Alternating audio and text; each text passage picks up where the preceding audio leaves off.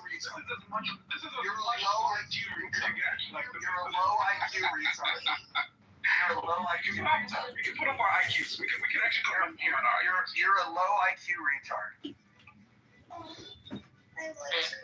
Anyways, and listen, if you guys are friends with that guy, fuck whoever's friends with him. How about that? Because that was one of the stupidest fucking human beings I've ever interacted with on this fucking app.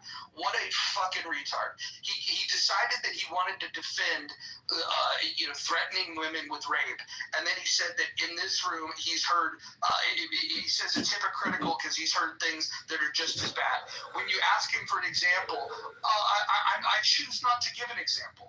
That guy is fucking massively low IQ. But that is what chillism is about. If you guys have low IQ, go hang out in chillism with that faggot. Okay, so, Huey. And yes, I removed him because he's a fucking faggot. Right, so let me tell you what Huey's example was that he was trying not to say, but it was emblematic of how people twist your words. Well, hold on. If you're going to defend him, you and I are going to fucking have a problem here. Because he literally got on this in the chat. He's defending people threatening women with sexual violence, and then he's equating that to whatever he thinks that other people have said. And when you ask him for an example, he didn't fucking have one. That guy is a fucking retard, and if you guys defend him, I'm gonna have smoke for all of you. So tread lightly. Okay, here's the smoke. So we were having a conversation about our young adults, our young men particularly, not becoming emotional, not maturing quickly, and we've infantilized the youngest generation and handicapped them and prevent them from adulting. And I said, during the Great Depression, 13-year-olds would leave their farms and take the train into the city and work during the week and then come home on the weekend to the farm so their family would have money. And Huey says, oh, those sound like your kind of man, huh, Monica? Those, I'm like, well, yeah, like young men doing their job? Yeah. Oh, so you're a pedophile. So that's what he was intimating when he said he didn't want to go there, because that's his most recent example. But it's actually an example of how he manipulates words to take the worst intent and framing of it to own. So I'm ready for the smoke if you have it for me, sir. Yeah. Anyways, anyone that spends too much time in that room will retard their brain. The guy. First of all, he doesn't have the intellect to engage with people properly, and then when he decides that it's time for him to speak up, his defense was of those that want to threaten women with sexual violence. I mean, the guy's a fucking clown. Well, exactly. On a good day, he's an incel. On a bad day, he's supporting sexual violence against women. All right, I'll go after Ann. No. I've got. So you said that he was doing it in the chat, but I can't see where he was supporting it in the chat. That's because he was removed and his comments are gone, you retard. Jesus Christ. When you remove somebody, the comments get removed? Yeah. That sounds I did quote tweet one of his comments. I could have sworn people on this stage have defended worse applications of free speech. And that's kind of where I think he was going, is that we should allow Brad to provide entertainment in the form of verbal harassment to people because free speech. But I submit that there's a power dynamic. Miss Shirley did not deserve the comments that he issued to her because she had the temerity to interrupt him yesterday. And he didn't have to curse at her. He didn't. And he can control himself when he wants to. So Brad's selective outrage is annoying. That's because he ties this performance, this performative, as a verbal abuser, he ties it to himself, and so he feels that he has to perform. I've been, I'm just on the topic, he'll insult and verbally accost. It's disgusting. It's horrible. It's it's absolute horrible behavior. I think that anybody that gives any type of support to somebody like that doesn't really believe in like having a real discussion based in truth, just more performance.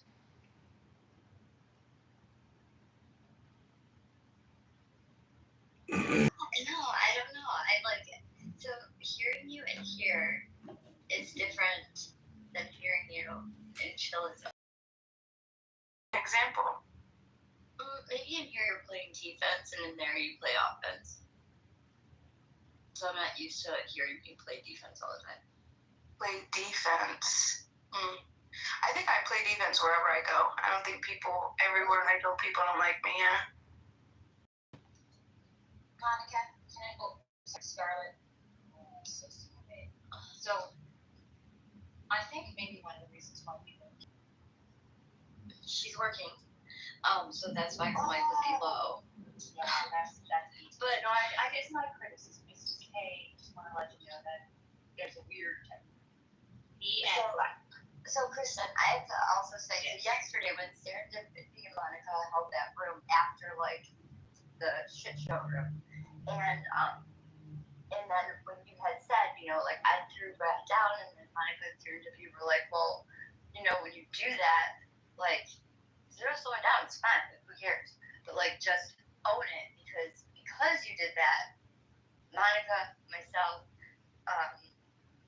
kind of caught the smoke from it. So then when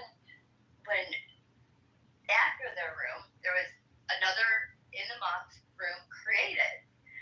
Brad came in, you were on stage, and it was talked about again and again. I got the smoke. He thought that I threw him down. I was getting the smoke. You were on stage and you stayed on mute. Why didn't you then own it? Or were you just too scared?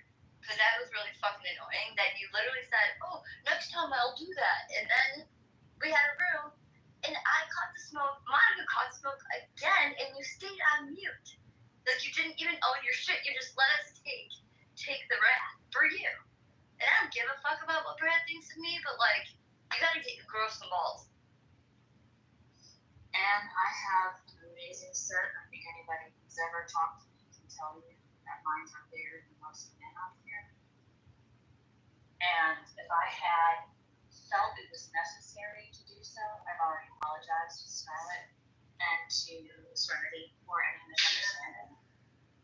No, but we're So, all not. I'm not done. No, I'm not done. I'm not done. Again. Yeah, I'm not done. So, I wish that you were. End the show. You're just don't want to, well, that's your thing. It's kind of fun. not just mine, trust me. I don't care. I have put everything mess on me. And if you think I care, Keep going. I have another thing. So, if we're gonna be enemies, okay, No. awesome. No, you're not Well, even then worse if than we're my not enemy. gonna- It's just that you're just like low-hanging fruit. Then guess what? You're just low-hanging fruit. Yeah, you're not. You're low-hanging fruit. It's So like, if it goes- when we're having like psychological warfare, and you would definitely not be on my team. And like, So, what's gonna happen? are you muting me? Are you muting me? And you're in us. I don't give a fuck. That's what's happening right now. Okay. You Guess don't what? understand that. Mute me again. So, I'm a leader in this. Are you a leader in here? you can be whoever you want, but you So don't fucking mute me. I don't know if you think that you are. Do you want me to respond? Not really. Do you want me to respond? Not really. Because I can. What And I can. What are you gonna do? What are you gonna do? Kristen, what I would like to know is next time you're in a room with Brad, will you tell him the third time he was moved down, it wasn't Monica, it wasn't Ann? Will you think about? Okay, because I think that would go a long way. Well, I'm not going to speak for Ann. Okay, Scarlett, can I finish the response to Ann and I will Yes. address all of this? Thank you. I have no problem talking to Mr. Mann, but every time that I spoke, he interrupted me. So if there's any chance for me to actually explain that I am the person who was learning again. I mean, there's no real extracts or compression that you That can would give. be great, and I would have done so. But does Brad listen to me? Does he listen to anybody? No, he doesn't. I'm not going to argue with people who aren't going to listen.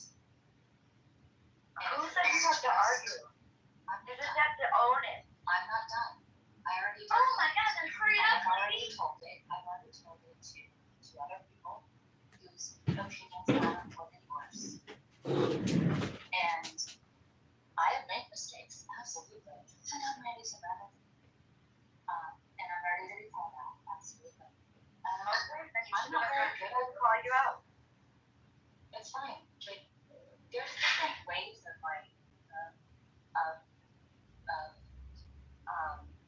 doing that. So how do you want to be called out? Please tell me your terms and conditions that I know and can remember next time. I don't care to engage in anything else with you. Okay, so I'm not just speaking. I'm not just speaking on my. I'm speaking about Sonic. There's no real extract. The thing is, I keep on interrupting. Next time we're in a room, and then all of this comes up, and like I can totally out. Oh my god, I would like this woman won't shut up. Okay, so here's the way that it is. You guys, not listen to me. I'm just answering the question that was given to me. Okay, so did you answer Monica's question? Because it was really simple. Yes. No, you didn't. Yes. It was a yes or no. Scarlett, did I answer your question? I heard she said she'd be happy to, but maybe. I don't think I misheard. So then why didn't you do it yesterday, Kristen, after we discussed it? Why didn't you do that? I guess I just want to understand why. You just like literally just got back and just let us take keep again, and I just think that like I just lost a lot of respect for you. You never had any to begin with. Well, I mean, I don't really care. I don't care to engage in. That's not that I didn't have. Right, I don't care about you. Right. So it's not that. Hold on. Can I jump in? You want to get in the middle? Is that what I'm hearing, Mojo? No, I don't want to hear a male voice right now. Ladies, continue. Listen, I don't think that white on white Voices. Except Evans. No, definitely not. If somebody interrupts me again, I'm gonna fucking toss you. Listen, if you guys can't fucking do this without interrupting, go to Chillism. Go hang out with people that make comments supporting the violence against women. Look, can we just like move on? Why are the white women fighting with each other? I mean, like hot. No, seriously, like, did somebody schedule their Tupperware party on the same day? Like, what was the grievance that white women could possibly be fighting over today? You're killing all of our buzzes. These are like the hottest women on the app, and they're getting a little spicy. Like, let it happen. Matt, stop. Okay, so what I'd like to know, Mojo, moving forward, if Brad goes scorched earth on a Girl Scout girl, figuratively speaking, I would love, my recommendation in the room that I don't know if you had a chance to listen to the replay was that there be an informal mod chat somewhere. I know you don't like going off the app, and I can't figure out how to create a group back channel, but I think that would have gone a long way to helping prevent what happened. Listen, you know what else prevents things? Just referring to the rules. I'll read them to you. 100%. So if we were to take a look at the rules of the House, rule number 1, no threats of violence. Number 2, no doxing. Number 3, stay on topic. Number 4, keep your shares brief. Here's an important one. Number 5, do not interrupt speakers, especially mods. Number 6, mods may interject when appropriate. Number 7, the N and K words are forbidden on stage and in chat. Number 8, don't spam chat. Number 9, do not bring drama here from other rooms. Number 10, English only. And number 11, which was added yesterday, keep families out of your mouth. Those are the 11 rules of the House. I think if we would have just simply invoked the violations that were happening, there's probably a need for additional rules, but we'll wait until these situations arise. But I think those 11 rules will keep the temperature down in most cases. I thought the 11th rule was to let Hekima speak. I have to change my PTR now. Bond, I just made it this morning. Rules of Mojo. To those rules and what happened yesterday, is there an assumption, because I think that's where there was some ambiguity, if you are not here, you empower the other mods to maintain an enact said rules when someone is having a severe toxic meltdown, as was the case yesterday? Or is that not the case? Do you have to be here for that to happen? Yeah, so the rules should guide the room, and anyone that has a mod badge, if you're confused about what to do, just refer to the rules. And the unwritten rule is that mods do have discretion. I probably need to be more careful on who's modding in the rooms. Like, for example, right now we have a conflict between mods. This is not the desired state of a room. You want to make sure that even if there's differing opinions, that they have respect for each other, or at least show it within the confines of the rules. And we haven't said no personal attacks. That's not a rule.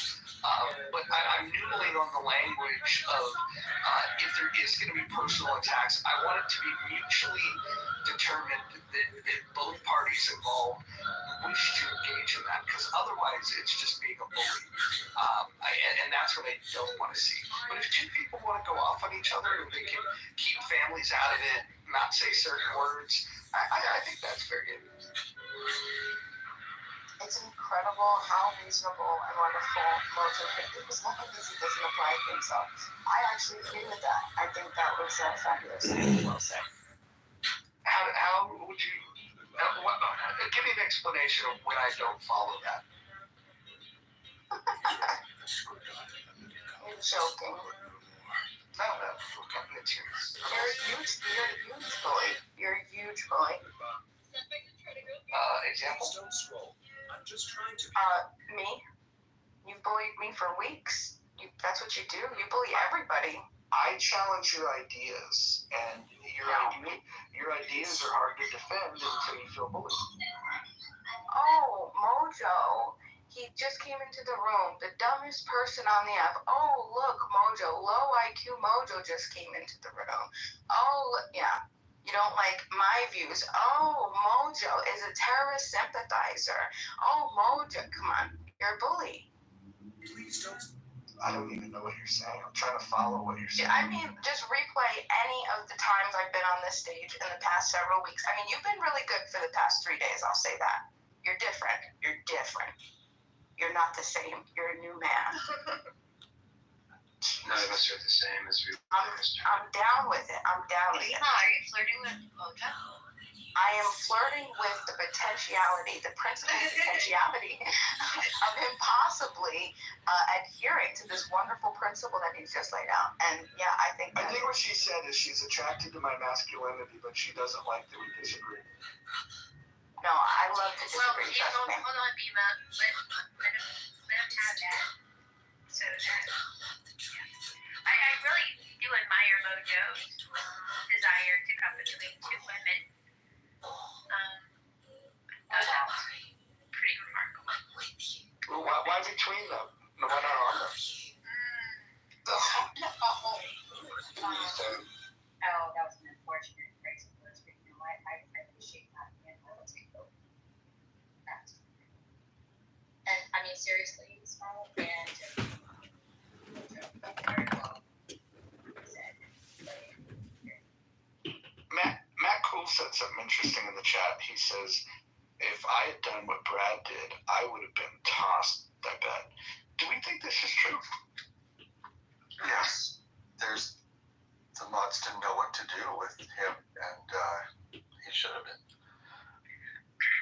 Nye bending over backwards, trying to calm him down. She's not that flexible.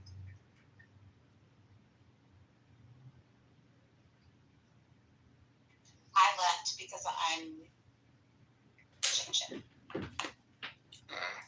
That's unkind. I don't like talking about my friend. You did a great job, and I was gonna go behind you. I was so uncomfortable. I just knew it wasn't gonna end well. I was like, I'm out, bye. You're right. Mistakes were made. Just for everybody, so to clarify, yeah, that was something made yesterday. They were talked about amongst the moms and where the mistakes happened and like adhering to all of the rules better. Like, for example, if you bring somebody down as a mod, it doesn't work to have another mod bring that person back up without clear consent. everybody, that made a big mess. And I think we're getting too into the details. I think no. The reason why I'm saying that only is because there's been some people asking, well, what Kristen, here's the broad stroke of what happened. Okay. Yes. The male mod. This is true. So let me finish. The male mod left and chaos ensued.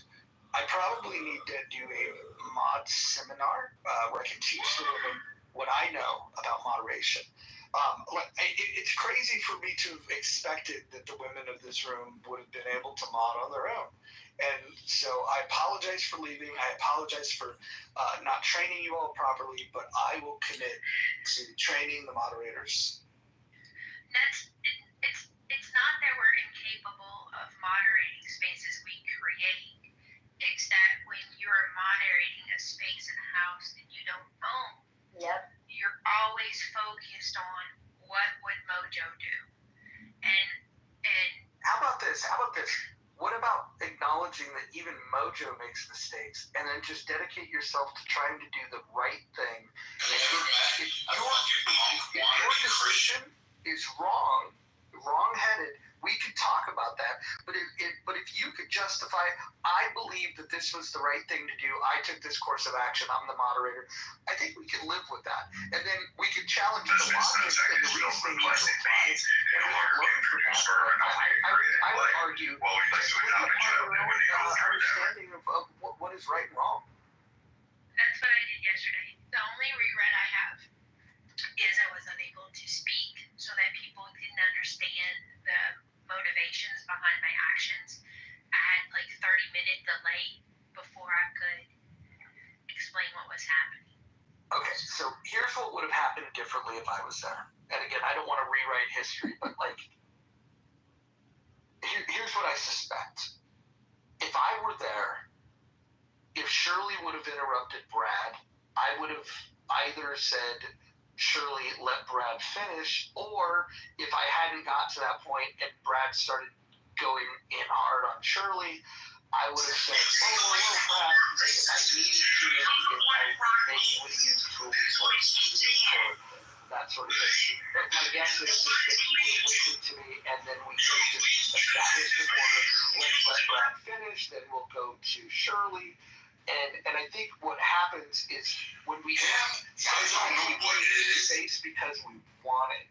Sometimes we create this space of being like, oh, let's see where this goes. Oh, Brad's getting fired up.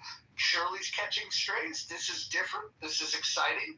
I'm getting my dopamine. Let me just sit back. And I'm guilty of this. We're all guilty of this. The question is, what is too far? And it would be boring if we stopped every escalation before it really gets a chance to mature. But we have to be honest with ourselves. We come here to see some conflict.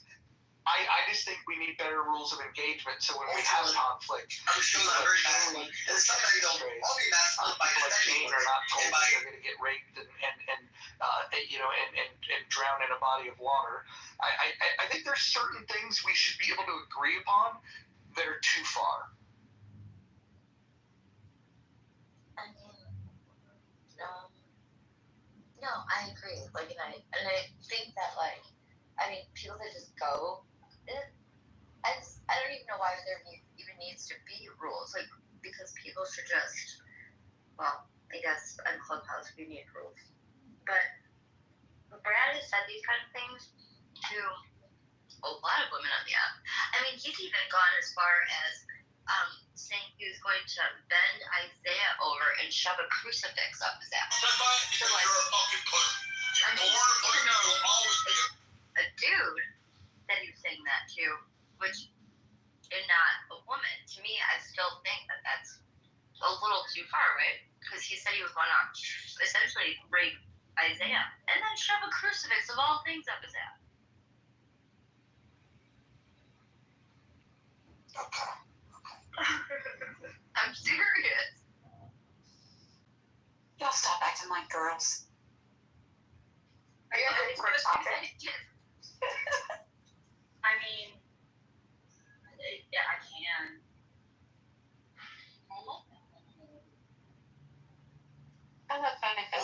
he do? I'm sure that very bad. Sometimes I love it best silent. This is candidate Congressman John Kitover. Anyway, Number 25, Section 1, in case of the removal of the president from office or of his death or resignation.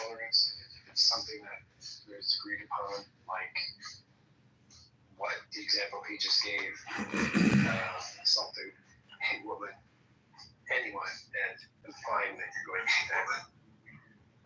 end their life, I think that's too far. I think that's zero tolerance. That's not, you're a libtard. No, that is the stuff that documentaries and true crime, that's how it starts. That's exactly how it starts. What was I about to say? You know what? Sorry. How awesome the women in here. Yeah. No, I was about to say, so John Kitover, I just spoke with Lou Fax, and I'm going to give him a call here in a moment, and just want to check your availability because he wants to do an interview I don't know if he's going to do it on Twitter or on here, but he wants to interview the candidate. So I'm going to speak to him and get it scheduled. So just let me know your availability. Oh, I will make myself available at any time to have that incredible opportunity. Yeah, and I don't know if you want to talk in the back channel or if you want to talk right here about issues that I think that his listeners might care about. Things that are consistent with your vibe. Yeah, we can talk about anything here. I'm open to having all conversations in the public.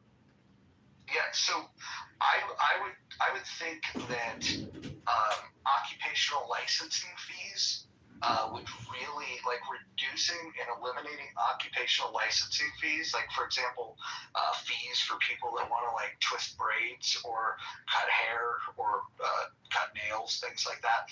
I think that would be helpful to his community. I also think civil asset forfeiture, the act of the police taking property from somebody before they're convicted of a crime, I think that's a problem.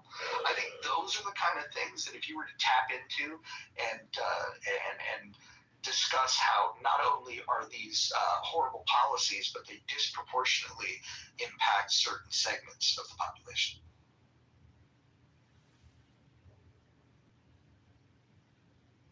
Yeah. I mean, in Illinois, we have the Illinois Department of Financial Professional Regulations, where if you're a realtor or a hairstylist, you have to get these ridiculous, you have to pass tests, you have to pay all this annual licensing fees just to perform this service.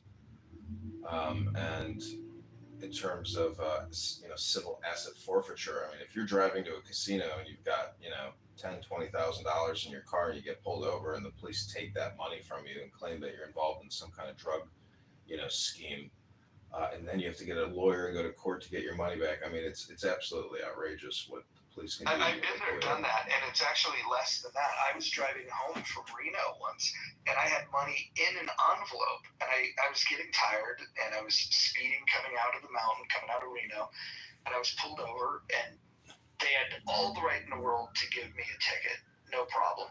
But then when they asked what was in the envelope, I told them that I had some success at the casino in Reno.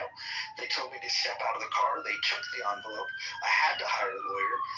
I was able to get my assets back, but I was not able to recover the money that I had to spend or the time that I had to spend to fight to get my money back. Yeah, and it can take a long time. They can take a year to jack around. When my inverter went out, the only time my car broke down when I was 20 miles from home in the two-lane parking lot. I mean, I had to do something or I could even have it towed. Yeah, when I moved to California, Los Angeles from Illinois, Chicago, I drove there and I had some cash in my car and I got pulled over before I got out of the state of Illinois for speeding, and they stripped my car down. I couldn't believe how hard they were looking, and they couldn't find it. And it was, a big victory to leave that asset forfeiture seizure, operation that they were doing. They could not find the cash in the car.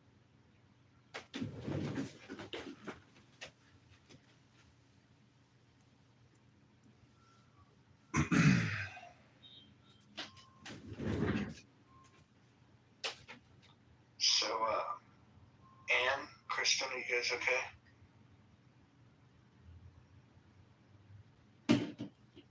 You're so stupid. I'll take that as a yes. I just can't wait for the next time Brad's in here. I'm just gonna be like, all right, Kristen, here's your moment to shine. And then when she does it, then I'll say, good job, Kristen. Welcome to In the Mob. You're now one of us. See, the best way to deal with Brad is he is a heat-seeking missile. You just don't want his, targeting sensors to detect you. So, deploying that military asset to chillism is an excellent use of that heat-seeking missile. And I put a clip in chat where you can watch Brad absolutely nuke chillism. I appreciate it. Thank you for putting that in there.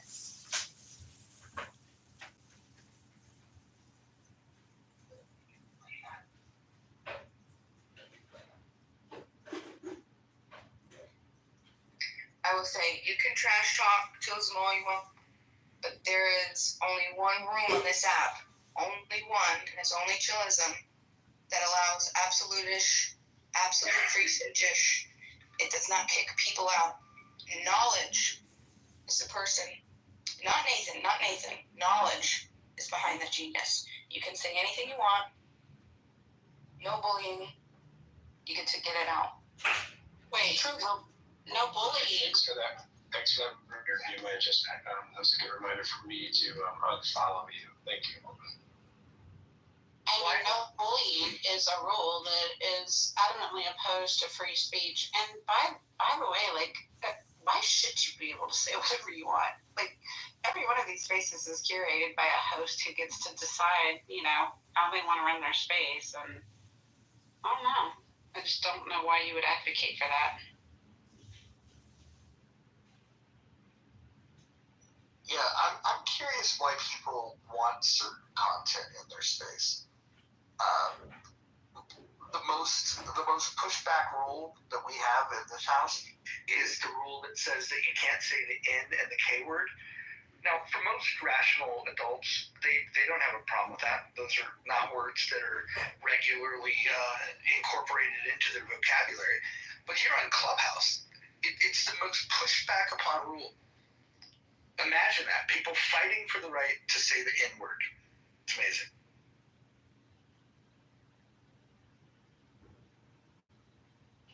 Dima, do you oppose my rule about not saying the N word? No, I like that rule. I mean, I think, so it's difficult because, I don't know, I'm not intelligent enough to make that call. I rely on the people to make I agree with you. Yeah. No, but seriously, free speech, it's interesting. I think that it's nice to know who you're talking to, right? And you have English language as 3,000 adjectives, right? And you have the ability to build upon them, making a potentially infinite number of words that you could use besides that. So I like to know who I'm talking to. So I don't know. I'm undecided. I would prefer not to have that word said in a discussion, but I also would prefer not to be bullied or harassed for a particular position and to have my positions genuinely represented and not manipulated, you know what I mean? But Bima, wouldn't you agree that you were given ample time to talk? I mean, in fact, I hear people ask you questions all the time, and then they mute up and they allow you to respond. Do you feel that you don't get adequate time to share your thoughts? I'm not sure what that has to do with what you just asked. Well, I'm responding to what you just said, where you felt that you don't get a chance to represent your case, and I think that that's incorrect. No, that's not what I said. You see, this is one of those times.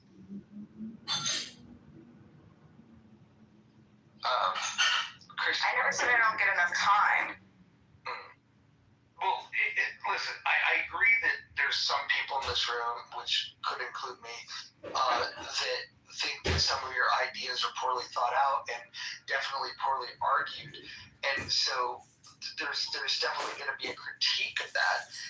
Do you think that that's unfair in these discussions? No, I have no problem with that. What I have a problem with is when I've answered enough questions and you know what my position is, and then there's an intentional manipulation of my position for performance or whatever else. If that's your business model, I mean, whatever. I bring myself, I put it here, I can leave quietly if I want, but I still think that it's disingenuous and it's not it's not good for civil dialogue. Or let me ask you this. Which house on this app do you think is the best moderated?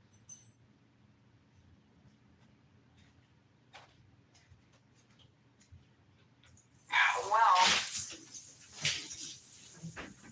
let's narrow the options. Let's say Healthy Debates, In the Muff, Chillism, and Lisa 420. Who do you got?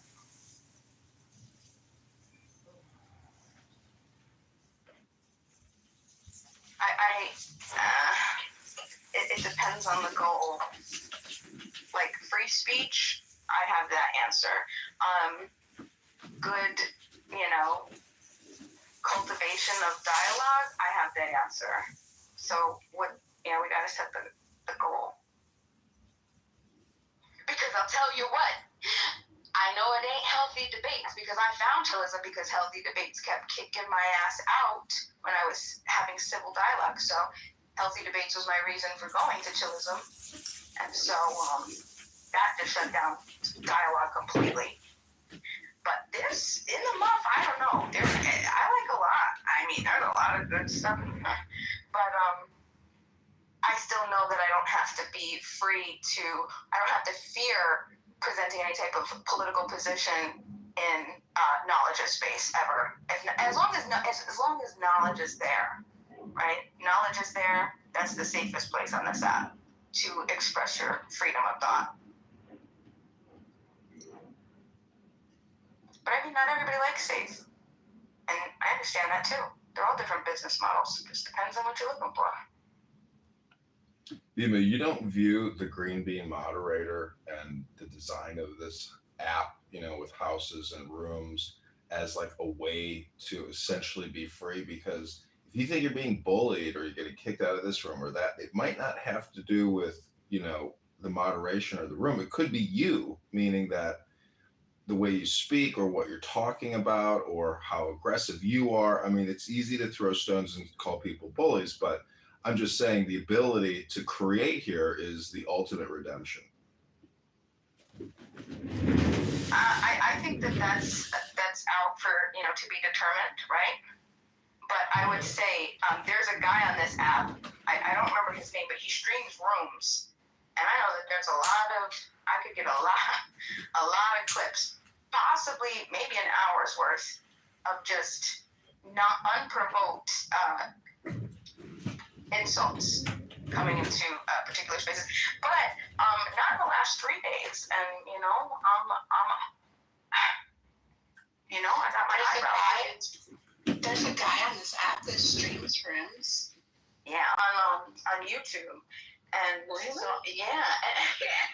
And so the point though was that, we could probably catch that guy and find some recordings. Who is that guy?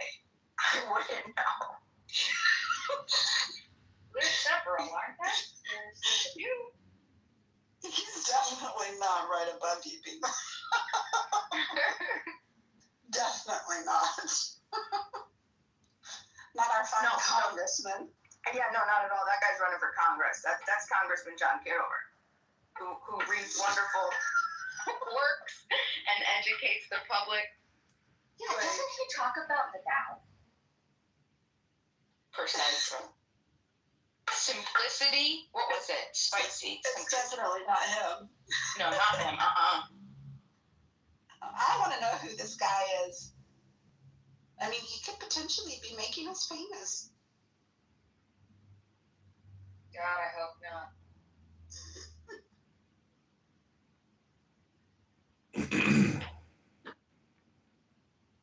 So, Moose, what makes you think that Healthy Debates is a better moderated house than In the Muff?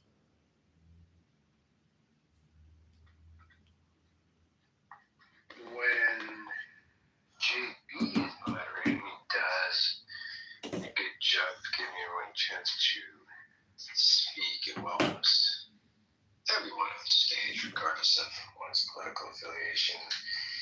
And Do you mean everyone? Sorry? He said he allows everyone? Everyone what? Well, because I've heard complaints that people get removed from that space quite a bit. No, I think he said political affiliation. Yes, correct. Thank you. Now, what they say after they're welcome to get them removed, that's obviously up to their, just like you have your rules, yes, his rules, I suppose.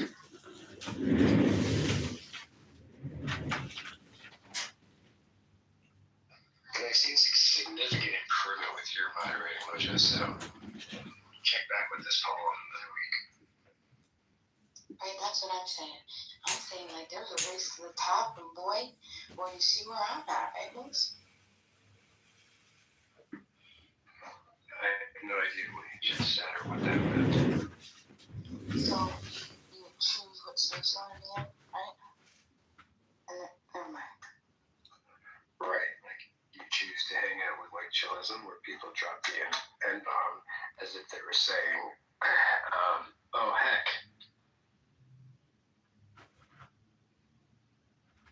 I would say so too. I mean, just speaking from experience, like from my own experience, and the reason why I went into the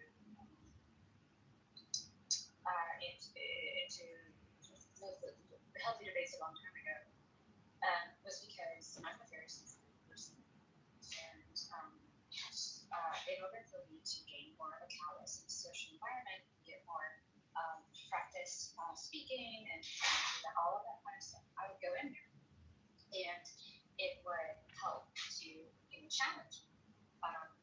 Because people would challenge me. They would say, I would say something, and then whether it's an attack or whether it's a challenge or whether it's a thought-provoking thing and ask questions or whatever, most of the time, yeah, I got my feelings hurt.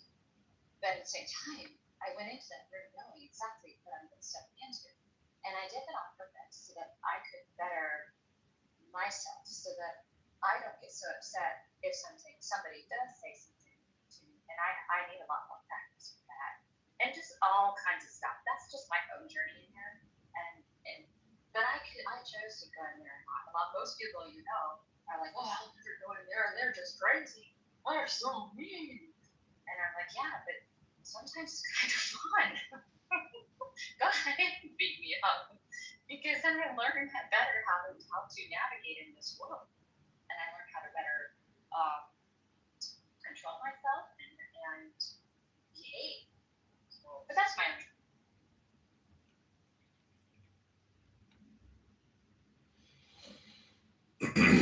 This is like rapid fire Toastmasters. I did public speaking in college, did a course, and that was really insightful. And what was interesting about that experience is I came back from Israel on a birthright trip, and I gave a presentation on the Palestinian Media Watch organization and how they distribute propaganda through fake Disney television programming, all kinds of things.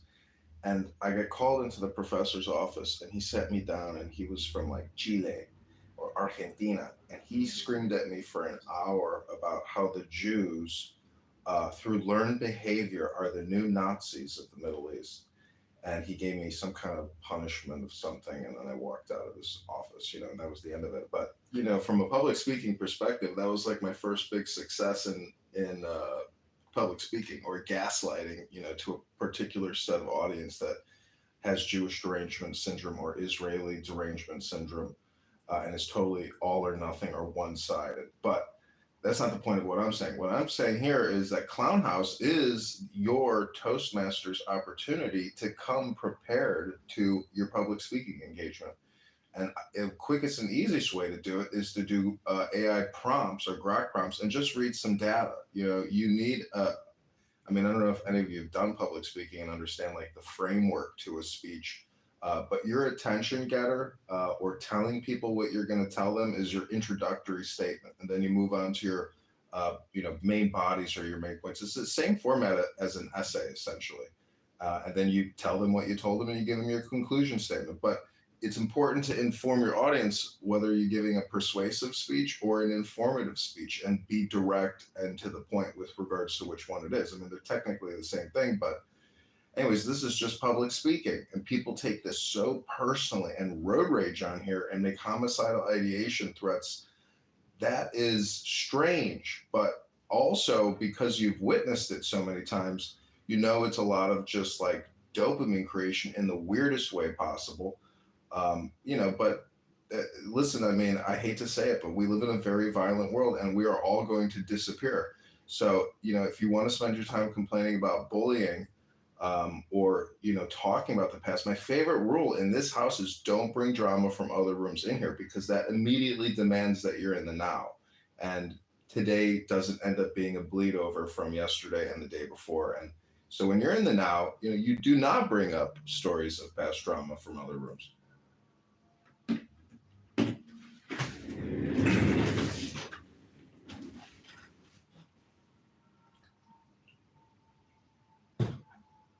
Shall I present a Toastmasters speech on a topic?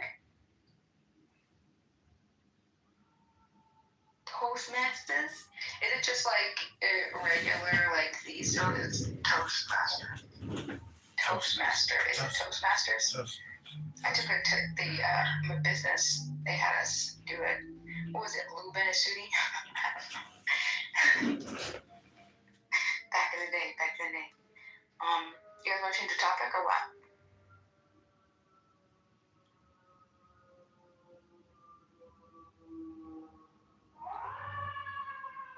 If you want to, okay, that's a little bit of an awkward segue, but sure.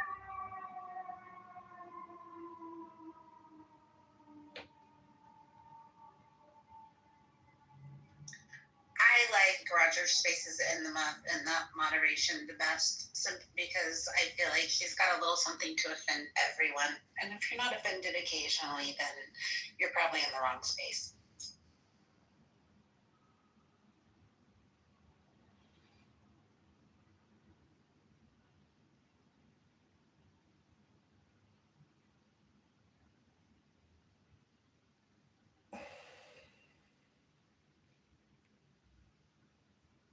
I've listened to Chillism for many years now and have recorded the rooms many, many times. And like from a speaking perspective, everybody, gets a low grade, and the moderators, to me, it's unbelievable that Tolly and Nathan can absorb all of that, and let go about their daily business. Because I assume Tolly's working from home, and Nathan, who knows what he does, occasionally. Anyways, it's too much. It's TMI. But what I'm saying is, look at these 4 rooms in the survey, cast your vote, but just know that, these 4 rooms are in the permafrost of Clown House. They are consistent, and they draw a crowd. So it's very easy to shit on people, but the point is, they still are able to create these incredible situations or cast of characters. And if you are a capitalist or a business entrepreneur, recording these rooms and bootlegging them could be a good opportunity, because they are not recorded, they are one-offs, and the cast and the crew will never come together again. So each conversation is rather special from that perspective. I don't think anybody's interested in these conversations in the future, because most people want to be in a now conversation, and that's what creates the highest dopamine.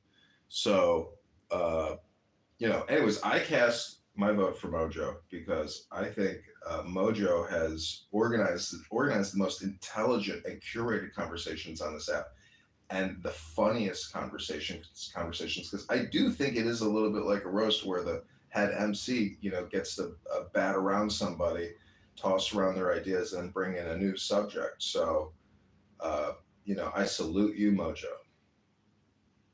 Thank you. I also welcome people to roast me. That's something you don't get in a lot of these rooms. Try going in politically correct and roasting the host. Happily. Oh wait, no, don't twist my arm. think when Bima said that I do a drive-by and just go into rooms and like drop insults, I've definitely gone into chillism and just, press that button many times from many accounts. But I think from Just their one voice, but perspective, I can't hear him. Is it me or is it? It's you. It's you. Okay. It's that cheap phone of yours. Good morning, sunshine. Oh, I didn't realize I was on mute. Sorry, guys. Good morning, everyone. Good morning. Good afternoon.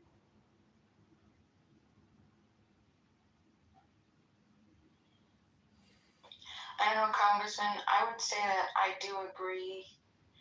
I do agree with you. I would say this probably is the best moderated, or right now. However, it's not the safest to talk about topics, and that's I think that's important too.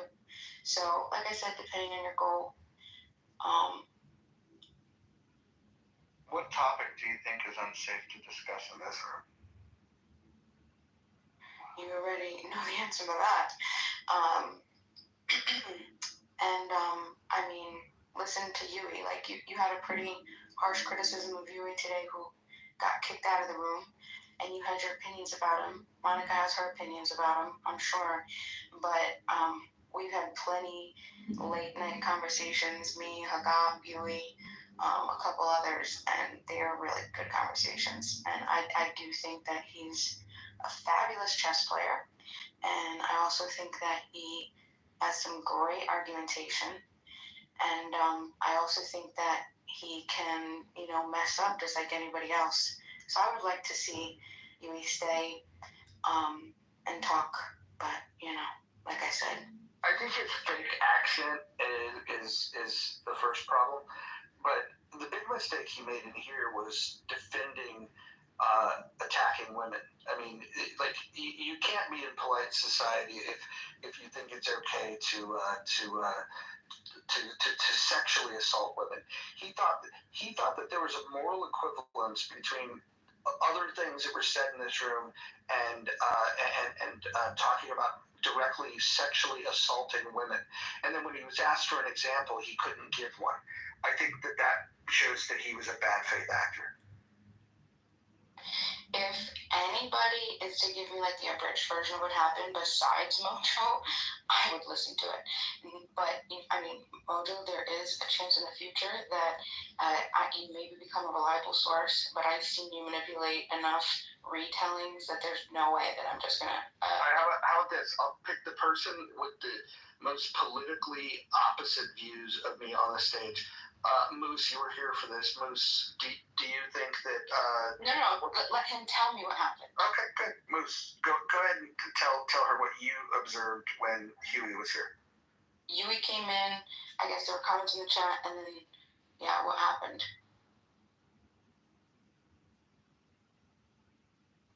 Move.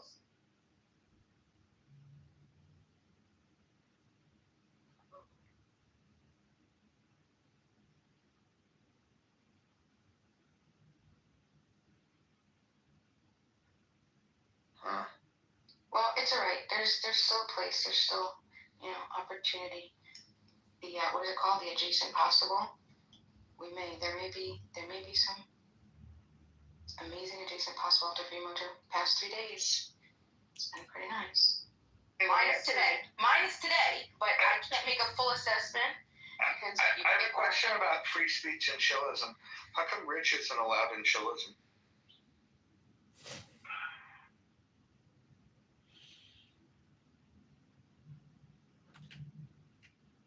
Well, that was a fair question, I thought. He was in there. Am I not hearing? I don't hear anybody. Your audio, yes, the audio. That was an interesting time for her to have audio issues. Did you though? I was in Killism the other day, and Rich was in there on 2 separate occasions. I mean, Nathan was yelling at him, but he was in there. I was told that he was banished from there. He seems to be on the in the good graces of the mods, because he was definitely in there yesterday. Would you say that the mods in that room are consistent with each other? That they all subscribe to the same rule set? No, I don't think so. I don't think so. I couldn't hear that. I'm really sorry. I had to go out and come back in.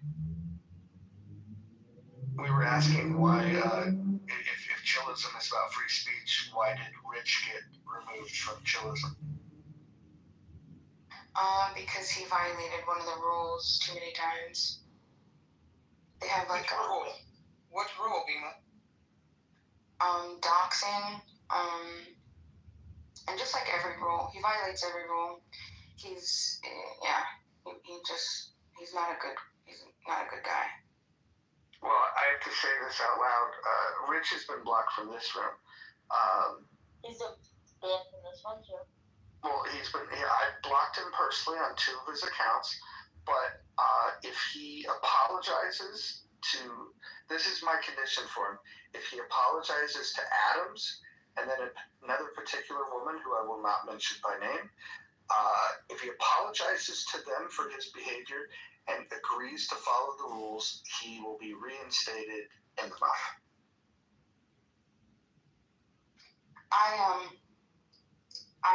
This is not an intention to steer. No, that's a lie. That's a damn lie. Okay, I'm gonna tell you what I think. You want to love Rich because you know when somebody's just off and you just know they're off and you want to give them a chance. And he's admitted like I know that all too well. But go ahead, continue. So thank you. So I think he says like he's autistic or something. I don't know what it is. So you want to like give him chances, But it never changes. It never changes. It doesn't matter. And he's one of the biggest disruptors of good conversation. In most of the best rooms that I've been in, like little teeny rooms, there's no way that people will tolerate him. And I feel bad, because I want him to have a space, but it's too difficult when he starts to harass people, especially about like their personal life, and intentionally lie. Like he said one time, he kept going between 2 rooms and saying that other people were talking about the other people. Now, I witnessed this, and once I witnessed it, I said, hey, I saw what you just did. You just went over, and now these people are thinking, they're taking it seriously. They're not taking it as a troll. And he was intentionally inflaming and making up just fights between people and individuals. And that's what he likes to do. And I'm like, why do you do that? That's not right. Right? And he's just like, what did he say? He wanted to win the award for the biggest troll or something like that. And that's his intention is to cause chaos. Those are his words. And, I mean, do what you want, but you're not going to have a good conversation with him in the room. I'm sorry. I mean, I don't want to say that, but it's just the truth. You know what I did? Listen, I don't like when I mod rooms and I open up a room, I do not move people. If I was ever modded, I'll be the worst mod. I don't move people. Unless they're threatening threats of violence or doxing. Those are the only 2 things, right? Only 2 things that that's too far. But Bima, can I just pause you there? So, yeah, when this room was discussing somebody's behavior where they were threatening violence, specifically sexual violence to women on the stage, there was another individual that defended that and tried to draw moral equivalence between that type of communication and other things in this room. And then when I called that out and even asked for examples, I wasn't given an example. Can you tell me how you square what you had just said with your defense of Huey?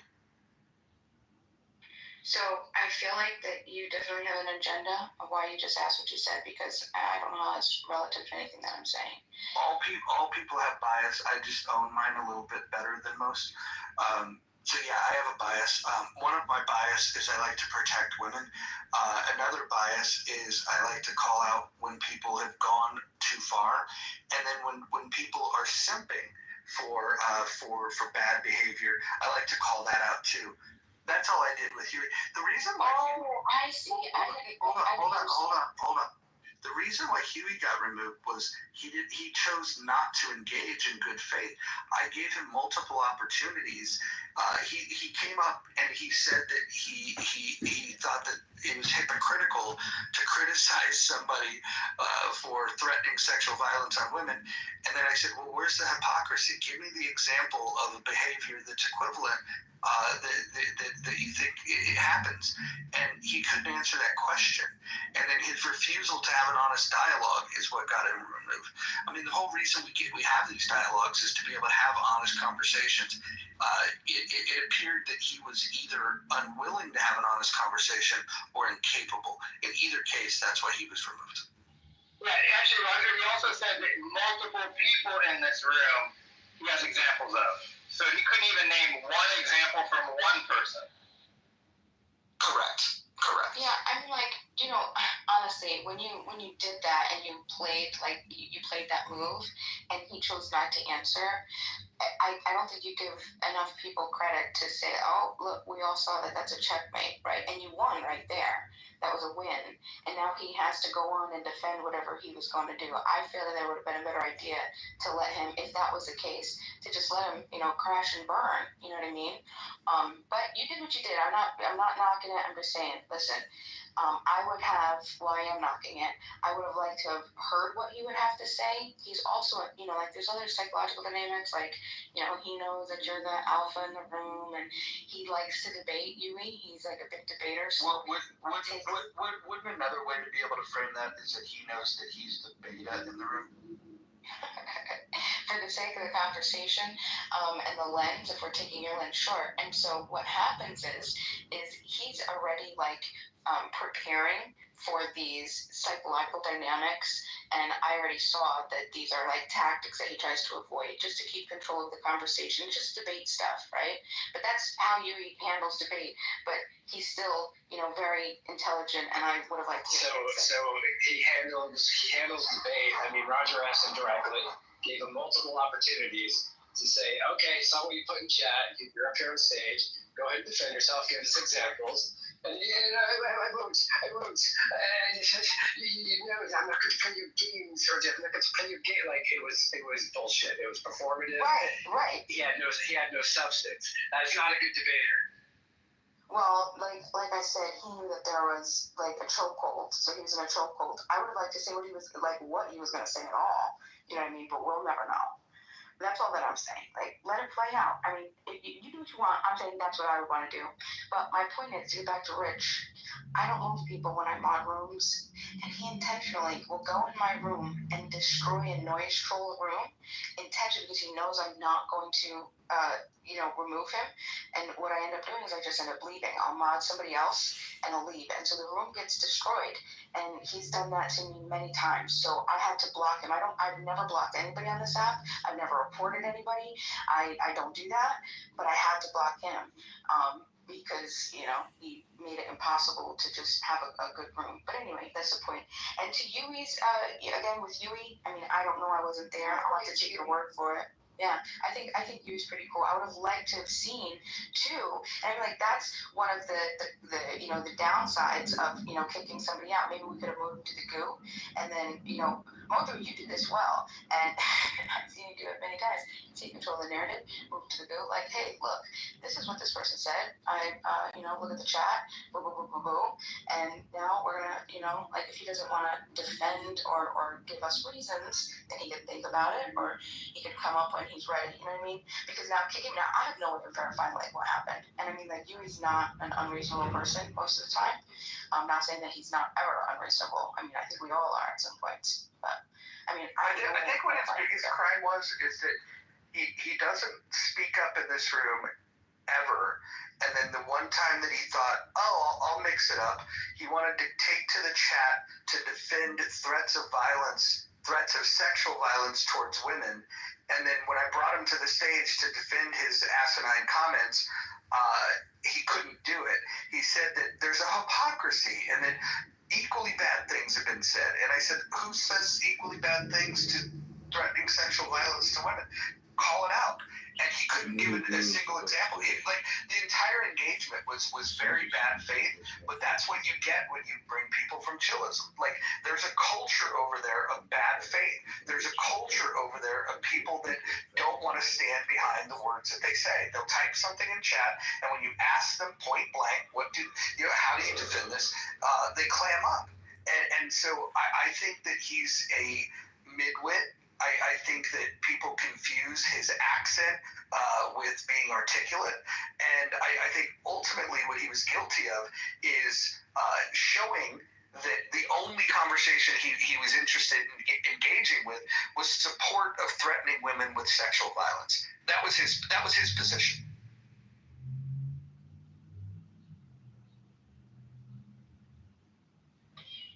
Bima, you know what an incel is, right? I do. Would you say that might be a fair assessment of not all, but several of the chillism bros in there, particularly this Huey guy? No, I don't think Huey is an incel. Maybe you haven't run into it. I mean, Scarlett knows. I know a leader of the incel movement. So he just hates women. Because for someone to take the side or defend free speech, to Mojo's point, when it's involving violence against a woman sexually, and to the extent of implying murder, you're either an incel or you absolutely hate women. Okay, Moose, Mojo, you might not have been around, but he had asked you before if you could tell us exactly like what happened, because it seems like you're back. Because you're giving a descriptive, like it's already like your lens. Could you tell me just objectively, like you came into the room, this person, you could just use A said this, then B said this, then Yui said this. Can you just give me a breakdown of what happened objectively?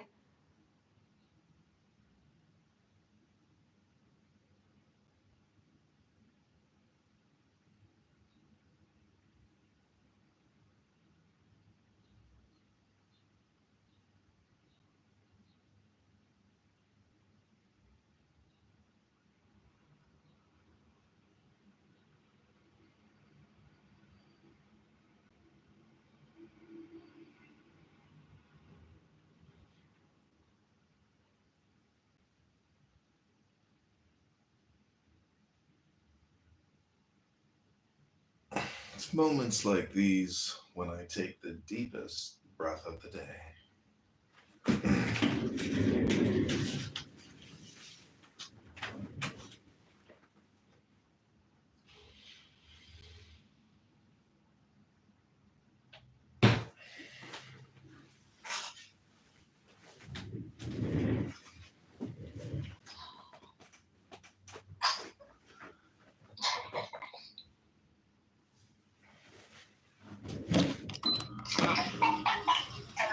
You're back. You were asked a question. I don't know if you were. What's up? You were asked a question. What was the question? Just if you could just give us an objective, breakdown of what happened without, opinion, just like. I thought you were asking Mojo that I'm not here to do forensics of the clubhouse chat or interaction. There were no people here that observed said interaction.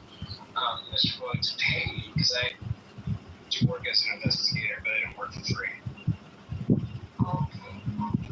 Congratulations. So anyway, you guys spoke to a lot of topic. I want to tell you something that I found out today. It's disturbing me.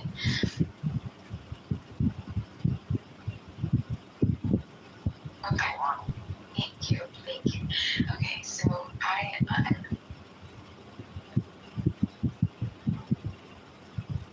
she said, hey, I wonder why Nigerians there's like this culture of like scamming from Nigerians, and someone called me out on it, like that's kind of xenophobic, and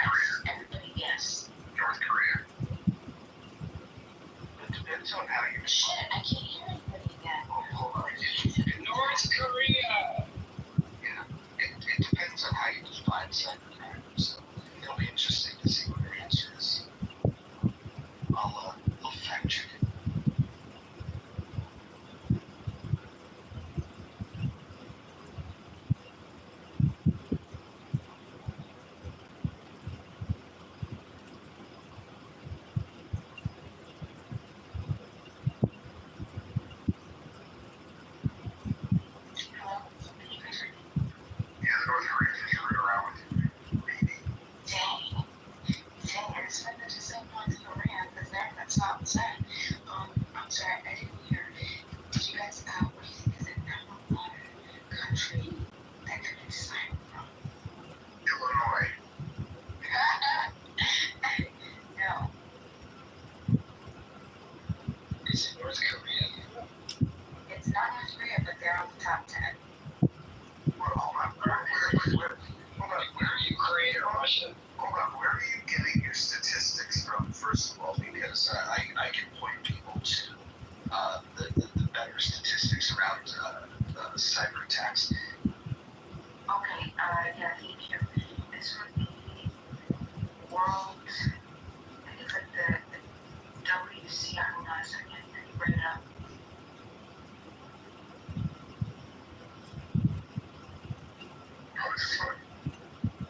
It's called the WCI. It was done by the FBI, and is it called the World, what is it, something crime index? You're talking about the cyber crime index? Yeah, the Oxford 2024 World Cyber Crime Index. Yeah, I wouldn't say that that's the best indication, because the thing is when you talk about cybercrime, there's the prosecution of cybercrime, but then there's the events themselves. And some events go unmeasured. Other events are measured and not reported because a lot of brands that are attacked or government agencies that are attacked don't want to report that they've been attacked because there could be a brand implication. You know, if let's say if it's a company that's been attacked, if they announce that they've been attacked, then their customers will say, oh, well, you're receiving attacks, maybe I should not trust you. So a lot of this stuff goes unreported or underreported. Where you get your best intel comes from companies that are providing solutions that can monitor for this type of thing, and then they aggregate it. They don't call out the companies directly or the other entities that are being attacked, but consistently Russia is always number one. Like that's been true since I've been tracking this stuff. China has flare-ups, and they're capable of doing some pretty massive attacks, specifically on the DDoS front. But when you look at some of the more sophisticated stuff, like some of the bots that are utilized for web scraping and things like that, you can get sophisticated people that can create bots that don't require an army of infected machines, and it can literally be one person that's creating this havoc. But I'd be interested to hear the list that you were going to give. Typically, you see in order. Usually, it's Russia, China, and then the U.S. Ever since the conflict that's happening between Russia and Ukraine, Ukraine has kind of moved up the list. But I'd be interested in hearing what your list has to say. Yeah, that's exactly what I had seen. But then I got curious, and let me bring it up here. Yeah, so you're right. Russia, Ukraine, China, U.S., Nigeria, Romania, North Korea, UK, Brazil, and India. But per population, because I was just curious about that. I'm like, that you don't really what it's worth. India, Brazil, and China were underrepresented per population. But then there was an overpopulation, overrepresentation of Ukraine by like 16 times. Like 16.7 had overrepresentation of sex offenders. It's like a lot of cybercrime in Ukraine. But also they separate the crimes in different categories. And I did happen to be right for online scams from Nigeria. But see, I want to say this. So it said, I mean, this is that report. So we're only taking this one report. And that was the advanced fee scams, like online scams, like Facebook Marketplace, like that. That was like very over representation of Nigeria in most of those crimes. But then also, I was looking up some other, because I wanted to see why everyone's focused on Nigeria, and there were actual studies saying that there might be a bias of just people like doing studies for Nigeria too many studies focused on Nigeria and not appropriately. Do you guys understand what I'm saying? Do you understand what I'm saying? Could you say it better? I do. No, we understand.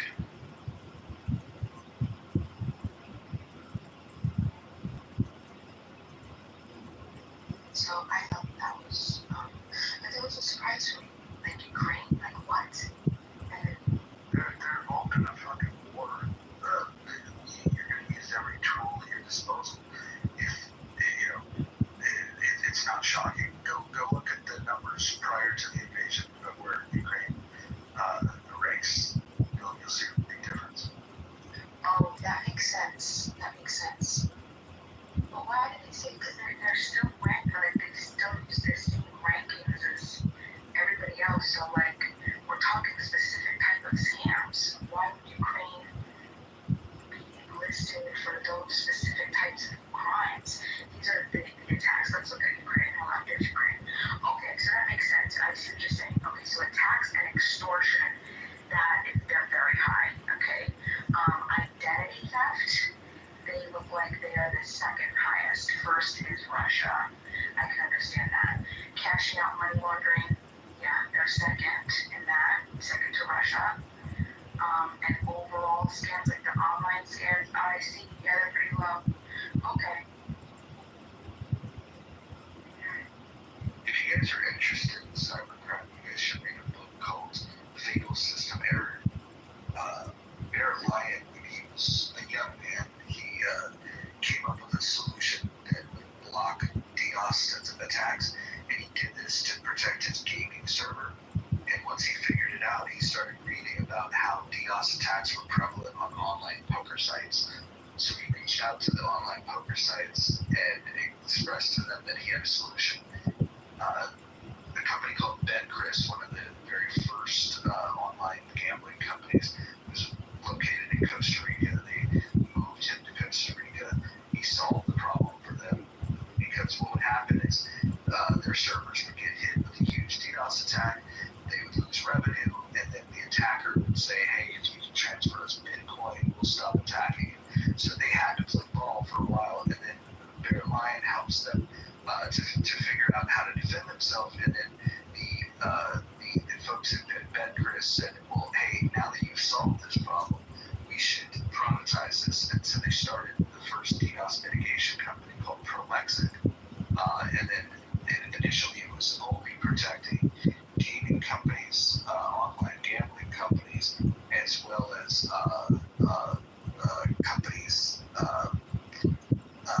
in the adult entertainment industry. And so then after he kind of dominated that market, he sold the company to a company out of the Philippines called IP Converge. IP Converge, they were the hosting company for the movement of online gambling to the Philippines. And so they brought it so they could make it mandatory to sell DDoS protection to all of the gaming operators that moved to the Philippines. Once they exploited that, it got sold back out to private equity in some company in Florida, which then partnered with Level 3, which was a tier ISP that cleaned it up a little bit, started selling to online, or not online banks, but traditional banks like the Big Four. And once they could call the Big Four banking customers as customers, they then sold to Akamai, and Akamai's DDoS mitigation product is Prolexic under the hood. So if you want to hear the story of how all that stuff went down and how people in Russia are still trying to kill poor old Bear Lion for ruining their scam, you should read the book Fatal System Error.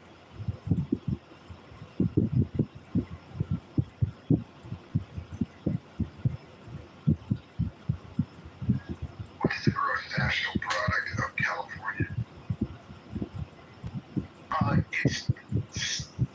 It's I think fifth or sixth largest in the world. Interestingly enough, Texas is as big as Russia. Just for perspective. So Akeem, I don't even know if you ever said which country is the biggest purveyor of online cyber fraud and crime, but I put it into Grok, and I'm wondering what was your answer? Russia.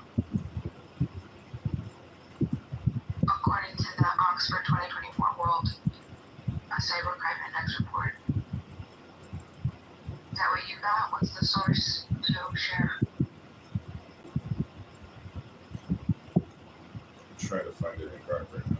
So, I was gonna say India. That was my guess. And do you know what else? I was surprised, like I said, that they're like underrepresented according to their capability in the population. So just because of how big they are, it's just, yeah, very interesting. The expected amount, like if you made a pie and made the slices according to, you know, like one person, like you had a slice of the pie representing each country, and according to the population, you would think that they're supposed to have like one slice. Like they have less than a slice, and I thought that was so interesting. India has a new political party. Figure that out. Well, that's great, isn't it? I wish America was like that. Well, reduce their collaboration. Everybody wants their biggest piece of pie. So it dissolves their validity in terms of they don't have the reach they could have if they were united. Do you have 52 things in your life that you've been worried about? I mean, what could be the subtle differences or even the gross differences in freaking life in general that require 52 different reasons other than some unhealthy reason? What the hell? I agree. I think you need a political party for each to represent each week of the year. Yeah. It's varied. They must have 52 cowbells or something. I mean, what the hell would they 52 parties? Well, it's a regional thing. It's not national politics per se, what you're saying. It's probably regional, right, Joe? Well, yeah, they're not all in the same unit, but there could be crossover. I mean, you got Tamil Nadu, you got Bangladesh, you got Delhi, you got a lot of extension within that 52 air quotes states within their own country.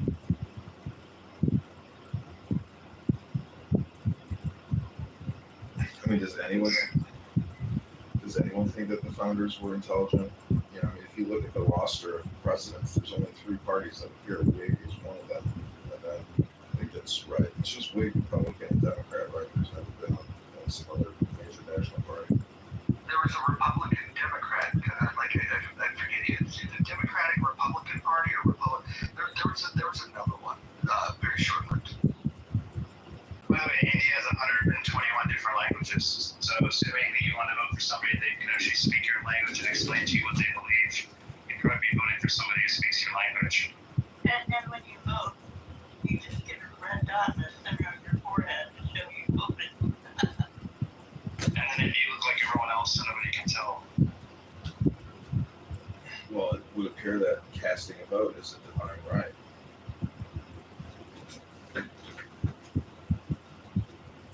And of course, machines, or some don't even have electricity.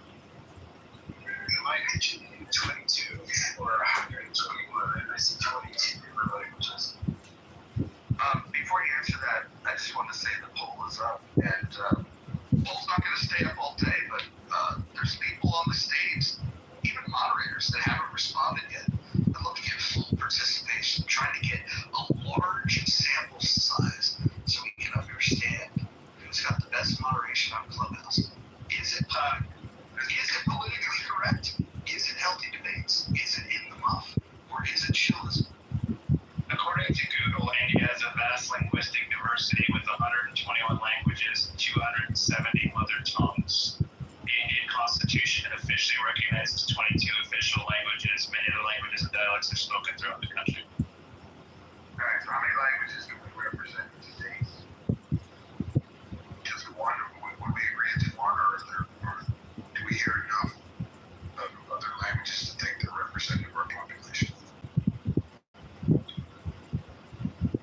Would that be regional?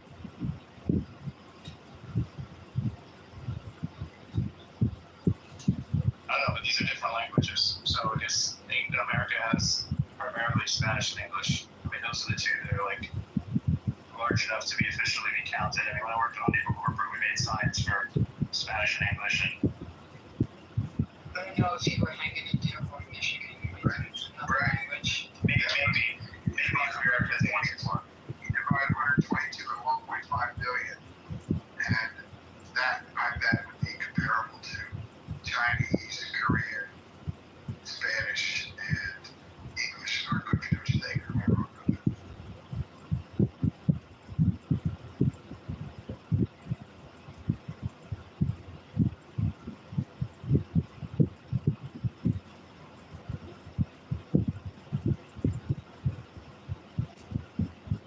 I guess I'm not that concerned about the language. I'm more concerned about the message behind the political party, to be honest. Yeah, I agree with you on that too. I just think that might be sort of a good point. Do you think they're wanting, do you think it's the language itself that's, leads to the proliferation of political parties to make a country that could be, significantly more powerful or governed so, inefficiently?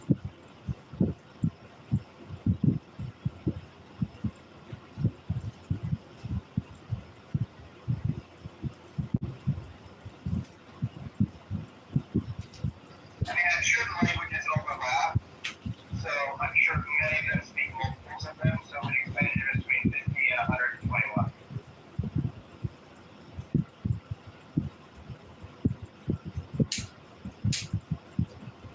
Monjo, are you nodding all the women? Yeah, we're in the muff. It only makes sense.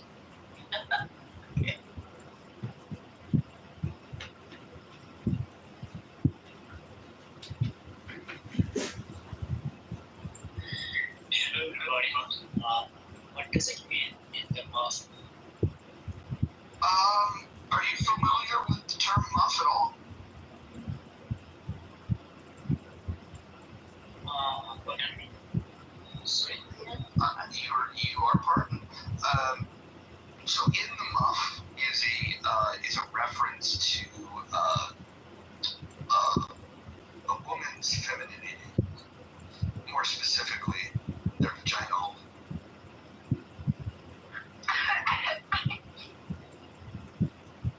That was typical. Seriously? Are you kidding? This... Do you think I would joke about something like this? I'm a feminist, for fuck's sake. Okay. Research. No, you don't have to do that. But I do think we should cite the 21st century. Yeah, please do. I want him to go search. Roger, if he winds up in my back channel, I'm holding you accountable.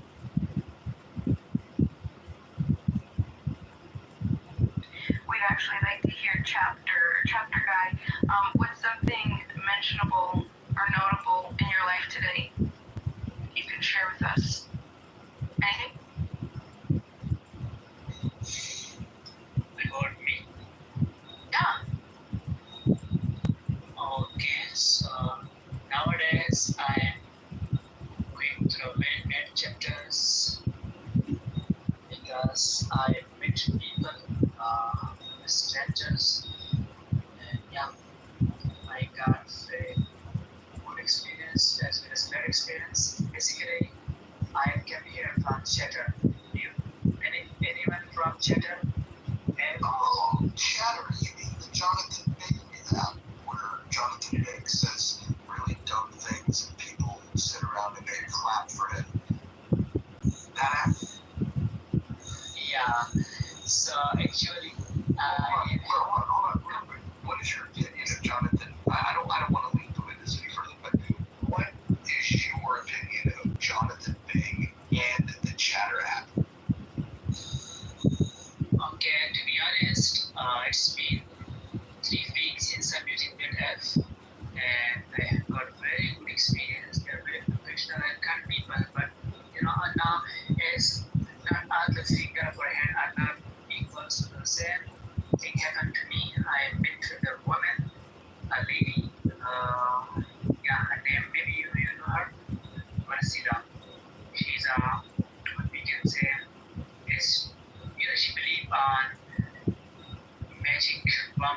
destroyed me, and maybe I don't know what she spilled on me. And I just asked one question, and she just scolded me, cut out from the chatter and come to Clubhouse. But yes, I'm there, still there, but there are people, most of the time, 170% people are very good, and 30% people, they are pride, they have pride, they are, they don't know how they attitude, they judge people by their name, by their religion, but as far the education is very good, because I meet people from Africa, from England, from Canada, and they speak very kindly and very humble way.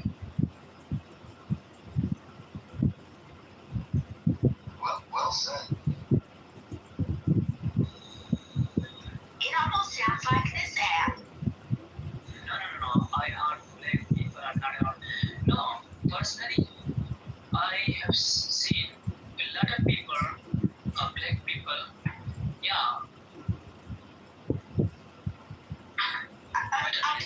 Okay, besides that, I was just saying that kind of describes people. 30% are the stinkers, maybe less than that. And then there's the other percentage that are nice, and you get to meet people all over the world. Okay, I might go.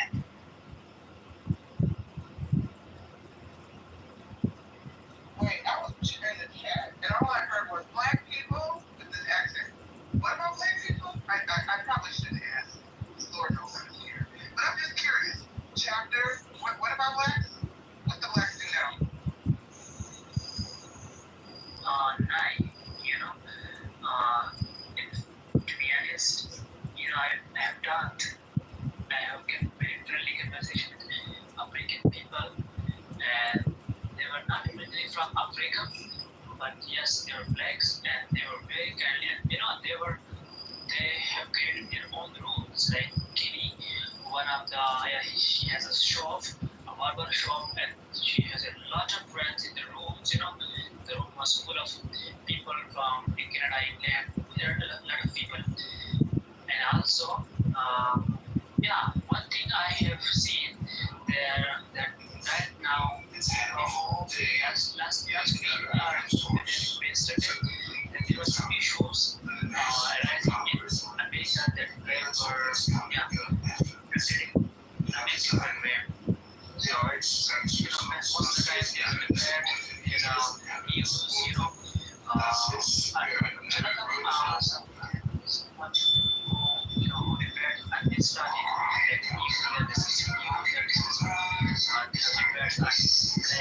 they are prepared, something like that. So I heard that some African blacks are lovely and American blacks are sketchy. Thank you, Mike, because I'm sitting here like, Lord, please translate for me. I don't understand what's happening. Michael, thank you. Thank you for a great American man.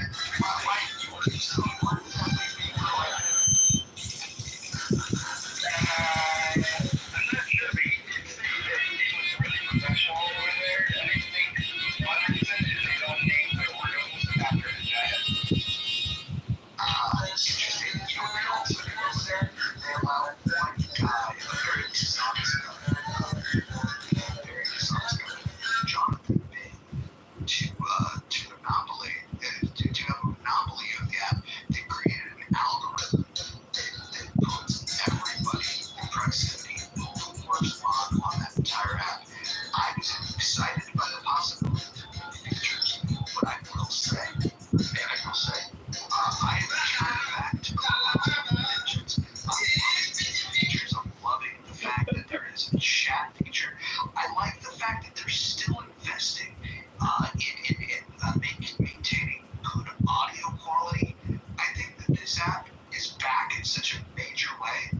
And so, like, I'm glad to be back home here on Clubhouse. I've tried them all. I've tried Spaces. I've tried Fanbase. I've tried Chatter. There's no better experience anywhere in the world when it comes to social audio than Clubhouse. And we're happy to have you. We're glad you're back, man. I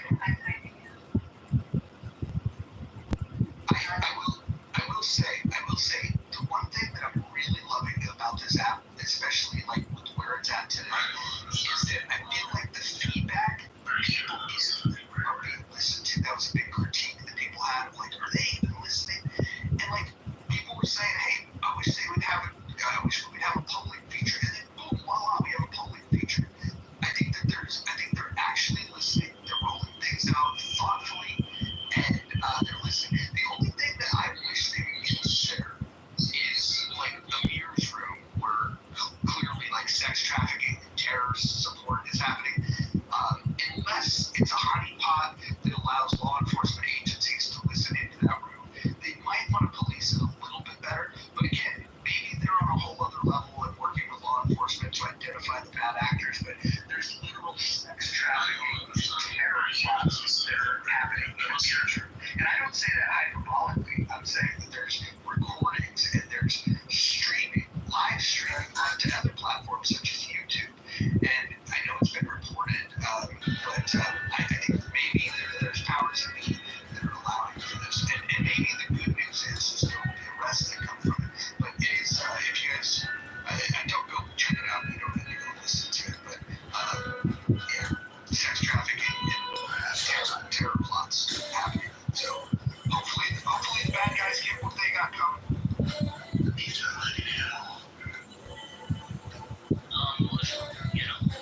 You said that you like Clubhouse, And it's not even close. It's not even, I've tried every other app, and the audio quality here is so much better. Like, if we're being honest, because I'm petty. I'll be honest, although my phone's, I'm a petty person. I can get annoyed and then say, okay, I'm gonna fuck this place, I'm gonna go try something else. After trying everything else, sometimes you just have to come home to some home cooked meals. And you return home, there's nothing like mother's home cooked meal. Clubhouse is a mother's home cooked meal. Go search for it. okay, that's great because you have friends here, you meet here, you have people here, whom you are making conversation. That's why and also I also realized because it's been a long time I was not come to Clubhouse because of some problem because of whenever I come to Clubhouse most of the time I meet people, they have random conversation, purpose, use this. So it's very difficult to find a perfect person for conversation. So this room is No, I love it. And by the way, I was one of the first 100 people on that other app that you were mentioning, that I won't mention my name again, but I was one of the first 100 people. And the founder over there, I don't have a problem with. What I do have a problem with is that the entire app is centered around one person's room. And I think the beauty of this app is that you can go in the hallway and you can find diverse discussions. This room is small in comparison. There's like Persian rooms that are huge. I'm thriving on this app. There's Indian rooms that are huge. I'm thriving on this app. This app offers something for everyone, and you can't find that elsewhere.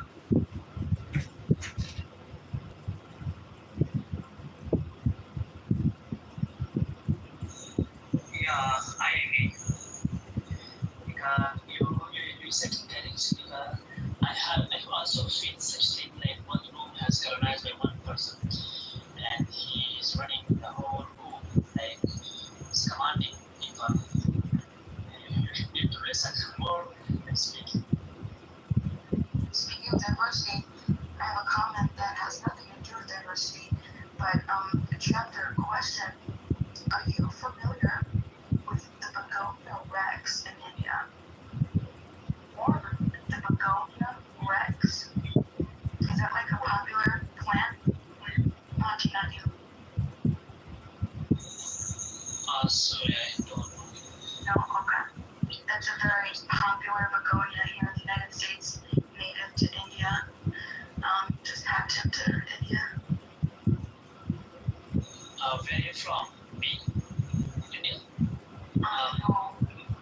Yes, you can eat some begonias. You can. There are some begonias that you can eat. Not all of them. Not the begonia rex. Okay. Set.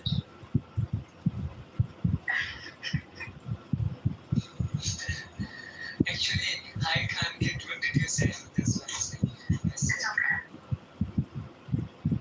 Sorry, yeah. It's a plant.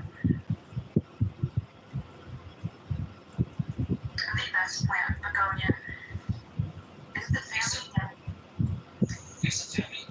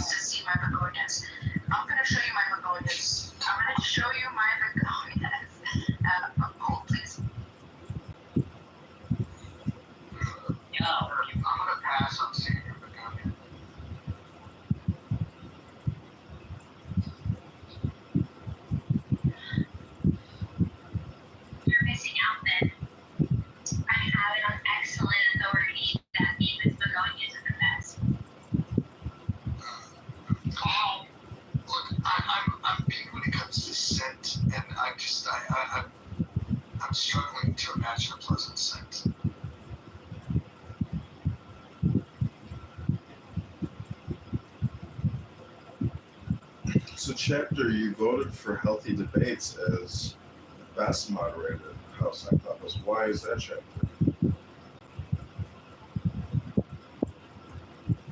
Perhaps he likes spaces in which white people are not allowed.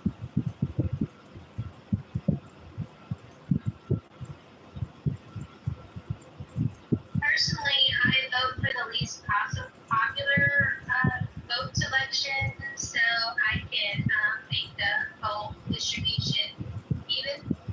My friend told me that this morning. He does,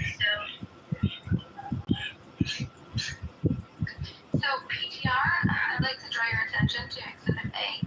These are my personal begonias that I'm raising myself. If you look towards the back of the little greenhouse, there's a pink plant, the pink leaves. That is a begonia rex. Very beautiful indeed. That is the begonia that you can't eat because it's toxic. Potentially, yeah. I don't think that they're toxic. They might be. These might be. Yes, these are not the begonias that are edible. The begonias that are edible are like the flowering. Would you like to say that a Kima doesn't eat begonia? Oh, okay. Those are some beautiful pink begonias you got there. It was after he listened to Easy that he gave up eating begonia. Not too much uneasy.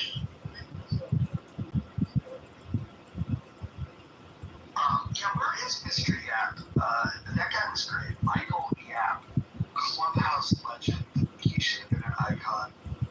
He would get on stage and his advocacy was for your health and wellness by eating flowers. Here's one more unique ones. I like him. Yeah, did you ever hear the story about how he lost in the jungle for 3 months and he lived by eating flowers? Really? The trees. Was anybody here last night when we got the musical interlude by Abdul? Yes. So for those who aren't familiar with Abdul is the longest running troll, most consistent troll that this app has ever had. He raises his hand immediately upon coming in the room, and if you bring him in, doesn't matter if you're having a conversation or not, he bursts into song as he unmutes himself. He speaks a language that I don't speak, so I have no idea what the words are. But we went deep into the B-side catalog of Abdul's material. We even got him to participate in chat. He put the word fuck, no context. He just wrote fuck in the chat. And then at one point he started laughing. We never heard him laugh before. What is that? What's going on? Okay. I think he was jealous. Okay. Guy, sorry for interruption. So, can I ask you where you're from? Like, Yeah, go ahead. actually, I found out, like, you're originally from Africa or something like that. Was striking that they were not allowed at the center. So that time, like, Mike, can you translate this for me, please? yeah, when I was studying with you, center, they were, the conversation were very hard. You're playing with the accents, and you people were very clearly.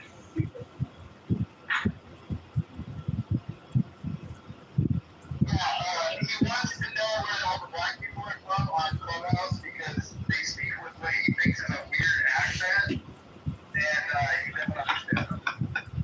Well, I think we're going to get into dangerous territory here, and I'm just going to shut down this conversation because I want everyone to feel welcome in this space.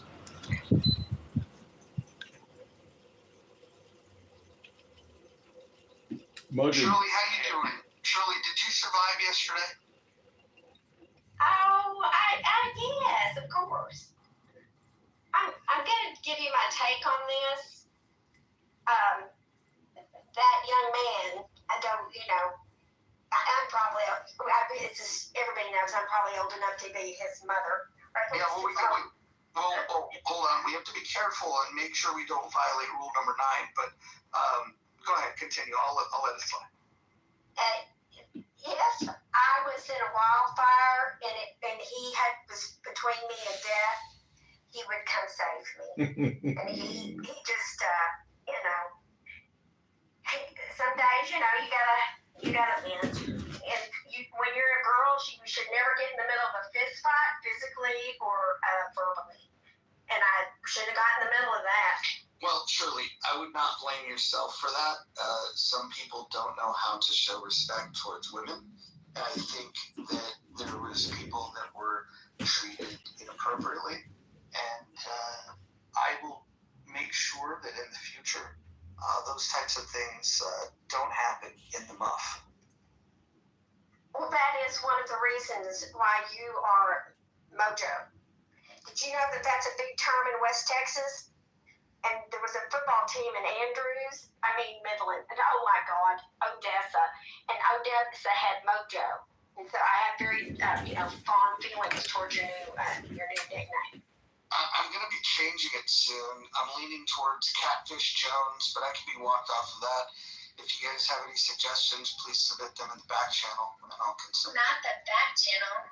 Raphael Sabatini. What's Valentino? Is it Valentino is the new AI Grok male companion on X? Valentino? How about Maverick?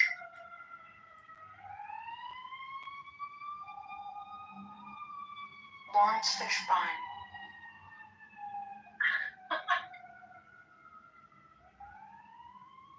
Have you guys ever seen 1,000 Clowns? No. Well, I have, but it's been a while since we've gotten 1,000 people in this room. But, we're working to get back to those numbers. If anyone's interested, you can YouTube it. It's an old classic, so it's black and white, and it's called 1,000 Clowns. And I gotta tell you, it is my favorite movie. Do they all come out of this little car? No, it has actually nothing to do with clowns. No, I take that back.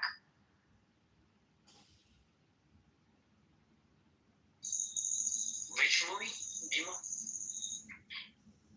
1,000 Clowns. I'm gonna link it in the chat. Wait, hold on, Chapter, can you come on mute again? I feel like I heard a rattlesnake in the background. Can you do that again?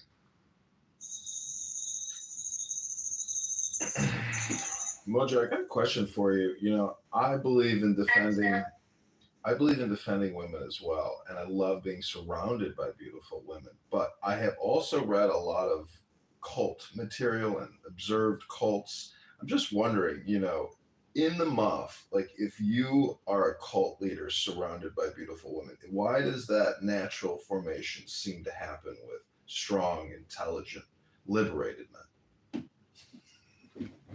Forgot Viral. Whoa, hold on. I gotta mute.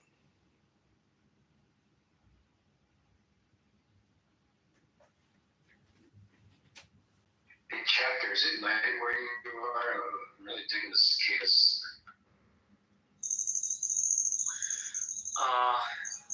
Mojo, actually, I'm residing in hostel. In my hostel, there are trees like we can say a jungle, forest. So that's why it's almost midnight.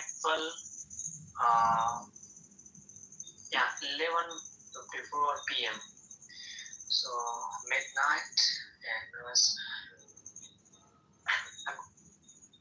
and I have no words right now. Chapter, can I just say that I am pleased that you found this room. I'm pleased that you joined. I'm pleased that you raised your hand. And I'm pleased that you're sharing, because I feel like you're offering a unique perspective. Typically when we get together, a lot of us know each other, and we do things like we read books together. John, can you tell him about the book that we read yesterday? Maybe he would be interested in future book readings. Yeah, chapter. We read this amazing Chinese philosophical, political wisdom, mystical book called The Tao Te Ching, or the Book of Changes, or The Great Way by Lao Tzu from 2,300 years ago. I think today, perhaps we might be reading the book, but I gotta say, I gotta get out of my office, do more stretching, do more exercise, get more sun, more love, more air, more freedom. But, chapter maybe. It's going to be tough to squeeze in a book read today. We've got like the Brad Keegan pregame. Then there's going to be the showdown. It's going to be tough. We will be doing the rational discussion group led by the wisest man on all of Clubhouse, Anson Burlingame, and Moose. Hopefully, you will participate. Today's topic. Yeah. Today's topic is great. We're asking the question: if is TDS an appropriate term to refer to progressive sentiment towards Donald Trump? Great call. I'm getting pinged into the showdown. Is the showdown happening now? Well, listen, I do not want this room to exist, as a distraction from greater things. So why don't we do this? Why don't we all mosey on down to the showdown? And we'll circle back at the rational discussion group, which will start On this app? Who said they met me on this app? Bradley, you made a claim. Back up your claim, please. Who said they met me in person? Where is she? Jazzy? Who was that woman that came in and said she met him? I'm not sure. Someone claimed they met me in person? Brad's bad. All right, well, that's another, I guess. Brad is bad. There's someone, all right, I don't know if you guys know this, and this is a very, late Gen X, early boomer type of way of thinking, which is like this narcissistic way of thinking, which is, I'm going to make a claim or a promise and never follow through. And a lot of older people do this. I've noticed this. They make claims or promises and they go through. And so he's making all these claims, and I asked, who's the person? I don't know. Do you have the proof that I said that by your deceased? No, I don't, but I know you said it. Okay, I guess. I don't. What do you want me to do? I don't know. So we have 3 minutes remaining on the clock. Are we playing the clip at 3 o'clock? Or we have 2 minutes on the clock. 2 minutes until the clip will be played. Okay. All right. I will be starting a room. I probably should go start it now. I will be starting a room. So you moved us from room to room? Because you guys are following me. What do you mean? You guys are following me. I'm not trying to move room to room. You guys are following me before 3 p.m. I made it very clear. The title says Keegan versus Brad. That's not. I didn't make the title. This is not my room. I was just a mod. Again, the club changed the Jazzy. You guys are the ones making it. He went for Brad. Vote for Brad. Vote for Brad. I'm gonna go start. You're gonna beat him, Keegan. All right, before we go, everyone put a 1 in the chat if you think Keegan is right, and he's a bad man. If you think Brad is right. The poll. 1 for Keegan. Oh, I didn't update my app on this phone. I gotta get on another phone to do the poll. Yeah. But for the people that didn't update, can I get a 1 for Keegan and a 2 for Brad, please? All right, so we got Brad, 1 for Keegan. A man who has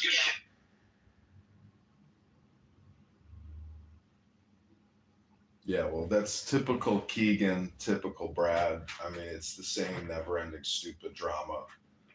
Nothing is new under the sun in Clown House. I hope everyone realizes that every day is just like every other day. But you know what? There's some other news things happening. Well, I think the only new scene is reading a book, because like if everybody was a book, it's the same book every day, and unless somebody reads a book on this app, you'll never break the vicious cycle of people just booking themselves. That's it. It's like buying a ticket to a performance, to see, just say, Chris Rock. It's like watching Chris Rock every day.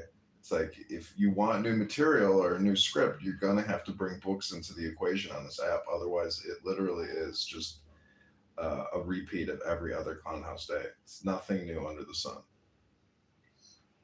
I kind of, if like I did, I don't think you were here, so forgive me if you were.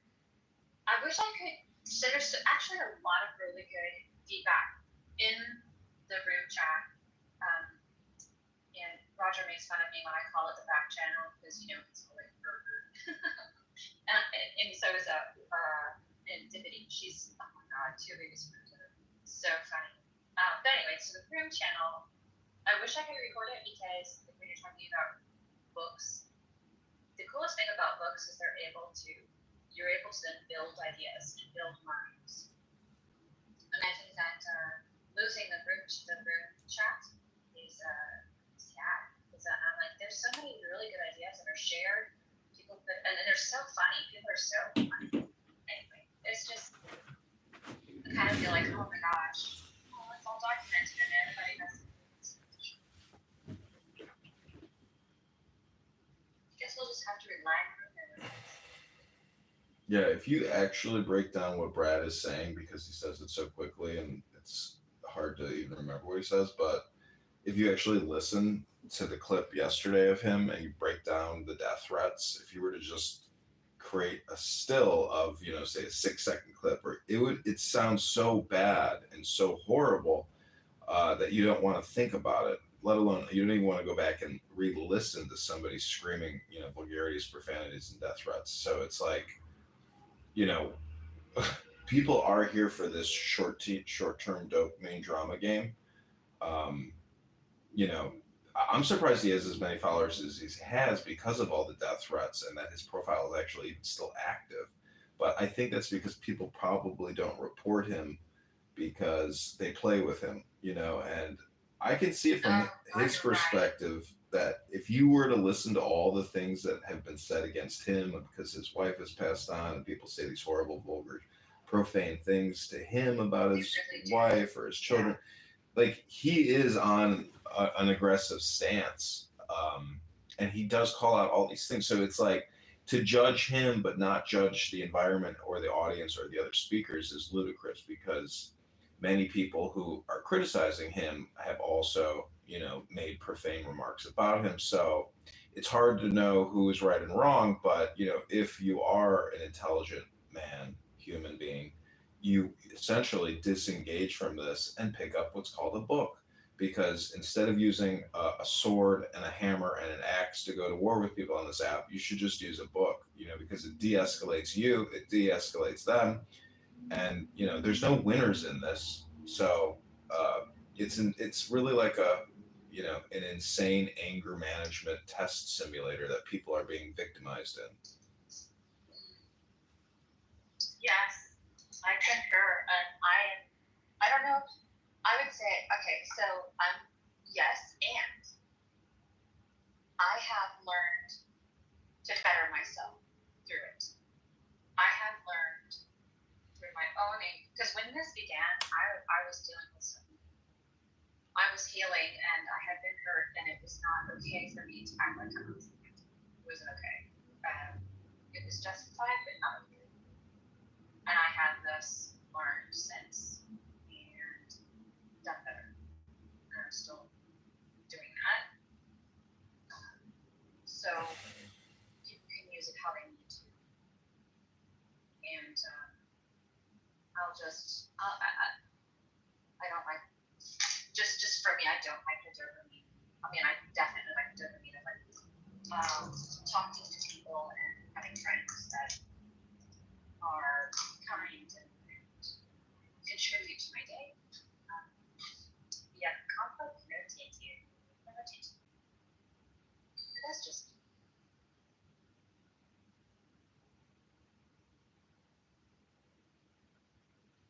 That's all I have. And I'm not defending anybody, and I'm not complimenting anyone either. I think just like the records that I record, are enough. And I do like the rule about not bringing drama into this room because it forces you to be topical in the now as opposed to these low-hanging dopamine games. Yes, like that's the kind of stuff that we need to break down. That's the kind of stuff that's very important. And that's why I get with should we have room chat or should we not? Because it does make if you don't have room chat, it does make people focus on what's spoken and what's going on stage. However, I do love it. I really love room chat. I think if it's available, you should do it because people who want to have thoughts and get their thoughts out of their head, the room chat is where to do it. And, to deny people that, I think is stupid.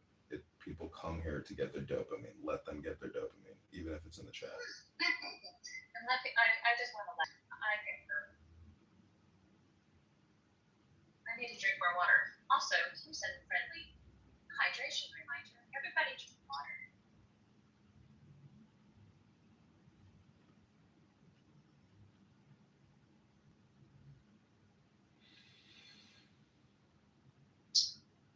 See, Quick, go ahead, John. Go ahead. I was going to say something about water. I was just going to say something very quick. Quickly, I'm surprised by these people that I'm going to use the term that are banging. Don't notice how the platform has them behaving probably in a way that is not core to their nature, or I'm just going to give them the benefit of the doubt. Thing like alcohol, for example, when it changes your personality, when you become a different person when we'll say drinking, it's time to step back and maybe contemplate this coping mechanism or just the use of it recreationally if it actually changes your personality when you begin to drink. I think Clubhouse is similar in that way. Like if it changes your personality, has you disconnected from source, you maybe might want to consider putting it down for a period of time or using it differently.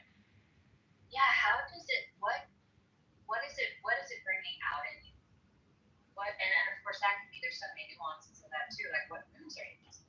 Where are you interacting with? Are you letting people get your go? Yeah. And I think that's what I learned too. I started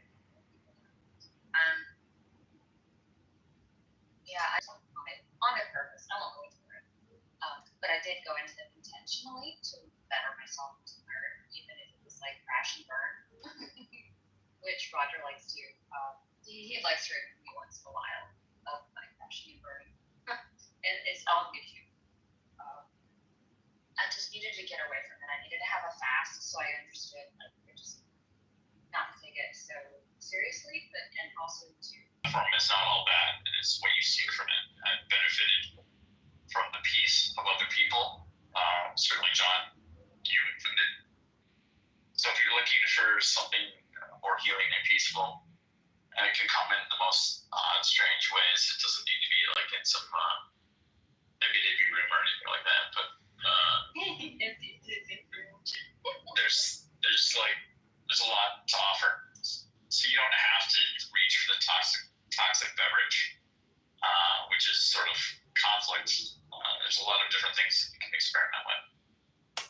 But it's not all bad. It's how you use it. But you got to watch your own behaviors. It's hard to have a perspective on it. Have the ability to sort of truly, objectively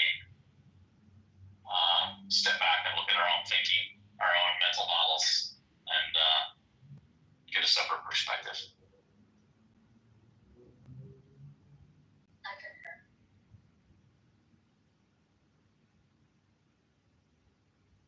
There's so much more entertaining while we do it. But that can also be distracting. And call off guard sometimes. Can I say, having said all that, I might be inclined to go up out of this room for for a second, go get a dopamine hit. Real quick. Yeah, oh my god, yes. I'm surprised that if anybody was to close it down, that's completely fine. I don't care to go into that other way. Yeah, I'm just gonna do it because Yeah, of course, go. when I can be a hypocrite, I like to do so. Do as I say, not as I do. Frolic forth. With my blessing.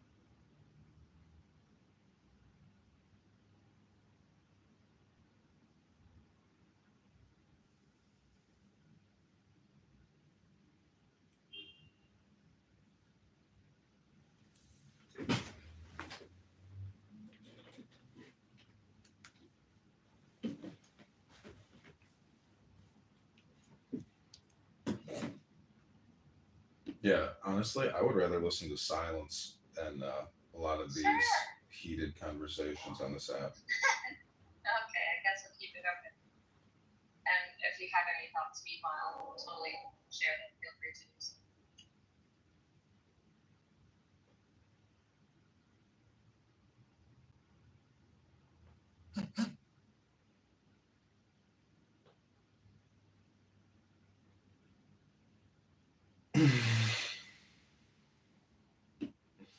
But the room title is called Breaking Brad. You know, Breaking Bad. It's kind of a funny No. Oh, no. That's so cool. I feel like I've never been person. Second of all, if anyone didn't hear in the clip, Brad said when your daughter turns 18, I'll break her in. He didn't say anything about sleeping with a 2-year-old child. I was gonna mind my business, but because I was used, I feel like I should now see your child be broken in. Okay, I rest my mic, and I thank you all for allowing me to speak. Thank you, Jasmine. Jazzy, my point isn't that, and like, yeah, sure, I'm being a little facetious when I say, oh, my 2-year-old about my daughter. We're like trying to say, well, he didn't say that he would rape the kid. He just said, regardless, these people are talking about minors. Like, my daughter's 11. Keegan, I'm not going to say how old your daughter is. That's your. So, like, why are you just saying, like, it's okay because they didn't say, they said willingly. He said they would do it willingly. Why are we talking to little kids like that in general? Okay, hold on, we have a cue. Ann, I'm sorry, did you land, Ann? Yeah, sorry. Okay, can you get any response to Ann before we move to Steve? Yes, my phone, I'm working in the heat right now, guys, it's very hot, my phone's kind of laggy. That's my first time doing a poll. I just noticed that it's just, like, I was trying to do, is Brad a good guy? Can you fix this poll? I'm annoyed now that I see that, but yeah, my phone's a lot. Wait, what do you want the poll to say? Is Brad a good guy? I don't know, it's grammatically wrong. That's okay. That's all right. Hope I find it works for everybody. No. Fix it, please. Is Brad a good guy? Okay, let's see. How can we do this? I think I have to end the poll. Yeah, you have to redo the poll. All right. So, Steve, go ahead while I redo the poll. Thank you, and I'll only need 2 minutes. Hello, everybody. So I was in the room yesterday when Keegan. Give him 2 minutes, or are we following the rule? Oh, I thought 120 seconds was specified. If not, just tell me how much time I have. You got it. Thank you. So I was in the room yesterday, and then I was listening to Keegan 5 minutes ago, and I listened very carefully to the audio recording. As some people have already indicated, and probably most people will agree, half of that recording really, you don't understand what's going on. The other half is, I'll give Keegan the benefit of the doubt on the half of the recording that was clear, and Brad said, he was claiming that Brad said, I'm gonna do whatever to your daughter now, who is 2 years old. I didn't hear anything like that. So I just wanted to say what was already said. Do your best when possible to make a better recording. But even the part about 18 and OnlyFans, that was somewhat clear, but not quite. The only reason I wanted to come up was to give my opinion on the actual recording. Thank you, Steve. Next, we have Extreme. Yeah, so I want to get rid of one thing there first, because when you said and implied that there was grooming things inside of there, I'm sorry, but saying that you're going to, it's saying that, hey, your daughter turns 18, I'm going to film a fucking video with her, put her on OnlyFans. It's not fucking grooming. It's not like he's talking to her while she's like a fucking teenager, slowly getting her ready and prepping her to fuck him. Like, no, that's completely, like, you're completely misusing what the word grooming actually means here. So sorry. Him saying that is not crazy. And when you say, well, he's talking about fucking my daughter when she's 18, so they can post it, and it would be her first OnlyFans video. I'm not sure if, like, you're a little slow, but, like, the joke is, like, really easy to understand there. Daughter turns 18, we fuck, I record, she posts, she's OnlyFans equals whore. It's not that difficult to understand. It's a very elementary level joke. Like, I'm sorry, but if we're getting this fucking press over that being said, when I've heard both of you say both more egregious shit in other rooms politically about other groups of people or other people in their families' lives, et cetera, I'm so sorry, but it really just sounds like somebody's pressed and somebody's pissed because they got hit with a harder punch than they threw initially. That's all it is. We need to grow the fuck up and drop it at this point, because there's nothing in there that seems like it's contradicting what Brad said. Brad said he was talking about OnlyFans. Yeah, we heard it in the clip. We explicitly heard him say those words. The only use that clip did for you was show Brad beating your ass. That was it. I'm not sure what the clip was supposed to do. If it's supposed to make us jump and shock, though we've heard a ton of other crazier shit get said on this app and platform, especially by one of your moderators. But I was like, Pepe, this is no shade at you, but Pepe said way crazier shit than anything that was said in that clip. I promise you he has. And we're completely fine with him being a mod here, and we're completely fine with him being the neutral party, which I don't have an issue. My rebuttal here to XG. Again, grooming, just so everyone understands terminology, there's multiple terminologies for grooming. Of course, yes, the initial contact with an individual, continuing that contact until they're of age, and then having sex with them, of course, is grooming, or even before they're of age, is grooming. The other part of grooming, put it on OnlyFans. Let's remember this. He never said, I'm going to put it on OnlyFans. He said, when your daughter turns 18, I'm going to break her in. I'm going to videotape it. So, 30 seconds is up. 30 seconds is up. May I ask a question? Wait, just come on, let me add my rebuttal to this. Hold on, wait, who's that? Marquise was next, but wait. The rebuttal is also 30 seconds now. Okay, let me ask Keegan something. Keegan, because this is your space, you've just given me the honorary mod badge. Are we allowed to mod other people or no? Who wants to be a moderator? I just want to be, again, very fair, impartial people. Who wants to be there's some requests that Jasmine and Shai be on. No, it's okay. We're gonna ask Keegan if he should maybe give a summary or synopsis of how we got here, why you even brought up the fact that he said this about your daughter, because he said this months ago and I did a recap on it. And now it's being brought back up. So maybe you can enlighten some of the people that don't know why, like tell them about the argument that got you here. Yeah. I mean, I did that a little bit earlier, but by the way, make sure you give props to In the Month, because this all started again yesterday in the month. Now, Keegan, if you're gonna do this rebuttal, you don't want to be timed, do you? Because you're trying to. Yeah. Let me kind of. And again, this isn't even about. It's not just about me, guys. Brad was saying egregious things to a lot of women. But what he said about me and my family, my kids, is listen. He was saying some egregious things about my wife, and before that, before the whole beef with Brad, because before me and Brad even had a beef, about 2 years ago, Sig did a room on Masculine Mansion, and in the Masculine Mansion, we were talking about relationships and how traditional men should conduct themselves in a relationship. And what I said was that in a marriage or in a long-term relationship, you should want to be respectful to your partner. You should, and your partner should be respectful to you. And they should, and the essential question was, should you dictate what your women wear?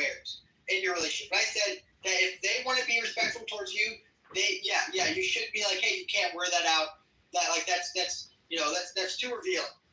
And I said that whores, like, you don't want to have your wife be dressing like a whore. And someone said, well, what does a whore dress like? And I said, and again, you know, I probably shouldn't have mentioned someone's name who was on the stage. I said, well, look at KK's PTO. He's dressed like a whore. So once that, Brad got really mad, got really upset. KK got really mad, got really upset. And to this day, I've had smoke with both of them. I haven't heard from KK for like a year, and then she finally started talking to me today. Put your tampon in, Keegan. I'm about to bleed you out. One mic, KK, love and respect, but just one mic. So, Keegan, the room not gonna work if you don't, like, you can't talk about people. This is what I'm saying. Like, you gotta allow it to be on. The people are sick of you talking. I'm just saying, you told me to lay it out. When Doug Jasmine, you said lay it out. Well, lay it out. Good. That's all. Come on. Well, that is the quick version. What else do you want me to say? I'm trying to lay it out. I'm not lying about what I'm saying. I'm not going to say, oh, King said this or KK said. I'm going to say what I said, and then what led to that point. I'm trying to be as honest as possible. Okay, wait, hold on. Why isn't Brad coming up? I've invited him. I mean, he is the centerpiece. They want me to open the room. I'm just, they're all gonna be until I open the room. Oh, here he is. I'm not going to. I don't want to be judged. One mic. One mic. We have a queue. Marquise wants to speak next. Who would like to go after Marquise? Okay. Marquise. I mean, Brad is. Yeah, we should definitely get Brad in there. Yeah, but tell my clients that. Hold on. We'll let So Marquise I go, don't and feel then comfortable Brad doing a can facial scan for provide his submission. Go. Number one, all right, Brad did not say he's going to fuck this kid right now. He said, I'm going to wait until this kid is 18, then I will fuck her.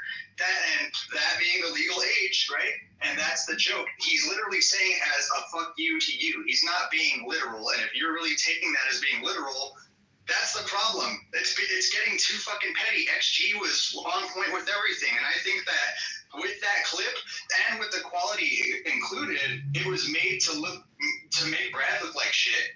But in reality, it was so garbled, everybody still has questions. And I'll land. Okay, now we're gonna let Brad speak, and Brad, Pepe and or Poochie are keeping a timer. No, let's Brad. Okay. Give Brad at least let's go 3.5, 4 minutes. This is all about Brad and Keegan. Why are all these other people? Yeah, I agree. I think we should let Keegan and Brad go back and forth, and then Exactly. Poochie said that he's going to do the timer, which I'm very glad. That means I don't have to do it, and so we'll just keep the peace. You know what? I'd be happy to go down to the audience and make space for other people.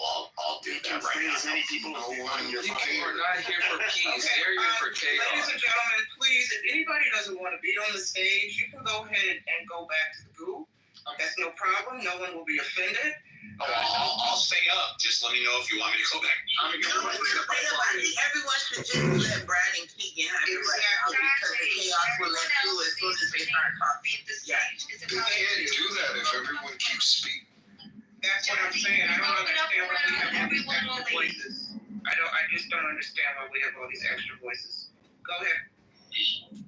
So, before I get in and pack up Sheegan for the 15th time today alone, I just want to promote for those of you that think Keegan wins these crash out battles or these battleground fucking verbal assaults, you need to participate in Cray's course. He has a course that will teach you how to bang properly. Some of you need fucking help. I would recommend it. Cray is an OG. He's held those spaces. He's ran well. I promote his course, I believe, for $99.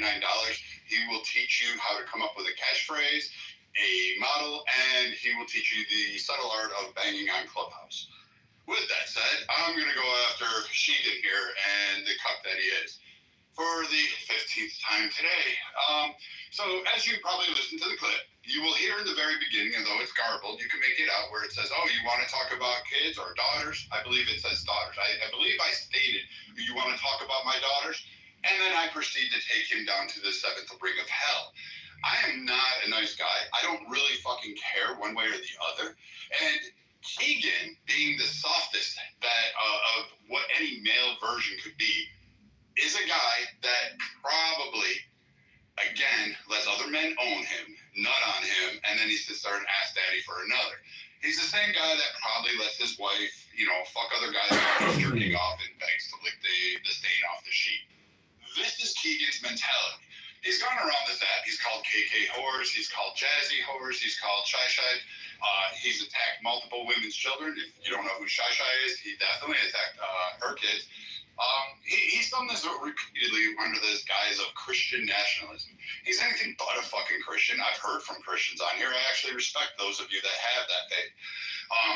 And they don't try to fucking make it into a nationalist movement. But Keegan is Keegan, and he says his brain just developed at 26, which is really fucking weird. But, okay.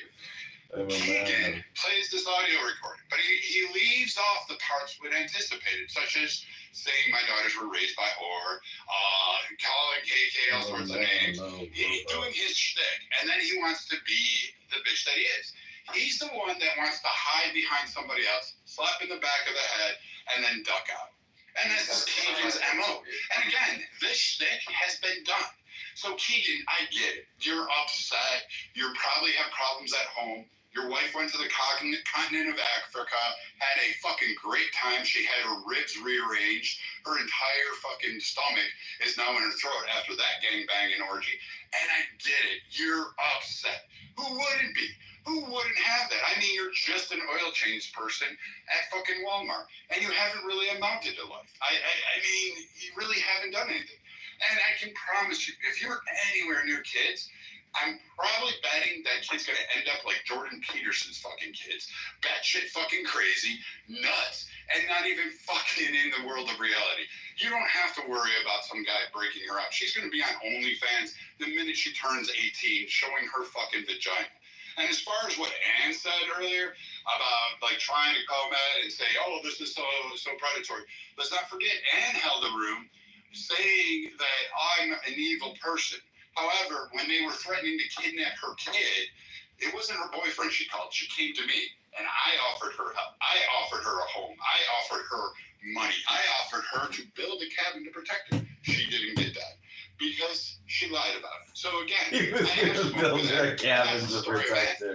Anything else, but like just boring after what, a few hours. He was going to build her a cabin. This is fucking mind-numbingly bored. And Keegan, a bass in your voice. You sound like fucking Urkel. Like you drop your balls, actually have some fucking spine, and stand up. Maybe you would get a modicum of respect. But right now, you sound like a Christian cuck who just believes that you're going to get everything after you die. Anything else? Is there anything else I need to address with the court? That was a perfect 4 minutes. So do we want to keep it at that time frame, Keegan? Keegan needs to tell the Hello? It should only be me and Brad right now. So yeah, but I'm saying, can you tell the room what you want to achieve from this room? Publicly. Fuck you, Keegan. Real quick though. Wait, one mic on Keegan, please. Go ahead. Yeah. So here's the thing. And my point is not that I care that Brad said this. Brad says the most egregious things of all time. Like we all know this. Brad goes, I'm not willing to stoop this low. I'm not willing to say the things about his daughters and what I know personally about him. I'm not willing to do that. Right? He can say that I said these things. He doesn't have any of these clips.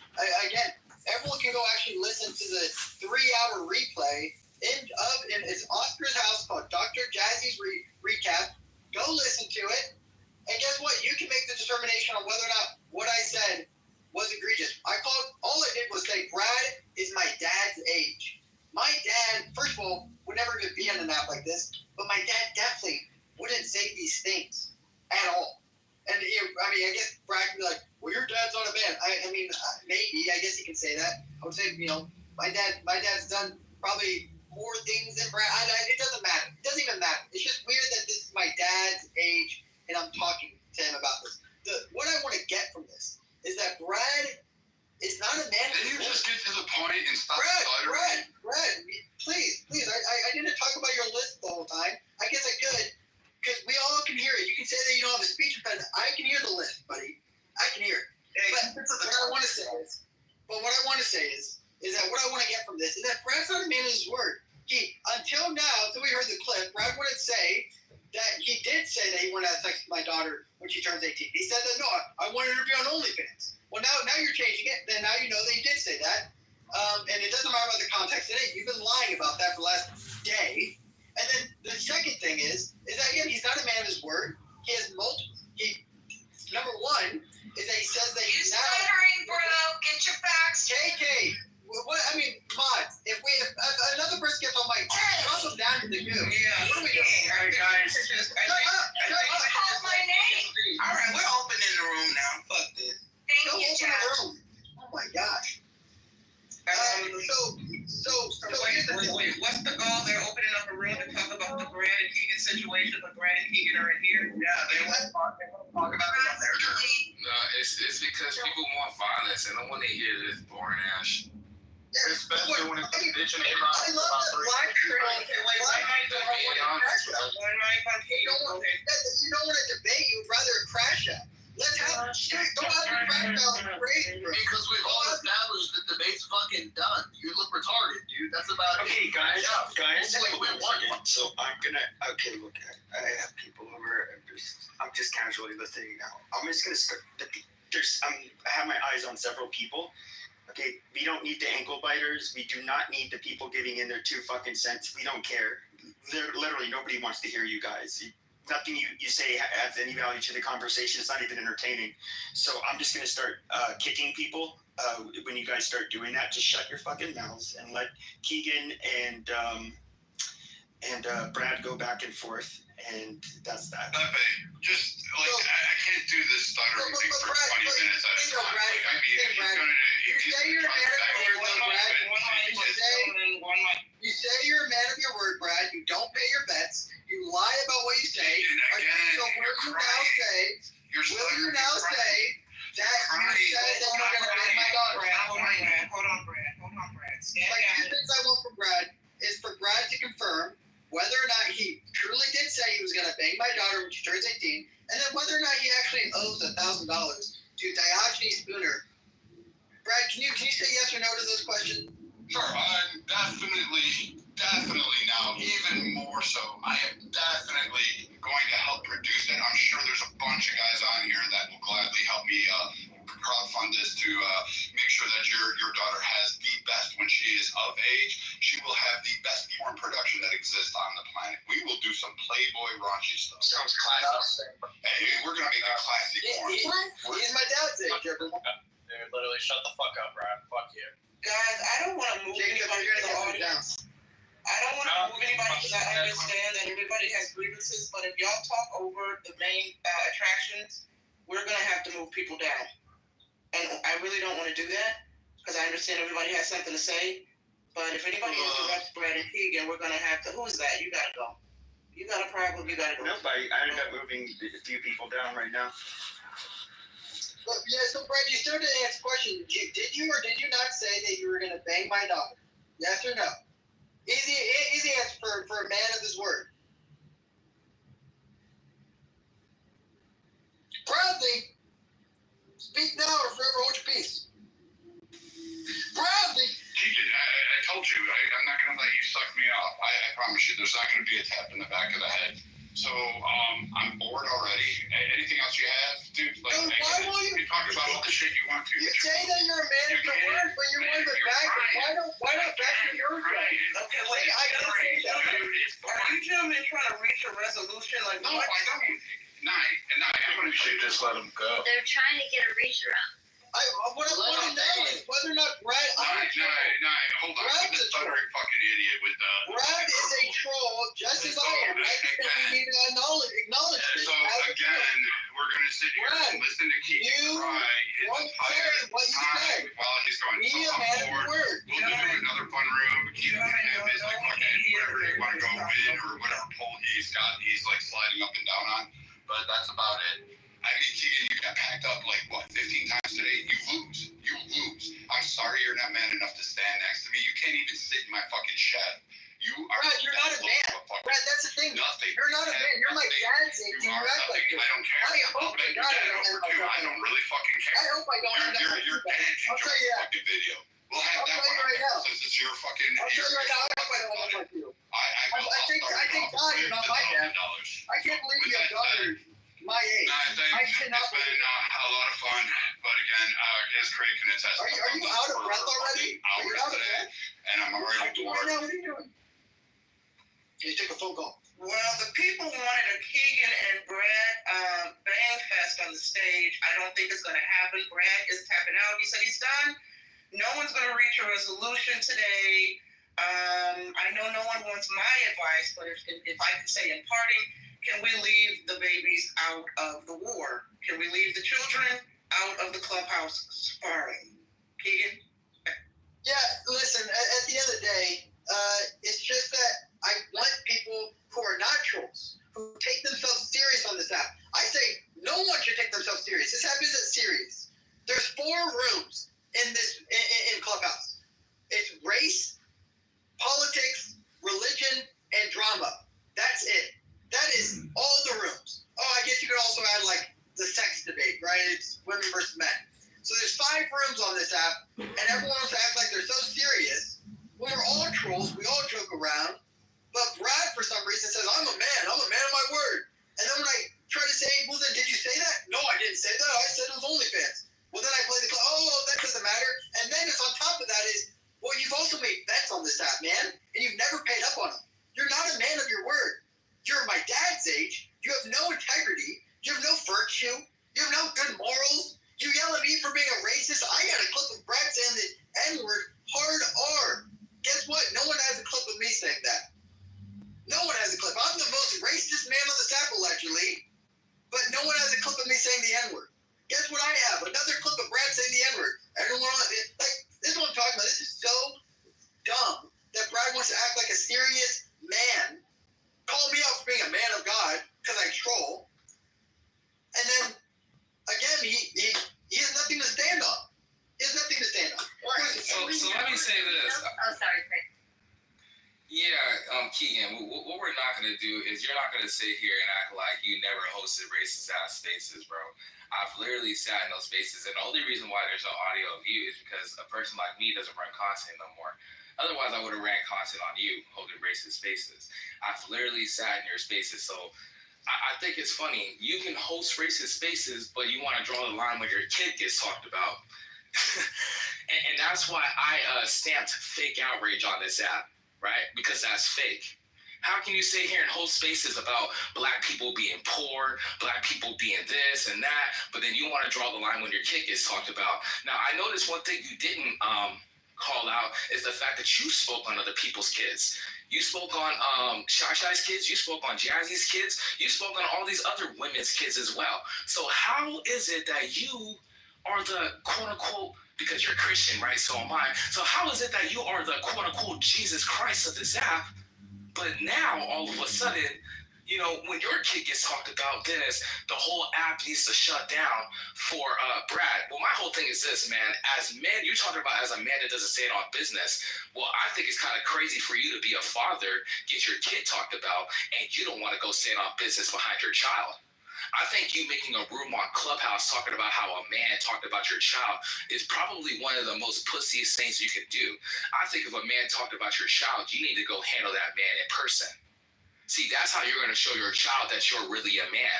See, you show your child that, oh, hey, if someone talks about you, get on the internet and trauma dump and bleed about it. That's not how you show your kid how you're a man. Show your kid that you're a man by actually standing on business. Just like how quote unquote Brad didn't stand on business over what he said. You're not standing on business over what he quote unquote said to your child either.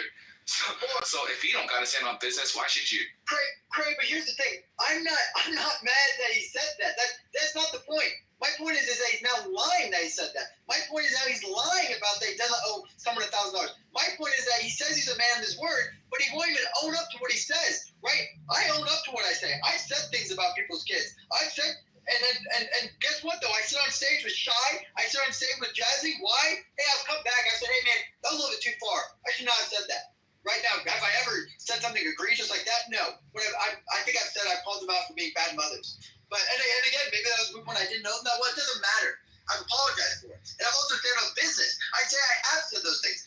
Everyone's missing the point here. Brad doesn't even care, doesn't even want to acknowledge that he said that because he knows what he said was wrong. And he would rather, instead of acknowledging what he said was wrong, say, nah, I would rather not talk about it and say something else. And that's the point, Craig, is that you guys are defending a man who won't even stand on business. Like you say, black people are always about stand on business, man. Stand on business. Brad doesn't stand on business. Brad doesn't even, he's not a man of his word. Diageo said, pull up. Diageo said, let's go to Tennessee. Diageo said, let's go to Texas. Guess what Brad said? No.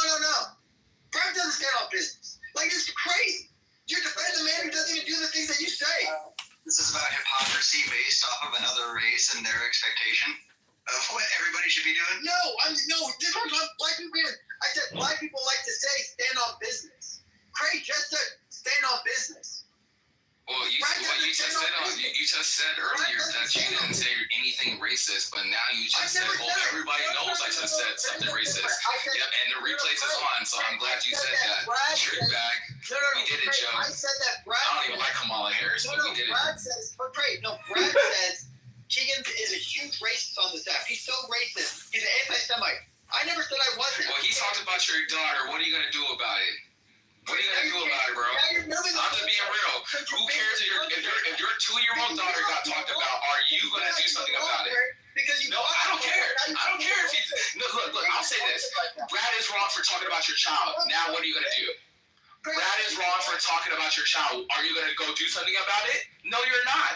You're going to continue to sit in this room. You're going to continue to gather sympathy. You're not going to do shit about Brad. I'm telling you that.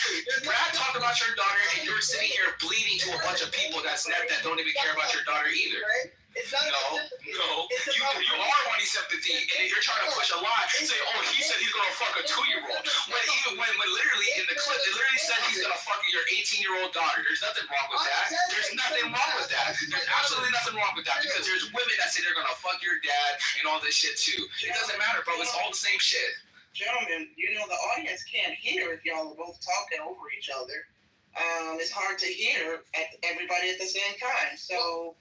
I know we want to bang out, but I mean, it's just he just sat here and went on a whole rant that wasn't even true. Like literally, when Brad was in this room, he did not say none of this. But now that Brad's not in the room, now he can try to push a rhetoric lie. Like, and that's why it's just like, bro, come on, man. Like, if you're gonna be a real man, to stand on what it is. You didn't want your daughter talked about. I've literally been hearing you talk about. He talked about my daughter. He talked about my daughter. He talked about my daughter. Okay, what are you gonna do about it? Like, that's all I'm saying. What are you going to do about your daughter getting talked about? We've heard you literally rant for the last hour about your daughter getting talked about. What is next? What is the next point of action? Is it just you complaining? Bro, no, you said it. I don't have an issue with what, I have an issue, of course. I think it's disrespectful and egregious and whatever. My point is that Brad's not a man of his word. Brad doesn't stand on business the way that you say he does. But you didn't stand on business either. I'm not denying anything I've said. You just said that you didn't say nothing racist until I came up on the stage and called it out. You just said there's no clips of me saying the N-word, there's no clips of me saying anything racist, but there's clips of him saying something racist. The replay is on. I'm gonna do my own recap. Just know, I'm gonna do my own recap after this, bro. I'm gonna really take this shit to the dark side, and I'm gonna really give the smoke because you're lying. And I'm glad the replays is on. Great. What I said. And you better not have them. And you better not ask the Monster Boo to replay. You better not. You better not. Great. What I said, and I made sure to say it. No one has a clip of me saying the N-word. Why? I've heard you say the N-word. The only reason why there's not a clip is because I didn't record you. I stopped running content. That's why. And that's why. And trust me, like, I ain't got no issue with Pepe right now, but even when Pepe said the N-word, Pepe will tell you, I ran content on him saying the N-word. Again, you came at the time period where I retired. You came at the time period that I retired. So that's the only reason why there's no clips. Trust me, if I was in my prime still, I would have had all types of clips on you, bro. You're just a non-factor. You literally said the N-word. You said racist shit. You've held racist groups. You've done all of that. So don't sit here and lie and say that you've never done any of that. Yes, you did. The replays is on. And that's how much money you want to bet how much money you want to bet you just said that? How much money you want to bet? You just said that Brad says the N-word and Brad says racist shit and you literally don't. How much you want to bet you just said that out your mouth? I'll bet $1,000. Okay, all right. Remember that. Because remember that. You said that you didn't say nothing racist or anything of the nature. $1,000. Okay. That's what I'm betting. That's what I'm talking about. Let's go. Because trust me, I'm not finna run like Brad. I'm finna stay in the paint, nigga. I'm not one of that. I'm not like that. You gotta pay a family. Because guess what? Your daughter got talked about and you ain't did shit about it. You're your biggest pussy of all. The fuck? And guess what? When your daughter turns 18, I'm gonna fuck that bitch. Yeah. Now what you gonna do? Yeah. Now what you gonna do? I'm gonna fuck that bitch too. And I'm gonna throw up the set when I'm begging that pussy, nigga, on 30 crib. Now what you finna do? Okay, hold on. No.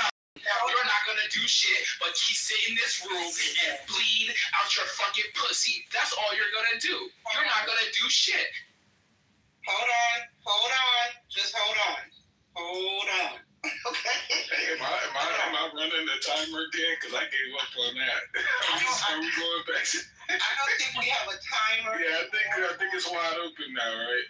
Yeah, the main attraction has ended between Keegan and Brad. Now this is the after show. The unexpected, surprising after show between Keegan and Craig. This turned out way better than the Brad situation. I mean, yeah, Brad tapped out. Keegan, would you like me to give you the mod badge yet now? Because there's an after party happening in the month. Good. So I'm gonna go hit up the Brad and Keegan after party in the month. Allegedly, that's happening right now. I saw it in the hallway. So would you like the mod badge? There's a Brad and Keegan after party in somebody's month. Craig, I want to make this is Craig left. Of course he left. You know what's interesting is that $1,000. Everyone was here. What? Oh, I'm going to my own. It's my after party. I'm going to my own after party. Yeah, but see, that's that shit you talking about, right? Who the fuck is gonna run from a pale-faced faggot like you? You bleach roach? Niggas don't give a fuck about you. You can't even stay in the sun for more than 5 minutes. You pussy-ass light-skinned bitch. I will literally walk up to you and sock the fucking faggot out of you and make you a real black man. I will literally beat your fucking pussy-ass black and blue. Fuck you talking about, you motherfucking bleach monkey. You motherfucking pale-skinned bitch. Fuck you talking about. Bitch, you can't stay in a fucking pen with nobody. You sat here and fucking bleed about motherfucking Brad fucking your daughter. Nigga, I'm gonna fuck your daughter when that bitch turns 18. I'm telling you right now to your pussy ass face, when that bitch, if she turns 18, I'm gonna put black ass in that bitch.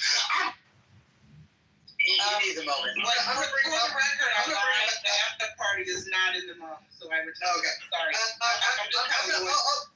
I'm gonna bring him back up in a moment. He needs a moment. He's big miking. He needs a moment. Craig, I just want to make this clear because I do like a good bet. I want to make this clear. You said that I've never said racist things. I want to make that very, very clear, everyone. Not that I said the N-word, because that's what I said. I said I've never said the N-word. You're never going to see a clip of me saying the N-word. He says that I said you're never going to get a clip of me saying something racist. And that's for $1,000, everyone. I'm a married man. I need that money. It would help out my family. I'm a poor white. I need money. I'm a poor white, but Craig can come back up if he wants to come back up. But yeah, I mean, listen. Craig is weirdly Bitch, you're mad because I got your faggot ass up. You're a bitch and I really beat the faggot out you. You already know that shit, nigga. You're not a married man. You're a fucking pussy, nigga. I'll fuck your wife and your daughter, nigga. You ain't finna do shit. You're a pussy as fuck. You're a pussy as fuck. You're a bitch. And who the fuck is afraid of you? Nobody. I'm gonna give you my room, nigga. Wait, Keegan, so here's what it is. I'm gonna give them the love. 4211 Seabreeze Drive, Decatur, California. Decatur, nigga. Please pull up. I'm gonna stand your ground state and I'm a fucking heavy. I will smoke you and your wife in front of your daughter, nigga. You're completely pussy, nigga. You're bending over and you took a picture getting bent over, nigga. You're a faggot. You like to get bent over by your fucking wife, nigga. Let's talk about it. No, Craig, hold on. I only moved you to the audience just so I can say something. Okay? I don't want no smoke with Craig. Craig, I understand you'll pull up. You have shooters, allegedly. I want no smoke. I only moved you to the audience just to give Keegan that point. He does not want smoke with Craig. Now, Craig, I'm going to invite you back up. We're cool. I don't want no smoke with Craig Keegan. I would tread lightly with this guy. Well, no, listen, I don't know why Craig is like going at, like, Craig's defending Brad, I guess. I'm just telling Craig, Brad doesn't stand on business. And now you're saying that I've said some really racist stuff, which I'm not even denying. I've done racist rooms. I've said stereotypes. Bitch, you did deny it. You sat here and said that you didn't say nothing racist. You sat here and fucking said you didn't say nothing racist until I called your faggot ass out. Don't say shit. I don't give a fuck, nigga. Fuck you and your wife. I'm like, $50,000, I'm gonna fuck your wife with it. See, this is what I'm talking about. You ran a room talking about how white supremacy was so beneficial. What the fuck are you begging for $1,000? You're a poor ass, faggot ass white man with a fucking broken asshole and a pregnant family and a fucking fucked up wife. What you talking about? Your wife fucks you in the ass, nigga. You sit around and watch black men fuck your wife. You're the big fucking cock of all. And like I said, I'm gonna sit there. I'm gonna have you watch me fuck your daughter when that bitch turns 18. I'm telling you this right now. You're not gonna do shit with me. All you're gonna do is fucking cry like a bitch. You've been crying about Brad. Oh, Brad talked about my...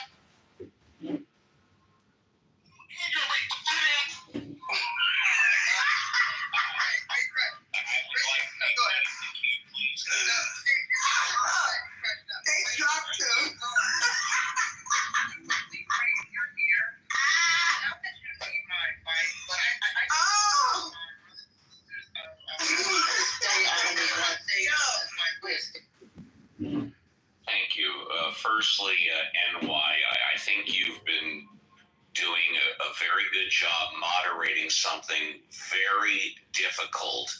What I don't understand is why Cray was given more than 15 seconds. And by the way, I've never heard him speak before. I have no idea who he is. I don't know who his friends and enemies are on Clubhouse, if he has any. But what I heard, I don't think adds a constructive value to this room. I heard a man, presumably he's a man, I'm not being gender or whatever. I heard someone yelling. I heard someone insulting. I heard someone talking about fucking family members, other family members in the ass.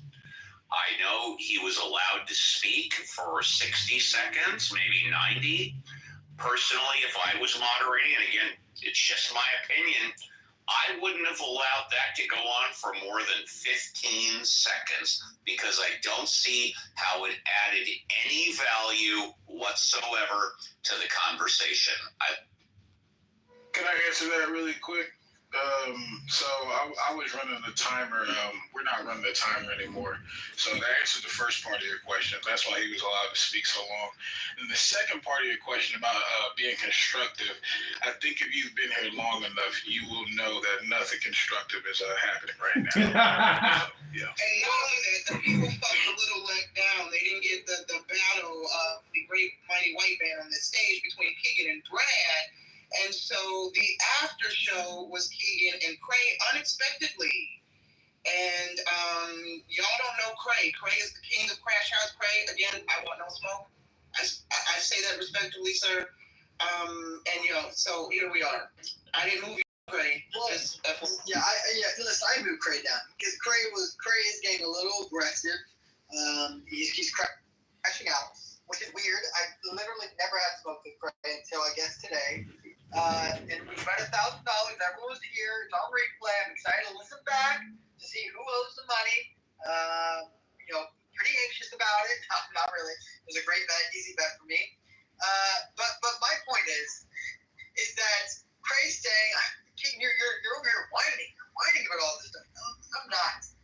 My point is that Brad says that he's a man of his word. And I'm calling him out, saying he's not. I'm making the claim. You guys, and at fair point, everyone's like, well, you're saying that he wants to make your daughter. He does want to make my daughter. Now, he said when she turns 18.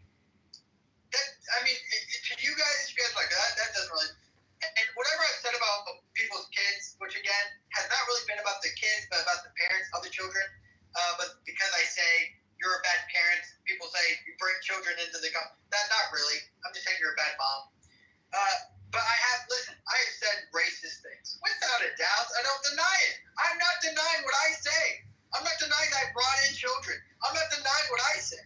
I'm saying that Brad has only denied what he said. And he'll go on stages and bash women and bash other people. And then when people go, you said the same. No, I haven't. That's not me. That's someone else.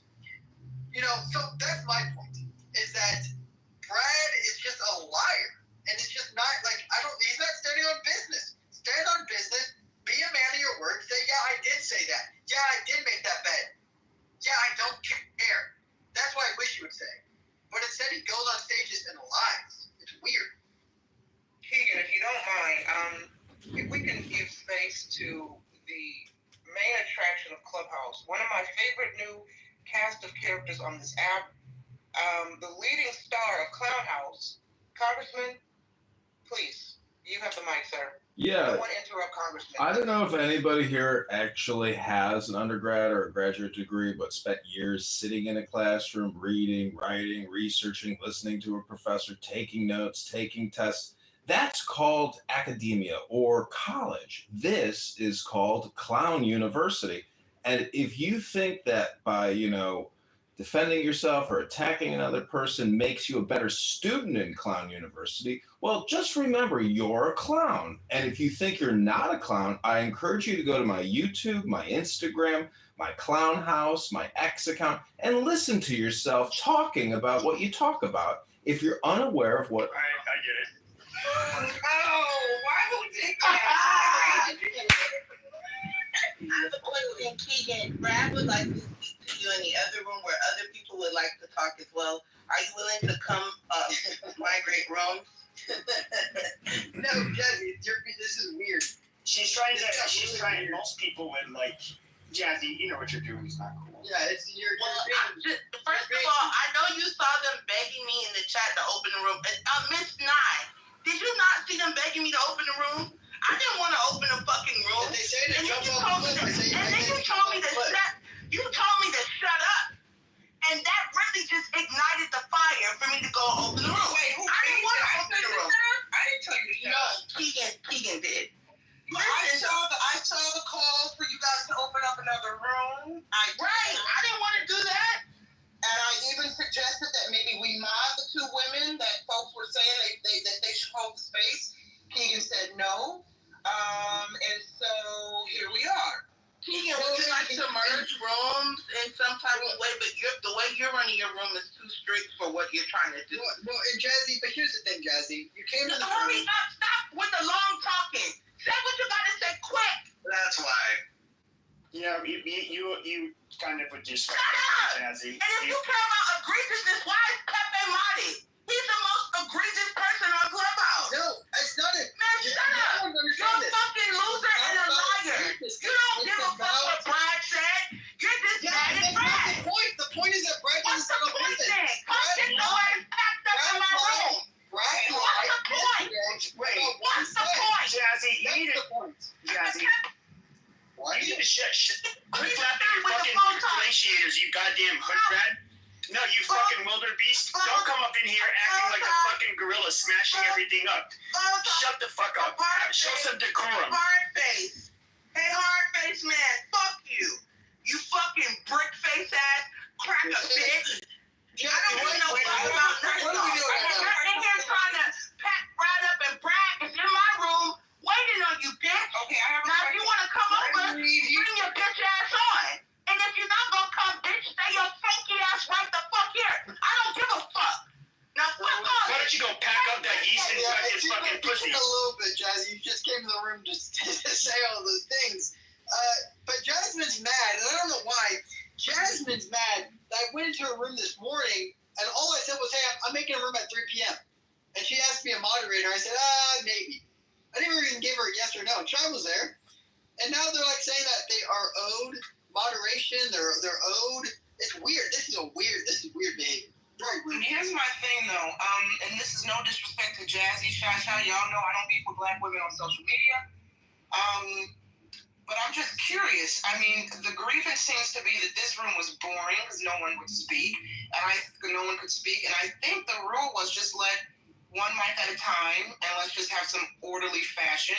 But if the goal is to get everybody in the other room so they can yell and scream over each other and have a one-sided conversation, I don't understand the point, and I ask that respectfully. I'll go on mute. Well, and again, my point, and I don't know how many times I can say this, and everyone just go listen to the replay at the beginning. My point isn't that he's saying these egregious things. He says egregious things. Brad, that's what Brad is. My point is that Brad will say these egregious things, and he doesn't stand on business. Brad has said that he never said that about my daughter until I showed the clip. Brad says he does love her now just $1,000, even though he hasn't proof. So Brad says egregious things, Brad is now willing to stand by it. Brad is not even here. He backed out. Everyone in the audience, you all listen. He backed out. He fucked up.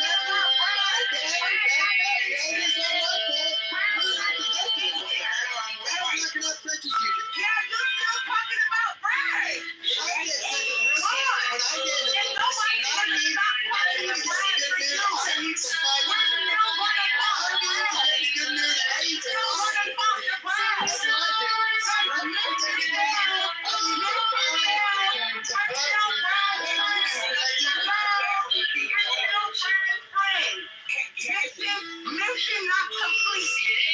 What were you trying to get out of slandering friends?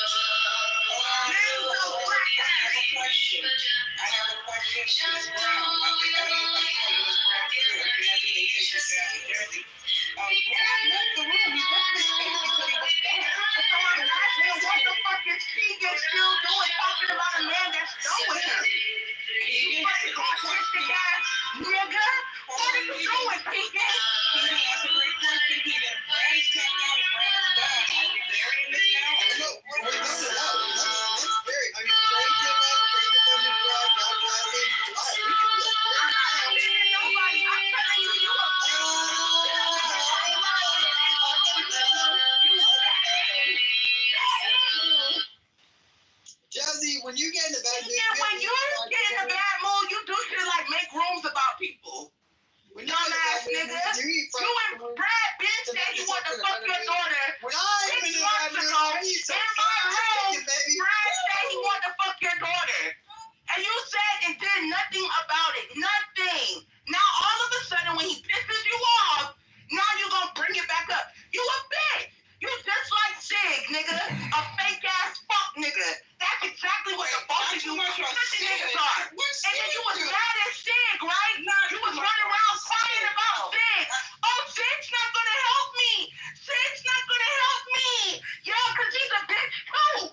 Both of you are two bitch ass niggas. Bitch ass niggas. You a bitch. You a bitch. Marquise, you a bitch too. Marquise, you a bitch too, nigga. Fuck you in your little pussy. Single mother, white wife, nigga. You mad cause don't know black. No black bitches wanna marry Sig. That's a fact. Shut the fuck up. You can never talk to me, Sig. Never, bitch. Wait, I was married to Sig.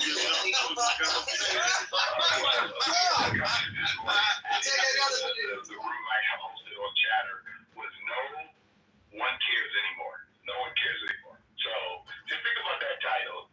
And we had a very robust room because honestly, no one cares anymore.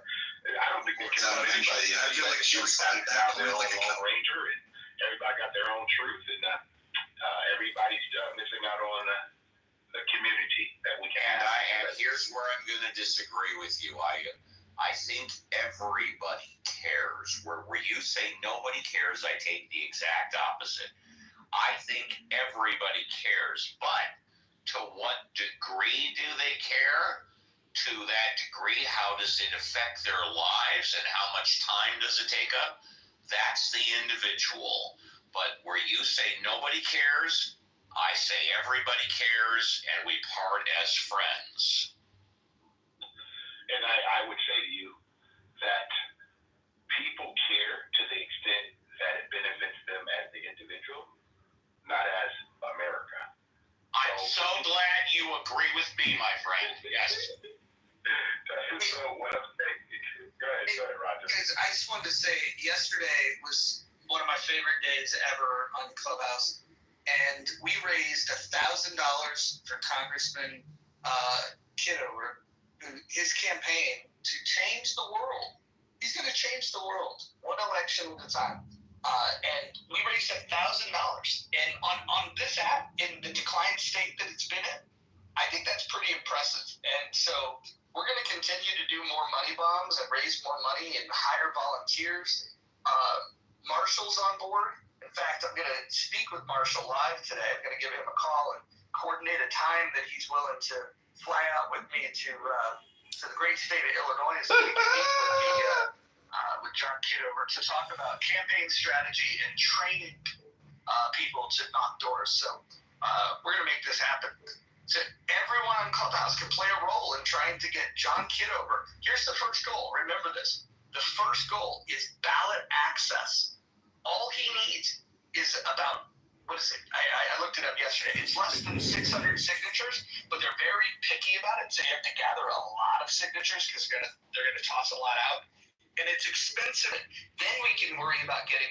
Then we'll set goals from there. The debate stage. You know, how do you move into being a viable candidate? But the first part of viability is ballot access. And so anyone that wants to help with their time volunteering or their money, they can give to John Kitover. John, I will mod you if you want to share the link up top, just so anyone that comes in the room can donate. Sure, absolutely. I'll also put it in my profile. And yeah, that would be amazing if you flew out here. I would be willing to knock on doors with you and host you. You know, I can, in my campaign HQ, I've got an extra bedroom, an extra living room, an extra dining room, and an extra bathroom. So.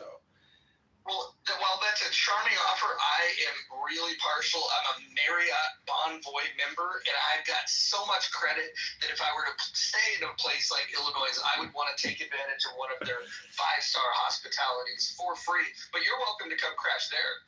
Yeah, that would be amazing. So I'll post the link, and yesterday was an amazing day, but I would submit that what I think made yesterday work is actually reading the book and having a drama-free zone.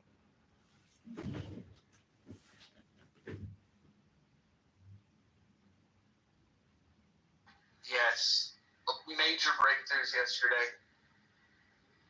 And what was your favorite part of yesterday? Me resting in my femininity. That was my favorite part. My least favorite part was text messaging. That was my least favorite part of the day. You know, actually my favorite part is like unblocking. It's the unblocking. It's the blocking and then the unblocking and then still the text messaging being unfulfilled.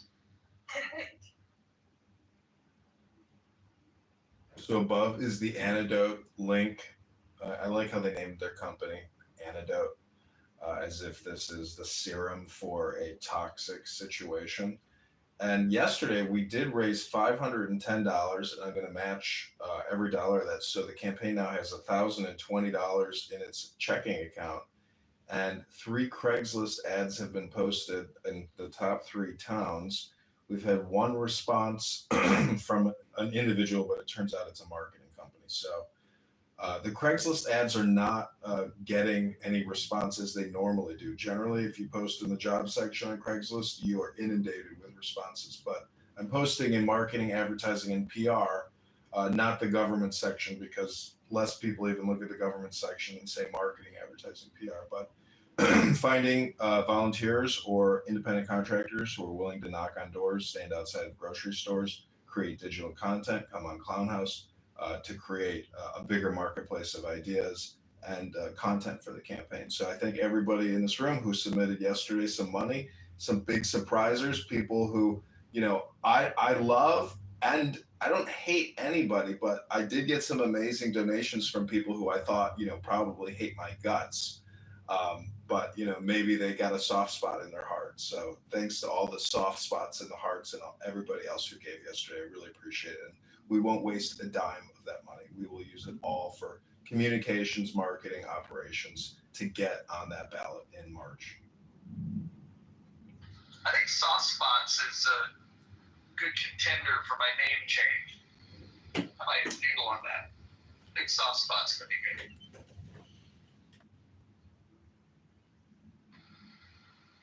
Steve, have you had a chance to look over the Congressman's platform? I know you were in that room yesterday. Are you inspired to take human action? I have known John for many years, and I think it would be most appropriate if you or John contacted me privately. I don't think it would be appropriate to contact me publicly, but if you insist. Nope. I would do it privately. Thank you. I will take your lead. By the way, I have a call coming up later today with Lou Fax, world's famous Lou Fax, about doing an interview, and we're going to talk about the details of which platform. Maybe it'll be multi-platform, but he's very excited about the opportunity to interview somebody that's running for Congress. I can't wait to do that. In my PTR, this is a press release I wrote for a news company here in Chicago who wanted to do an interview with me. This was the response that I gave them. It might be a little small to actually read, but this is something I wrote personally. It's not done with ChatGPT or anything like that, but it's addressed to the voters in the 16th District of Illinois.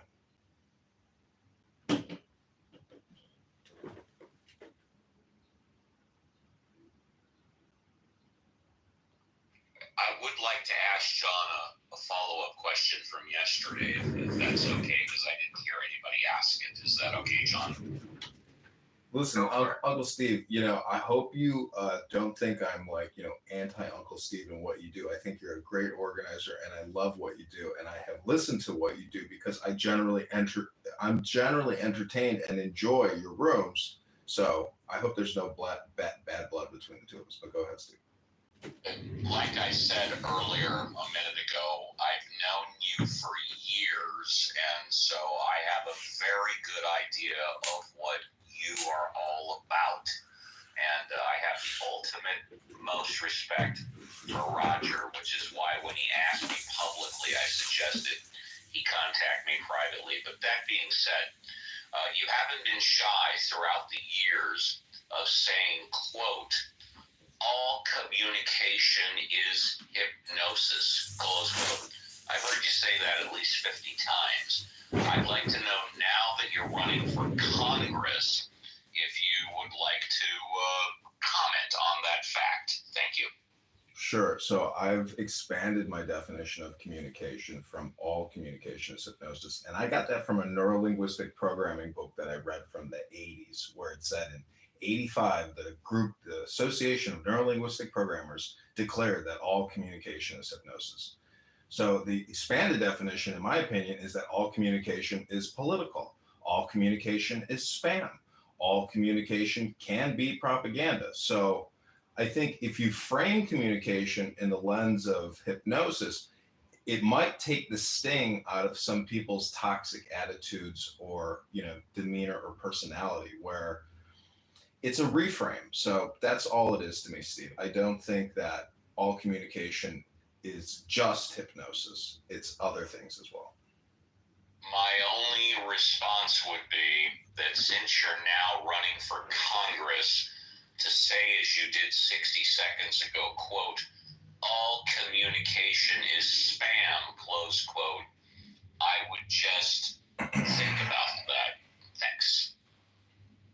Oh, I have. That's why I said it. And I can tell you that if you come on this app and you listen to a lot of the communication on here, it's up to you to determine whether or not it's spam. If you want to have spam for lunch, feel free. It's up to you.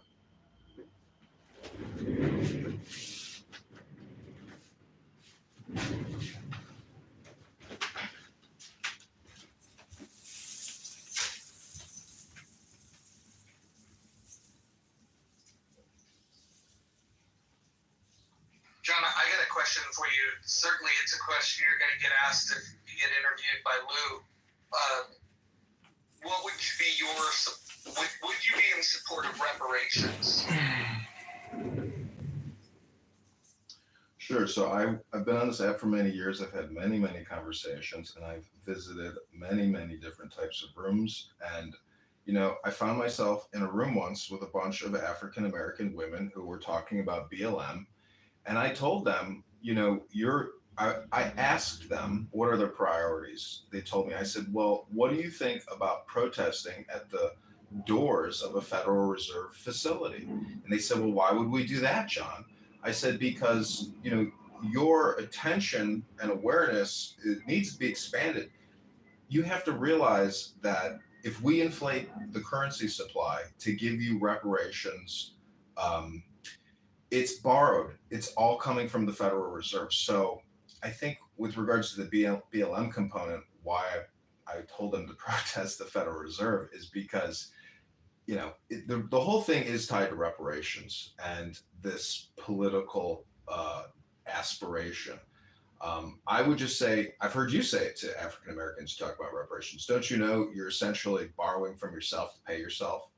So it's a political topic, but I believe that in the now, there are no former slaveholders or anyone currently living that had anything to do with that. So we're in a reset period. But if you absolutely insist on reparations and that's your only political aspiration, well, I would say expand your political aspirations. But I do not think that African Americans will get reparations in this country. And in fact, I think there's probably a lot more evidence to suggest that they've already gotten plenty of reparations and they're currently getting reparations. So that's my opinion. That's solid. Typically, when I get in there, I inflame the rooms with, by just saying point blank period that I'm in opposition to reparations. But then I do walk it back and say that if I were on this train, what I would be advising is to demand that the government sell federal lands to raise the money, because that would be met with much less resistance than increased taxation, which essentially is taxing yourself to pay yourself. My question would be, why should I get something that I didn't earn? It's a very valid question.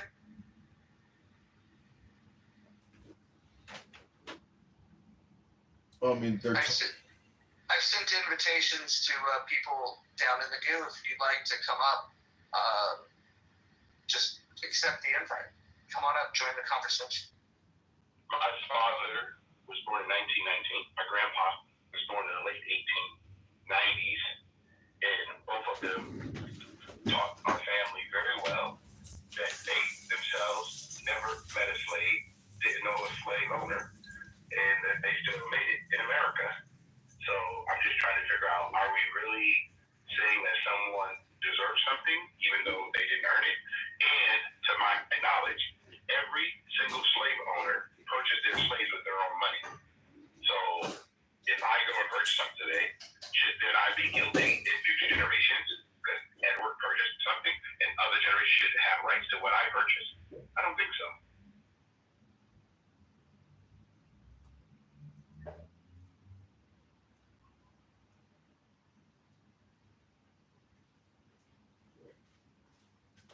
I think there is the problem of considering human beings to be property. I think that would be the pushback you perceive.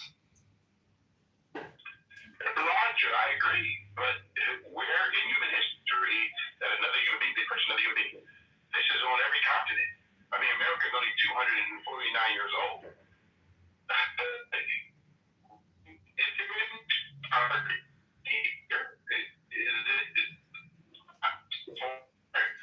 It's called the transatlantic slave trade.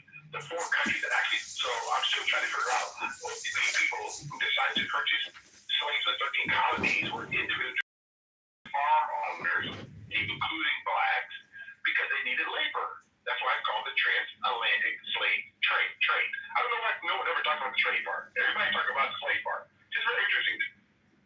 This is where I would submit that all communication is hypnosis, because I listened to an African American woman who did a CRT DEI lecture at a Google office for two hours or even 3 hours, and I recorded the whole thing. And she was a great public speaker, but the belief in structural white racism or a white supremacist system that should give you a kickback because the system is so inherently unfair, that's a track in a communication.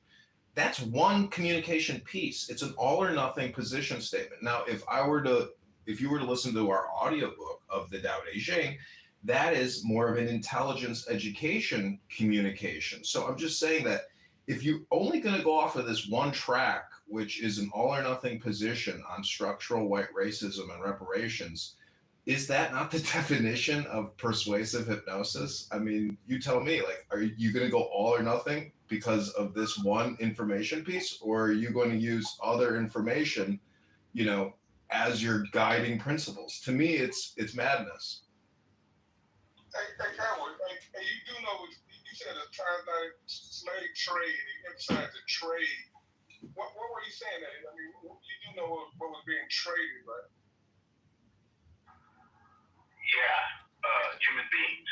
That was being traded, correct. Okay, I was curious why you emphasize the word trade. Like, you do know the word trade, emphasize that word. I was just curious why you emphasize the word trade. Because you got to go into the supply chain, okay? So I'm going to ask you a question since you asked me a question. Where did the supply chain of trading start? Where did it start at? I don't know. I have no idea what you're talking about. I understand. So if you would like to go to the supply trade where it started, then we can have a conversation. But until then, I don't think we have a conversation because everything has to start somewhere. Where did it start? Where did trading start? And it did not start in America. Remember, it's called the transatlantic.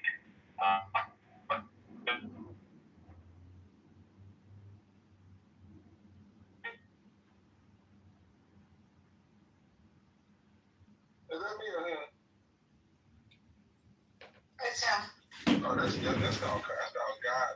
That wasn't God. Hikima, I think he's referring to the slave traders or the inventory holders or the capturers in Africa that was selling them to the Portuguese or to the English or whoever was, involved in slave hustling. Like, he's referring to Africans engaged in slavery or Arabs and Muslims engaged in slavery, transactions. I don't think they were involved in slavery or they are prisoners of war, and they didn't treat them like property and savages, like savages, and just murdered them and just stole their identity. That's not what was going on. But I mean, I'm not sure if that's what he's talking about. I don't see. Well, can I finish? I just walked in. I was about to say I just walked in the room, so maybe I'm missing some context. So I was just wondering about the part when you said trade. I was wondering what you meant.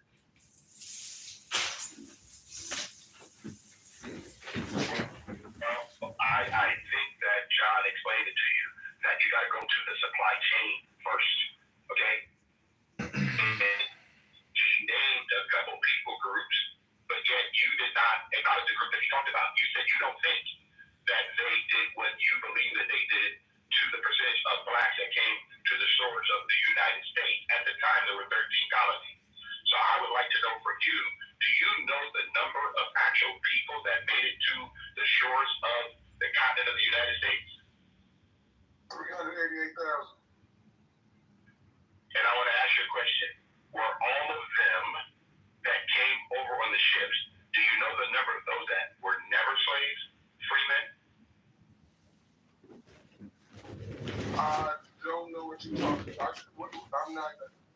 I'm not sure what you mean right there. Because they all came as slaves. Okay, so obviously That's not historically correct. So before you and I have a conversation, I would like for you to actually go back and look at Freeman. My family were actually part of that group. So just so you know that you're not talking to someone that actually believes the whole slavery story and what percentage of people in the at the 13 counties actually owned slaves at the time and what people groups owned slaves at the time. Why are you speaking of these 13 colonies like they were just here and they weren't? Like slavery predated the 13 colonies. And the 388,000 that came here came as slaves. There was people here, there were freedmen. There were some people that came over that were freedmen, but they didn't. But the 388,000 are talking about the enslaved people. That's where that number comes from. So when you say that some of them people were freedmen, no, they weren't. The 388,000 particularly talk about a group of people. It was the ones that were brought here as slaves. That is that number, that 388,000. And I agree with you.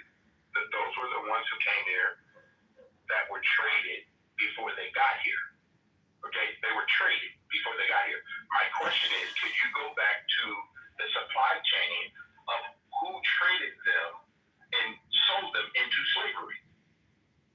You're making up a whole term with this whole supply chain thing. Like you're literally making up a term that is not spoken of in history. Like you're trying to complicate something that's not complicated. Like did some Africans? May I finish? May I finish that? Thank you. Like did some Africans maybe sell some prisoners of war to some Europeans? Yes. Did they start it? Was that their goal? Did they seek out the Europeans to sell these people? I don't think that's a part of history. So to act like that, like they just offered up this commodity to sell. And like they the ones who started it, like somehow this so-called supply chain, whatever you're talking about, it is the root cause is the Africans. It sounds like that's what you're saying. If it is, that is nuts. Well, I appreciate you saying that something is nuts, but I would like for you to do some more research, brother, because what you're doing right now, we're not having a real serious conversation. Because I've been to different countries. I've been to 54 countries. And I'm sorry to tell you, what you're talking about is absolutely asinine for you to actually think I'm going to sit here and listen to someone tell me something when they themselves did not do the history and the study of what happened before America was even in inception. This empire has been around for thousands of years before America was even thought of. Okay? So when you have these conversations, man, you got to come with more than just emotion. I'm sorry. I mean, the emotion comes from your side. Like you're making that. Like I'm telling you exactly what's wrong with what you're saying. Like you're telling me I'm wrong without telling me what I'm wrong about. Like it's you that's coming with the emotion. Clearly, I'm coming with factual information. I'm directly talking to you about what you're saying. I'm not saying what you're saying is wrong. I'm saying what you're saying is wrong. Plus, I'm telling you what's wrong with it. But you're acting like you're the super educated guy, and I'm the one who needs to do more research. Yet you're not telling me what I'm saying is wrong. Okay, I got a question, Edward, in regard to this.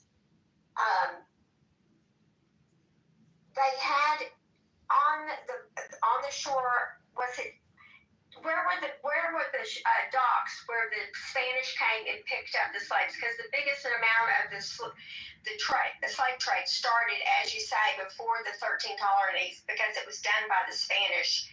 And they came up to these docks. How long had those docks been there, Edward, and who all were they doing business with? Shirley, great question. The difference is, Shirley, I think that people should do their own research with the 4 countries that started the transatlantic slave trade, which were not here in the United States, and then the African countries that actually participated in trading of slaves. Okay? You just go back. It's so interesting. I'm not going to sit here and spoon feed people because everybody has a different narrative. And I like the fact that he said that I did not explain. No, I'm going to say it again. You got to go back to the origin of the transatlantic slave trade. That's what you got to do. And the really nice thing about this is now we can ask Gemini that very question, and it'll give you probably a pretty concise answer. I'm not trying to be smart. Yesterday, I got in the middle of two men having a conversation, and it got bludgeoned. I shouldn't have done it, and I shouldn't be doing it right now. But it's such an interesting topic. And before I read what you're talking about, Edward, I just thought that the 13 colonies were the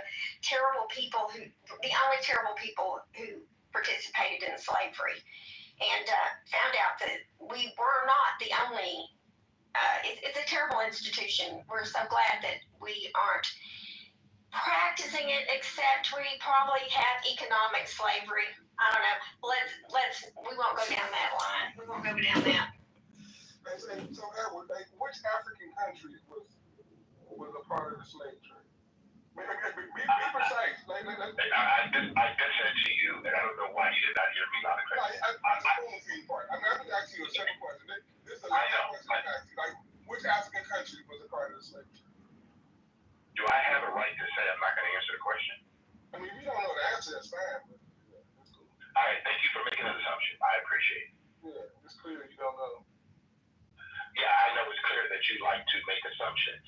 So you don't know me, I don't know you. Let's just make sure we keep it there. Stay in your lane, because I'm okay, bro. I'm good. My lane is Clubhouse. We both in the same lane right now, in the same room, on the same stage. And we talk about the same topic. And you asked me a question, right? And I said, I am not going to... Because you don't know the answer. Okay, you got it. I don't. Just go ahead and take that. If that's what you want to say, go for it. Because I do know this. You don't know about supply chain. You don't know the origin of it. I know that. You just made that shit up. All right, hold on, guys. I just wanted to say that this has been a good discussion, but in about, 15 minutes from now, we're going to mosey on over, those that want to the Rational Discussion Group, where the topic is going to be, is Trump derangement syndrome, is that a proper framing of the progressive sentiment towards Donald Trump? And if not, what is? If we don't like that term, if that's not a good framing, we'd just like to know what is. I'm gonna answer that question real quick. It's called a rational discussion. It's ironic. The room of your the name of your room is the exact thing that people are doing when they talking about Donald Trump and all the fuckery he's doing. They are having a rational discussion, not TDS at all. Interesting. Yeah, so the room will really be an invitation to people that are critical of Trump, which invites me because I'm critical of Trump. I don't think that I have derangement syndrome about it. I think my criticism of him would be similar to any criticism that I would have of any president when they do things that I think are outside of the bounds of protecting individual rights. I think that markets and people should be free, and I'm a bit of a zealot to those things, and that's why I don't get caught up in some of these movements. It's also why I'm inspired when someone that's running for Congress, even though it's not my district, is saying that they want to bring attention to the debt, $37 trillion in debt. So that's why I support John Kitover for Congressman. There's a link above if anybody wants to click on it. They can get. By the way, this is not a contest of how rich you are, and a smaller donation doesn't mean that it's smaller support. In fact, every counts in campaigns like this. And so, if you have $1 to give, if you have $10 to give, if you have $100 to give, all of those are appreciated, or any denomination in between. I would just ask you to prayerfully consider it. Say a prayer, open the link, and then listen to the Spirit. Let the Spirit guide you on what you should give. And if the Spirit tells you to give nothing, well, then so be it. How can the Spirit be wrong?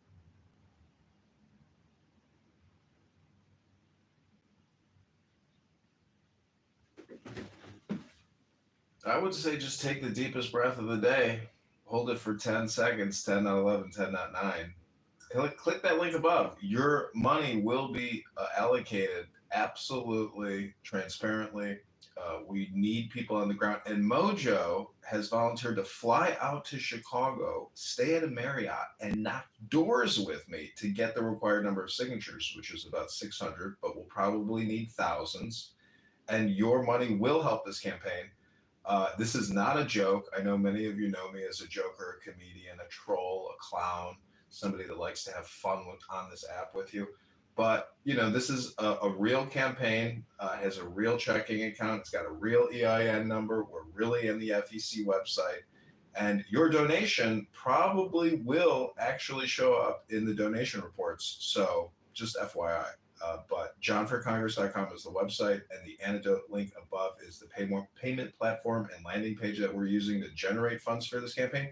And so far, Clownhouse users, aka Clubhouse users, have donated over $500 to the campaign to elect John Kitover, and I'm honestly flummoxed, floored, extremely happy, extremely excited.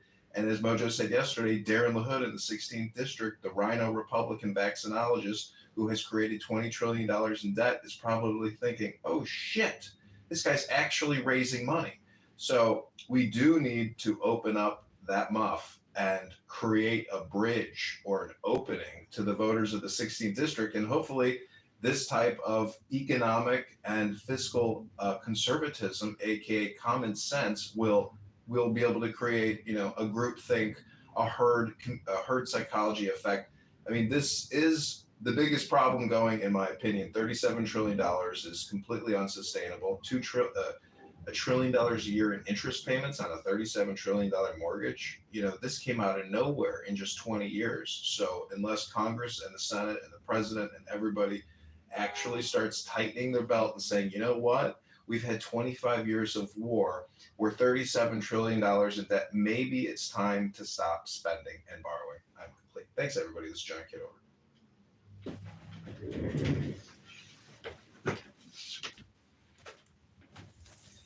Okay, we've got about 10 minutes before the rational discussion group is going to open. I know this is going to be a great room. We're going to have Anson Burlingame helping us lead the discussion. We will leave the chat open, unlike the critical thinking forum. We like to provide, a feedback loop. We see that keeping the chat open helps to allow more participation in these conversations. The topic today for the rational discussion group is the term TDS, is that an appropriate term to capture the sentiment of progressives? And if not, what would be a more appropriate term? That's the discussion we're going to have today. Brad, let me give you my take on what I have observed today. And I know that you're not asking for my feedback, but I'm going to offer it up. I think that, first of all, congratulations for kicking the shit out of Keegan. I think he's one of the more despicable human beings on the app. So you represented well there. That said, I think that maybe after listening to what you had said, maybe the next Brad rant, maybe there could be some edits to the takedown. I think there's ways to take down Keegan without some of the things that were said. I'm still Team Brad when it comes to your battle with Keegan, but I have decided that when it comes to Brad versus Shirley, I'm Team Shirley. So I'm not a never Bradder, but I'm also not an always Bradder. Brad, would you like to respond? Thank you for that elegant bipartisanship that you just displayed there. That's fine. I think I said, I did this enough today. I don't know how much more people want. I just wanted to come in and apologize to Nye. She did not need to be caught in the crossfire of that. I don't know why they chose you to mount that room. That was kind of weird. You should have declined it. And I know some people threw some shade at you. I apologize. If you missed the Cray pack up, I suggest that you listen to the replay. I heard it, and I have to tell you, that's when I opened a room for the drama-free zone. I think that his threats of violence against Keegan are things that shouldn't be said on this app. And even though I find Keegan to be one of the most disgusting people, I'm not going to side with people like Craig I think there's a reason why threats happen on here. These are the kind of things that don't happen in the real world. When people have that kind of animosity, they don't talk. They actually fight. And so I think that his quote-unquote pack-up of Keegan, I think he embarrassed himself, in my opinion. Well, we can differ on that. I think it was coming to that point. I mean, there was nothing more to go down. I don't like the white Christian male nationalist. I don't like those types. I can't stand it. If you're in the audience, you're not going to win any favor with me. I think you actually give Christianity a bad name. I think your view of Bible and Christ and God is all bullshit. I think you're pathetic and weak. I think you're simple-minded. I think, honestly, you should have been aborted or at least swallowed at some point. I think this whole white people are overwhelmingly superior. You built cultures, you built societies, you built everything, and have no recognition of history or the varying degrees of people that have been oppressed or taken advantage of or actually contributed to society as a whole is myopic at the least. And I think you incel wannabes that go to Target to shop for white bed sheets are pretty fucking sad. And again, you guys jerk off to porn on a fucking computer in your mama's basement while playing fucking war games and think somehow you have some relevance in society. And you really don't. No one's going to vote for you. No one's going to be the reins of power. And all of you Nick Fuentes types, you Graper types, whatever label you want to go by, I think you're all just a bunch of faggots. And I can't stress that enough. I think you're pathetic and weak. And when you go up to somebody and start shit and then they throw shit back at you, you become the most butthurt, bitch hurt, soft fucking men there is. And you spend your entire time whining. And you're really you're worse than the progressives. I will say this. Here you go, progressives. Here you go, liberals, Democrats. You are right. There is a problem with MAGA. It is the Nick Fuentes incel types like Keegan and others and the Kroipers and whoever you want to that have infected it. It's herpes on the stain of Republicans and conservatives, and this is why I don't give them any credence. Rather, this is why I just choose to just go straight for the heart and the jugular and just rip it out and own their souls. All right, fair enough. Brad, would you consider offering an apology to Shirley for yesterday? Really? All right. I will apologize, Shirley. You didn't deserve the vehemency in which I attacked you. I would truly withdraw that, and I truly am sorry. I did not like being cut off. I do not like being the target. And if anybody gets in the way, I will definitely throw absolutely everything, including the kitchen sink, at whoever's in my way to get to the target. I do not have a selective switch. I just go for all. So I suggest people just duck out of the way and not try to stand in front of me. I think that was a great, sincere comment. Shirley, did you want to reply?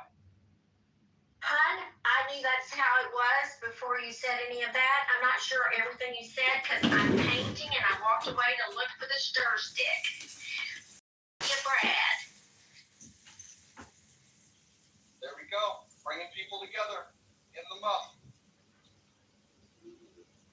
I will say what I've told everybody. Yeah, we got mixed it up a little bit. Brad, if I got in trouble and he was in arm's length of me and he could get me out of a jam, he would lay his life down for me. And I know that, and we just we bumped into each other yesterday. Okay, is that fair assessment, Brad? Yes, ma'am. Yes. So, travel on and be happy, everybody. All right. Shirley, I want you to travel into the chat. John actually put the first information in, and then I added to it based on your question, so you know exactly the start of it and also the countries. Thank you. I appreciate that. I actually love history, and I would love that conversation extensively. Anyway, I'm going to mic up. It's been a rough day. I've been looking for this and looking for that and the paint sticks. And anyway, y'all, Can I just say something to Brad? You know, Brad, I record everything I listen to on this app. And so if you do want to hear your playback and actually really break down what you're saying, I would encourage you to listen to it, and I can delete it if you want. But I would encourage you to listen to your public speaking because it's great in terms of optimizing your public speaking and reflection, contemplation, meditation, that type of intelligent approach to communication. I appreciate it, John. I actually don't like the sound of my own voice. Listening to me talk. So that's really hard for me to do. I think a lot of people feel the same way I do. We just don't like hearing ourselves in conversations. I don't mind engaging in conversations, but I mean, yeah, you can delete whatever. At this point, it's Clubhouse, it's Clown House, whatever you want to call it, and I've battled enough people on this app. Like, I really wish more people would put a bigger stance against, like, you know, if you're going to go with a political frame, like the Christian nationalist movement, like, you should be upset at Keegans. You should literally hold their, the small balls that they have to the fire. You should tell them, like, what kind of fucking bullshit Handmaid's Tale fantasy that you have going on. You know, black people shouldn't be segregated from voting. Black people shouldn't be separated from having infrastructure projects of their own or their own creation. Oh, you're the ocean now. You've transformed back to the ocean. Interesting. Person in the fucking country and deport them. That's absolutely insane, considering 3/4 of the country was magically fucking Hispanic when the country was finally added with the last 2 states after the treaty of what was it, Guatemala or whatever it is, to the Mexican War. Like these talking points that these idiots have is absurd. And no, women shouldn't lose the right to vote. You shouldn't be barefoot and pregnant in the kitchen, knocked up, making cucumber sandwiches with these boxes. So I just wanted to announce that I'm going to go over to the other room in the rational discussion group.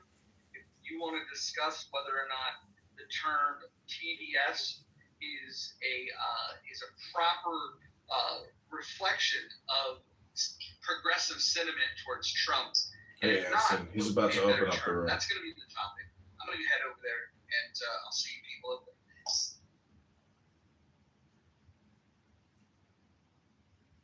So I can pin the link to this room, and everybody can click through, or you can go to your hallway and see the room with Anson and Mojo. Anson is in the campaign to elect John Kitover. He's headed over there now. Let's see if I can find it.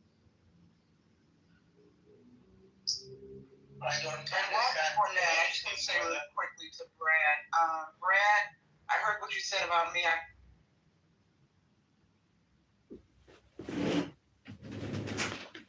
Yeah, by the way, I wrote a book, so I would be happy if you like. You want me to read it? I would be happy to share it with you. So. Okay, yeah. Let's do it. Let's read it. Let's make it into an audiobook. Hey, let me share it.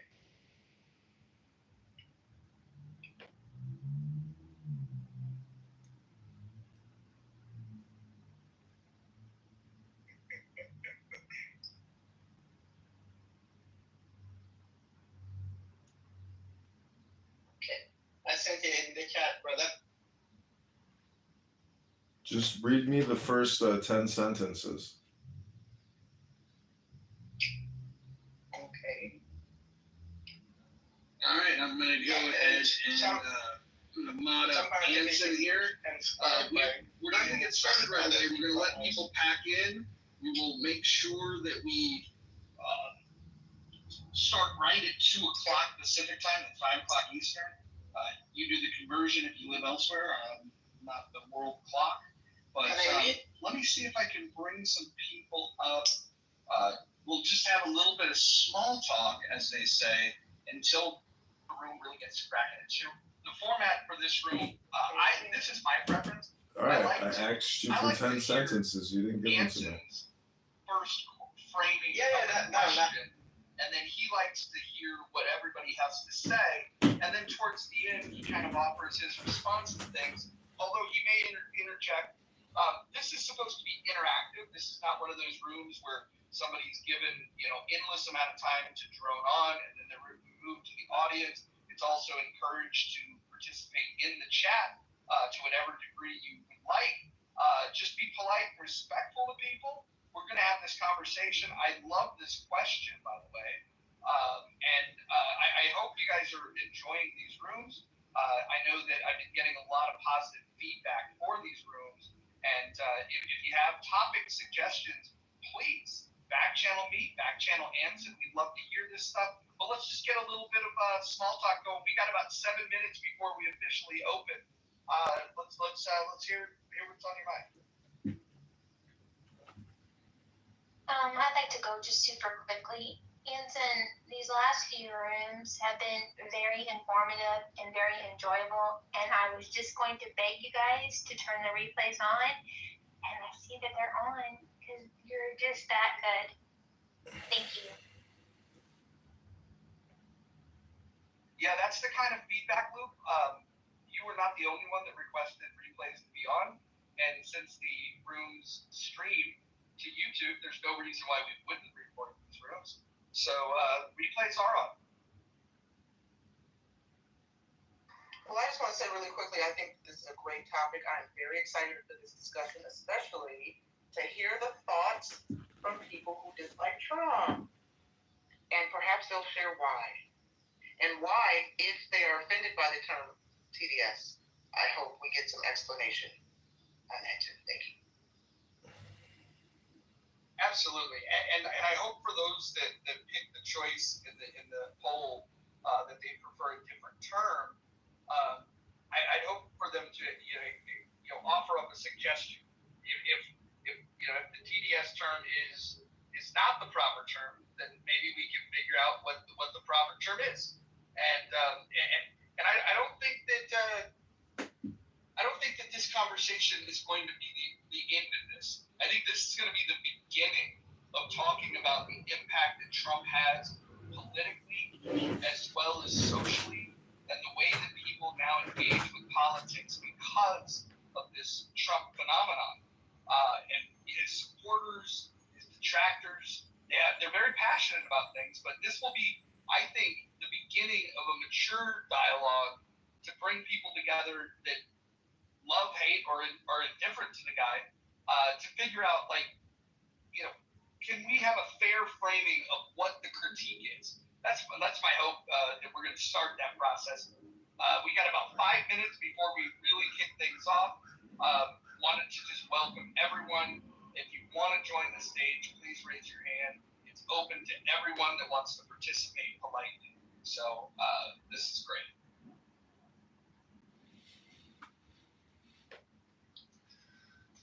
I really like what you just said, Roger, that I would hope, you like it or you don't like it, and you come up with a new name if you want to.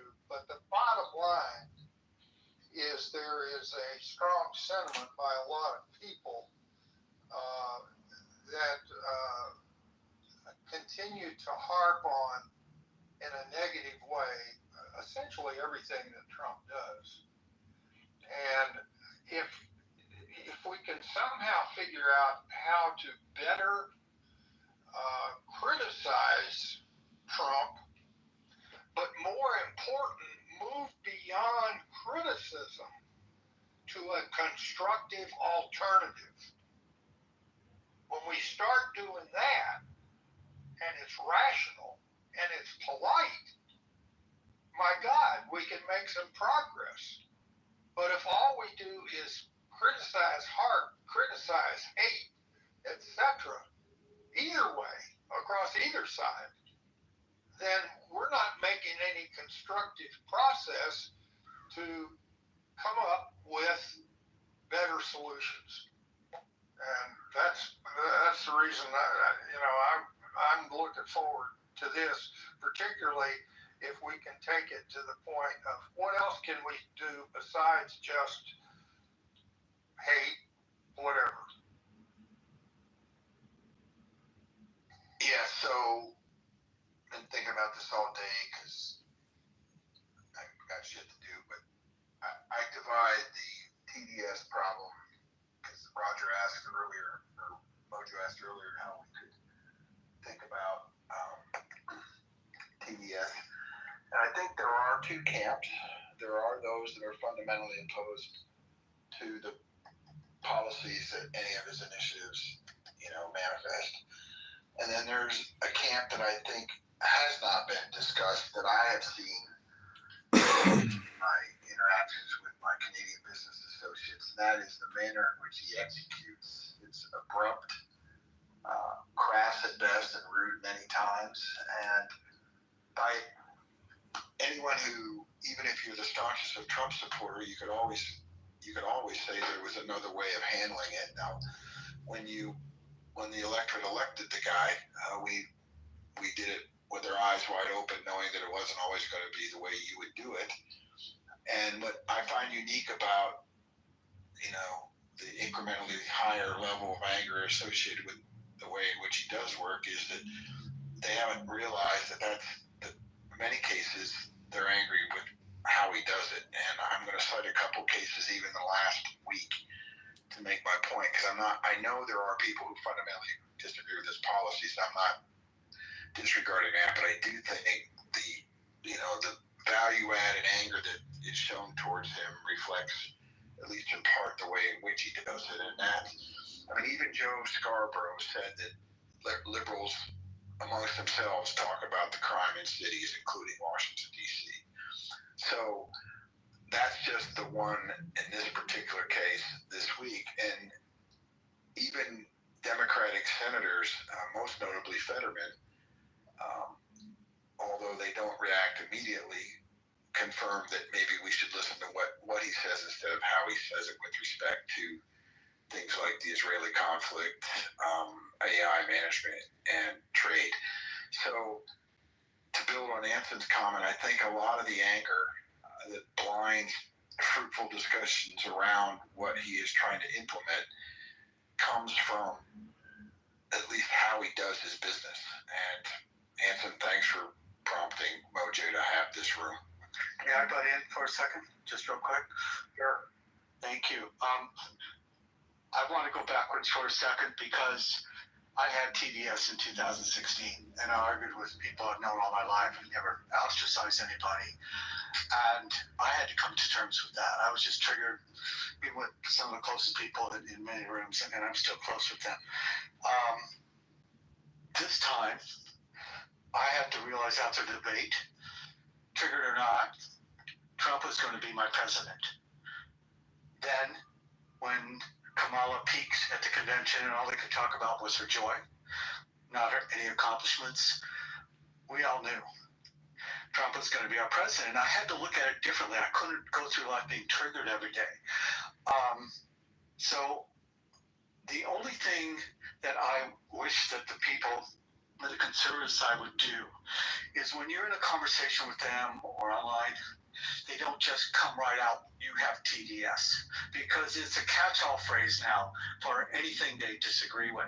And it closes down the conversation because you are branded and really can't speak rationally about anything he does.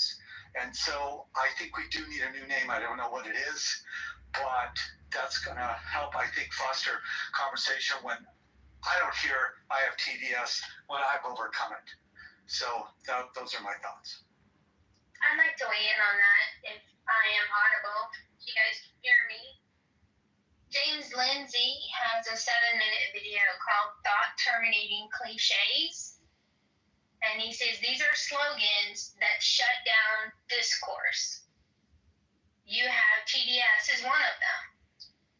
But there's also many others. Like examine your privilege. Or you don't get to say that because of who you are. There's many of them in our society. So understand when someone's lobbing a slogan at you, what they're telling you is, I don't care to hear what you have to say for whatever reason. Either they can't refute it, or they're pissed that you're right, or whatever. And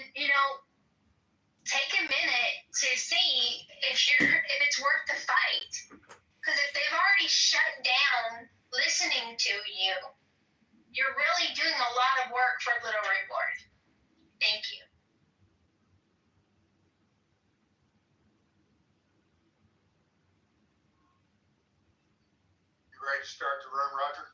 Yeah, let's go. I want to get your framing of this and your initial thoughts, and then we'll kick it around. And I'm looking forward to this chat. Hopefully, there's some people here that have some real strong criticism of Trump that can talk to us about the better way for us to understand those critiques and maybe get specific. We might find some areas where we agree. It could be helpful. Go ahead, Ans. Well,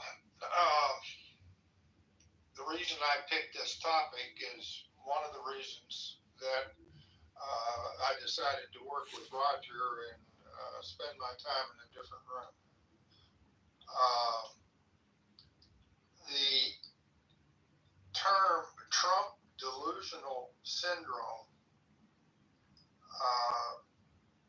is resented by several people in the other room because a syndrome is a mental illness, and there's no way we can diagnose a mental illness on Clubhouse. Trump delusional syndrome implies a sickness and a diagnosis, and absent a professional diagnosis is a ridiculous term. And I agree with that. But I also note that on several occasions, the title of the room was, "Is Trump delusional because?" So there was an outright in the title topic of, "Is Trump delusional?" So I didn't particularly like that. I voiced an objection to it, and here I am. That's not the only reason, but here I am. Now,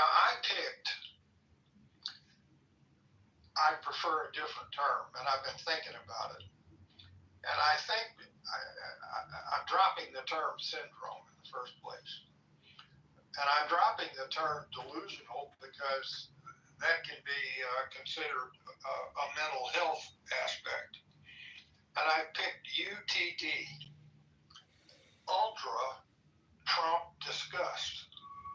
Now, I originally thought instead of the U meant universal Trump disgust. But no, that's too big, meaning it always is there. Ultra Trump disgust is a gross because you're disgusted with Trump and the way he presents things, the way he talks, all the things that somebody I think mentioned, that ultra Trump disgust rather is an indication that I'm disgusted with him. He can't do anything right. What kind of eking our way into this is that do you feel? So I'll pick UTD, but what I'm hoping that we go from is rather than accusing someone of whatever phrase, ultra, UTD, TDS, whatever, I agree with the observation by a couple of people that have already spoken that it shuts down debate. Okay, so I want to see how we can make progress with people that truly, routinely, almost always, if not always, indicate their disgust of Trump universally across the board. He's just terrible. He can't do anything right, blah, blah, blah. Then we can move from that to, yes, I have UTD, but here is what I would do instead of what Trump is proposing to do. That's where we can make progress rather than harping on Trump and harping on how wrong his approach is, his policies are. Get out there and counter his policies with something rational and constructive. And that's where I hope we can move in our political debate. I'll stop it at that and let everybody else talk. chime in since everybody stopped for a minute. I'm going to stick with TDS. I think it's appropriate. I mean, I get it. I'm not a doctor, nor do I understand all the mechanisms of the human mind. But I think it's a perfectly fine label. Since it seems politics is just about labeling and branding, that's pretty much where we're at. The issue that I have is I don't have a plethora of XGs or Rogers or Kellys or Ansons or Russell. I don't have those to debate with outside of maybe in this room. If we were to get into a deep dive on a policy, there's plenty of crap that I wish people would talk about. Like originally, I thought the wall was the most retarded waste of money to ever be formulated in existence. I think to this day, I will still say the wall is a stupid idea. Do I think we should strengthen our borders? Absolutely. Do I think we should have a better immigration system? Absolutely. Are there loopholes, pitfalls, and dangers that come with our immigration? Absolutely. I personally want to go back to the time when I was a kid where you could freely just walk across the border to Canada or Mexico and come back with your driver's license. We had that open arrangement. We had people in all three nations shifting back and forth along the border, working and living in harmony until we decided that we needed to have better IDs, more controls, and I get it, 9/11 was scary, and a lot of these policies have implemented. But to say, I never get these types of arguments. Maybe XG once in a while will go on, and Roger will say something on the economic policies. But we rarely have these discussions. Militarily, I agree with the Iran strikes. Many people don't. I think they were appropriate. I think it is something that needed to be done. It should have been done decades ago, and I'm okay with it. And people seem to have a reticence on that. I want to go the other way. I think Trump derangement is perfect without a modifier. Okay. And so did I break up? I'm sorry. I thought you were done. No. I'll let you go. I'm not going to be like really long, but I mean, I never get those attacks about Trump. What I get is the hyperbole attacks. I get that Trump's a fascist. That doesn't tell me anything. I get people that are not, like the big beautiful bill is anything but beautiful. It's just fucking big. It doesn't make any sense. Someone kind of debate me on that. Tell me how great that bill is. Give me what part you like. I don't have that. Give me the part you don't like. I'll probably agree with you because most of the people that point that out, I agree with this shit. So, I mean, we can't have it. And then you can't couch your feelings in that everything is great under Kamala or Biden. And I'm politically opposite of XG. I consider him a good friend. He's a good guy. I like his stances. And sometimes, I'm going to be honest, he's on the left or he's in his own little world. He's fucking right. He's 100% right. Roger is in the middle somewhere. He's 100% right at times. Like, I don't know why even the Trump people need to be on this one fence that everything Trump does is fucking perfect. It's not. It's a fucking waste. And it's shit that I wish he would recognize better and not do. But, you know, we're in that age. Now you can go, David. Thank you. Real quick, I like just Trump derangement. It's actually his initials reversed. And why do we need a modifier? That's really part of the problem. The ultra or the syndrome, like you mentioned, are just part of what creates what Katzen is so proudly and rightly called the Great Divide. Not proudly, but aptly. And so can it just be Trump derangement, in my mind? And then we're more open, I think, to maybe a middle ground.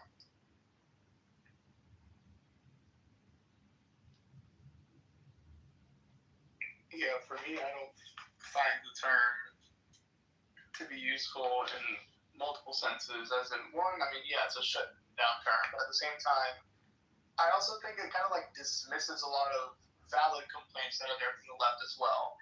Like, it's been overgeneralized to include every single complaint about Trump rather than just people that are genuinely being fucking extremely hyperbolic, et cetera, et cetera. Right? I think that, for example, with me, one of my main gripes with Trump and the Republican Party as a whole right now is the fact that it seems like there's no principle left. I'll debate people on the big beautiful bill, because what the fuck do you mean the bills that are big are beautiful now? I thought Republicans were always about single issue bills, making sure it passes by itself and it's that good, blah, blah, blah, being on police officers that I claim to care about, right? When it comes to, I care about family values, but I'm going to go ahead and elect a man that probably wouldn't have been elected 10 years ago just based off the fact of his divorce history and the 34 felonies, whether you view them as violent or non-violent, whether you care about them or not. The Republican Party for maybe like 15 years back wouldn't have done it based off that. They didn't want Romney to win based on the fact he was a fucking Mormon of all things, right? So like for the most part, I feel like my main frustration with the Republican Party is the lack of principle, or the lack of being able to stand on one principle and acknowledge when they're wrong, or acknowledge when their administration is doing something in contrast to what their principles are quote unquote said to be, right? And I think that being frustrated about that isn't so outrageous to call it deranged. I think it's valid. And I think there's a lot of other Democrats and people on the left like me who do have valid claims that do want to speak about politics, don't want to just say, boom, Trump orange man bad, Trump racist, blah, and actually want to get into discussions. But because we have to complain about Trump, because of us, it's media, we're dismissed with the rest of us that are just chat crazy. And it feels like there's no room for engaging. The same way that they don't want all of us to classify everybody that's MAGA or that supports Trump as these crazy racist authoritarians. They don't want to be painted like that. Don't paint the other opposing side if you don't want to be painted like that. Don't paint us as this one giant blue-haired monolith that just wants to cry about racism 24/7. When there's some of us that actually do have gripes and complaints that aren't delusional and aren't deranged. They're genuine gripes that, guess what? Some of the people on the right wing also share with us about the party. But then maybe you should stop labeling everyone who was convicted of a crime on January 6th. But I'll just address the room. I don't know who you are, sir. So when you're looking at hyperbolic rhetoric, it's coming from both sides. We've seen the enemy, and it is us. And when you call MAGAs, we pay attention. When you call us Trump-tards, we're paying attention. That you might feel that justified because, we sip on liberal tears and leftist tears, and we might call you libtards. Yes, but when you're pointing fingers at us, understand when you call Trump Hitler, we're laughing at you. We're laughing at you because it's ridiculous. And your ignorance of history and what's happening and all of the things that Democratic policies have put us through over the last 10 years are being blithely ignored because orange man bad. That's what we get from you. And I tell you, if you would just spend a couple moments saying, hey, this policy of Trump, we're not in a recession just yet. Hey, maybe the tariffs did need to be quote unquote rebalanced, like the EU leader said, or rebalancing. So when you don't give credit for the things that are actually going well, and you only nitpick and you call them a rapist and a pedophile, why should anyone who's supporting his policies, who are conservative, listen to you? You've lost the plot. You've lost the credibility. You don't have our respect because of all the crap that we've had to deal with, and like no recognition that we have valid points. Like, you first. You first. That's it. Yeah, if I can just add to Monica's point. Monica, not only do they compare Trump to Hitler, but they say the U.S. under Trump is a dictatorship, right? I mean, all these examples of Trump derangement syndrome. We have our media, our left-leaning media, that devotes 24-hour coverage overanalyzing everything that Trump states, how he drinks water, how he sits in a chair. You have politicians, public officials, celebrities, left-leaning or so-called progressive voters, any given day of the week, crying, screaming across social media, declaring democracy is over because of Trump. What else? We have meltdowns over Trump moving busts of MLK in the White House. Any decision that Trump makes is automatically interpreted as malicious or harmful. Is this not everything you guys did with the Biden administration? And Obama, I was waiting to say that. Like y'all act like this just started under Trump. Like to this day, when people say Obama name, like Biden couldn't utter over a word. Let Gentlemen, the only difference is we did not disrupt our families and friend groups because they voted for Biden and or Obama. We did not shun people because they voted for Biden or Obama. You guys boycotted Bud Light because they had a trans person on an ad. Why do you care? Yeah, I mean... No, wait. I don't care. I'm saying when you say you don't do it, stop acting like you don't when it's clear that you guys... No, we didn't burn down Tesla dealerships or put the swastika. Hold on. Everyone chill out for a second. I thought I heard Nye trying to wrap up her point when I heard other people interrupting. I want to hear everybody's opinion. I think this is an important topic, but I want to hear Nye finish her point, and then somebody can respond to it. Yeah, that's just my example. You see how quickly they were to come off the mic? I didn't interrupt anyone. They were so quick to come off the mic to bring up whataboutisms with Biden and Obama. And meanwhile, the difference is those who support Trump, we did not accuse those who support the left of being evil, of wanting to genocide everyone. We didn't call everyone Hitler. We didn't burn down cars. We didn't attempt to brainwash the children to think they're born in the wrong body. And we didn't label everyone who had opposing opinions as being Obama deranged. The difference is, and I'll land here, it's seemingly Trump supporters are capable of critically thinking and engaging in discourse whether they agree with the other side or not, while leftists or progressives are incapable seemingly of doing that. I'll land. Yeah, that's kind of laughable considering the party that had the biggest meltdown of all, which was having the fucking insurrection at the Capitol happen because you guys lost an election. The same party that apparently doesn't cut family members off, but boycotted an entire alcohol brand just because a trans person happened to be featured on an ad with them, right? I hate this moral grandstanding as if you guys are so much better than the left, when everything you're complaining about the left doing right now is what you guys did during the Biden administration for 4 years straight. The motherfucker couldn't stutter once without you guys going into a panic about, oh my God, our president has no cognitive dissonance. His brain's gone. We're going to get attacked by everybody because Biden doesn't know how to say 2 sentences in a row. Like, you guys were all over that. If we continued onwards, like, if we want to say that TDS is a valid term, then BDS is an equally valid term by the same metric compared to how you guys have treated Biden, and still continue to, whenever every single one of your problems on Biden and have a derangement as to how he's the greatest threat on earth, and take in mind, you hate the Hitler comparisons, but you guys spoke the same way of Biden. So that's why I'm confused that everything that you're mad about is always what you've also done. Not a complaint as to, oh, the left is doing it, the right is doing it. It's always rules for thee, but not for me. XG, knock off the profanity, please. Try to keep it clean. Yeah, I think, look, I'm going to jump in real quick. We should try to get back on the topic. I think that would be important. If you guys know me well enough, I have criticism for all of these folks. The thing that I find the weirdest is that you guys, when you argue about this, if you put on a jersey for a particular party, then all of a sudden you sweep away certain society that I've never experienced. I've heard people, make critiques of like, oh, that's my conservative friend, and then they would joke about it.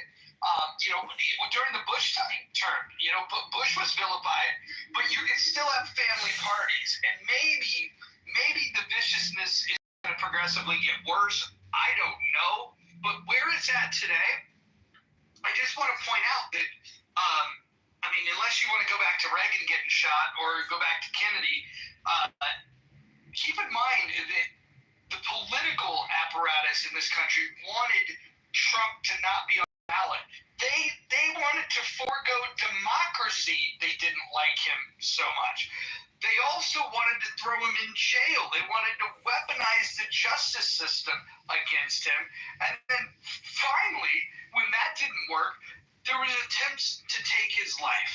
I think that things have gotten super polarized, and with the conversation in this room, does the term TDS best describe progressive sentiment, I'm seeing a mixed bag of people that are supportive and critical of Trump that can find themselves on either side of whether or not they like this term or they dislike this term. I'm wondering, what would be I'd love to hear from somebody that's a progressive. What would you describe this sentiment that the progressives have towards Trump that seems to be that no matter what he does, he's the worst of the worst?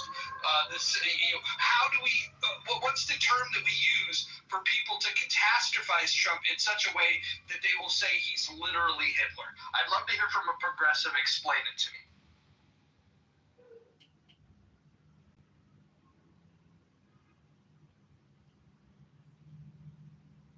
Okay, I know we have at least two progressives on stage. Hey, Rob, I didn't hear your question. What was the last part you said? The idea that that Trump can never do anything good. The thing that leads you guys to saying that he's actually Hitler. He's literally Hitler. How did we get this far, and why is it so catastrophized?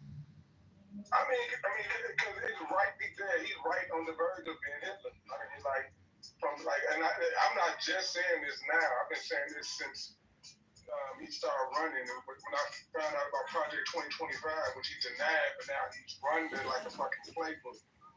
So every matter was fucked up. But now he's doing it. Now we're gonna ignore it. He's doing it and just move on. And every time somebody says something about it, we're gonna call it TDS. We're gonna say they're just deranged because they're calling out what they said was gonna happen. Just because they call them out, now they are deranged somehow.